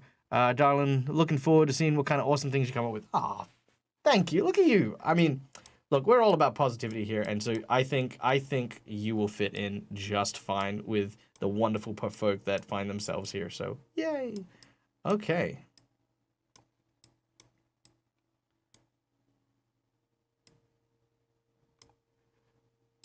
All right, the head looks a little off, as does the waist, so let's move her a little bit, ever so slightly. I think maybe a little bit to the back and to the right. We'll make her look down a bit more, I guess. Yep, there we go. And then what we want to do is we want to add a little arch to the back just to kind of create that sense of motion. It's very subtle, right? But you know, like getting be able to move that shake, you know what I mean? Like you want to be moving back and forth. So having that little arc in the back really makes a difference. I'm just a random Southern woman, nothing special. You know what? There is nothing that will make me believe that there is nothing special about any Southern woman. I think everyone here who finds these kind of places loves role-playing games, loves D&D, loves this sort of stuff, and I think, you know, from my experience, I've only ever met amazing people, so there you go. And now I've met you, so there you go, met amazing people. Have you heard my Pokemon impression? I've not heard your Pokemon impression, but I will say this. My wife thinks that I am insane because I walk around saying my own name like a Pokemon. And I have a reason why, and I will tell you why in just a moment. There is a reason. I do walk around going, Michael, Michael, Michael, Michael, Michael, Michael. But there is a reason, right? So, according to Japanese folklore, there is a cursed object, right? It is a barrel where if a demon catches you and forces you to say the word that you speak most in your life, your soul and essence are trapped in that barrel forever. So, I figure the word that you say least in your life is always going to be your name, right? So, most people would never think that your name is the most said thing. And it's also at the same time the least said thing that you say, because you never, you know, say it unless you're introducing yourself. So, in my mind, I'm like, well, if I say my name the most, if ever I come across that demon, then I know what the word I say the most is. And I just never have to, I just need to not say my name, and I'm good. It's weird, okay? Very weird. Do I want to watch a clip of you playing Among Us doing a bunch of Pokemon impressions? Yes. Yes, I do. I've been playing D&D since 1988. My first character was made by me and my dad when I was 6 years old. Used to sit on his knee and play with him and his friends. That's awesome. I wish I had that kind of experience. Honestly, I haven't. I did not. And part of that is because I was introduced into role-playing games by my current partner, who she actually learnt it from her dad. And I wasn't actually into D&D or tabletop role-playing or anything like that. And it was one of those things that as time went on, I kind of, you know, avoided it. But when I got exposed to it by my current partner, I fell in love, like so head over heels in love with tabletop role-playing that I just could not help, you know, just doing everything with them. So I ended up becoming a D&D streamer and doing a whole bunch of really cool stuff. And, you know, ever since then, it's just been like just an incredible journey meeting people who love D&D and who just want to share their love of role-playing games. And yeah, it's wonderful and it's great. And you know what's really interesting too is it doesn't matter how long you've been playing, right? Like I've had people who have said like, yeah, you know, I've been playing since like 1970 something. And it's fine. It's like, yeah, I'm glad you've been playing for that long, you know. You know, but for me, it's like, yeah, I've only been playing for 6 years, but I play 10 to 15 games a week for the last 6 years. So, you know, it's like, yeah, I've played thousands of games in that time. All right, let's see it. Oh, only I get to watch it because it's not going to open up.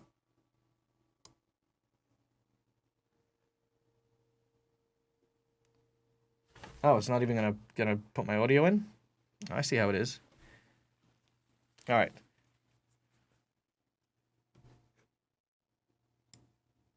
Okay, hold on. Here we go. This is Sparrow Fly Away Pokemon impressions. Let's see if she can keep up with Pikachu and his Pokemon impressions. Because Pikachu's a beast when it comes to impressing Pokemon. All right, here we go. Sparrow Fly Away. Let's see. Pika, Pika. Pika? No Pika. Please, you, please, you. Squirtle, Squirtle, Squirtle.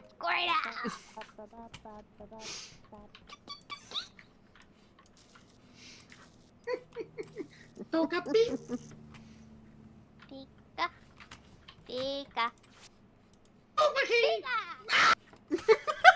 Pika. She Jesus Christ. Okay, I'll admit that Togepi was pretty on point. That was awesome. That was awesome. Thank you, Sparrow. That was, yes, I find that seal of approval. Seal of approval. Jesus, that was good. That was good. I'll admit. One day maybe I'll do we'll do a D&D tabletop role playing game for Pokemon at some point with the boys. We'll plan something out. All right. I think Butterscotch is now done. I feel as though she has definitely come a long way. I think we've also gotten to see some really awesome stuff from the new stuff. So for those of you who don't know what this is Hero Forge, right? Hero Forge is an amazing bit of software to inspire characters and make things to not only 3D print, but you can also go into the photo booth and you can actually capture these as still images and use them for posters and artworks. You can put them in backgrounds and just keep them because they're cool. You can also make tokens for your tabletop role-playing games, and I will give you a hint, right? This is again, pro tip, and I'm not going to share this again, right? If you capture that and then remove the background and capture it again, then capture your portrait with no background, right? You can actually create a 3-layered piece of art that actually ends up looking really cool. Let me share that real quick. So this is what you'll end up doing, and you can make it look like it's coming out of the portrait frame if you set up those 3 layers. It looks like this when it's done. Here we go. Yeah, so that's kind of what it looks like when it's done. So if you copy the background, put it between the 2 things, and then just erase some of the edges where it comes across like the hat and the glove and stuff like that. Yeah, you can make it look like they're coming out of the frame and stuff. So those are very cool. So that's what I do when I make my my Hero Forge tokens. I play around with that sort of stuff because it's fun. Because why not? So yeah, so Hero Forge is great. This I think this character came off super nicely. And I am now officially adding her to the NPC notable NPCs list. Notable NPCs to work on: Butterscotch, Bartender, Mixologist, Fawn, Hero Forge, mini created. Yeah, there you go. And you know what could be really cool is you'd never know, right? She could be a tiefling as well, and I kind of like that idea. Like, she's got, like, the horns and stuff like that, and people are like, oh, it's a fawn. It's like, yeah, I'm a fawn, but I'm also a tiefling. So that's kind of cool. So there you go. All right, ladies and gentlemen, I'd like to thank everyone for coming and joining us today. We, again, have added an extra hour and a half to our stream because you guys are insane. And with that level 5 Hive Train, I wanted to give you a proper thank you. So thank you to everyone who joined us. Thank you to everyone who contributed. Thank you to all of you awesome people who have joined us from the Legend of Evantris raid. You guys are incredible, and it is so much fun to be able to enter this creative space with you guys. You're so supportive. You're so kind. And doing this is just a lot of fun and so enjoyable. Rob let Brit being a reindeer tiefling for isolation game, so there's certainly present for it. Yeah, that's very true. It's very true.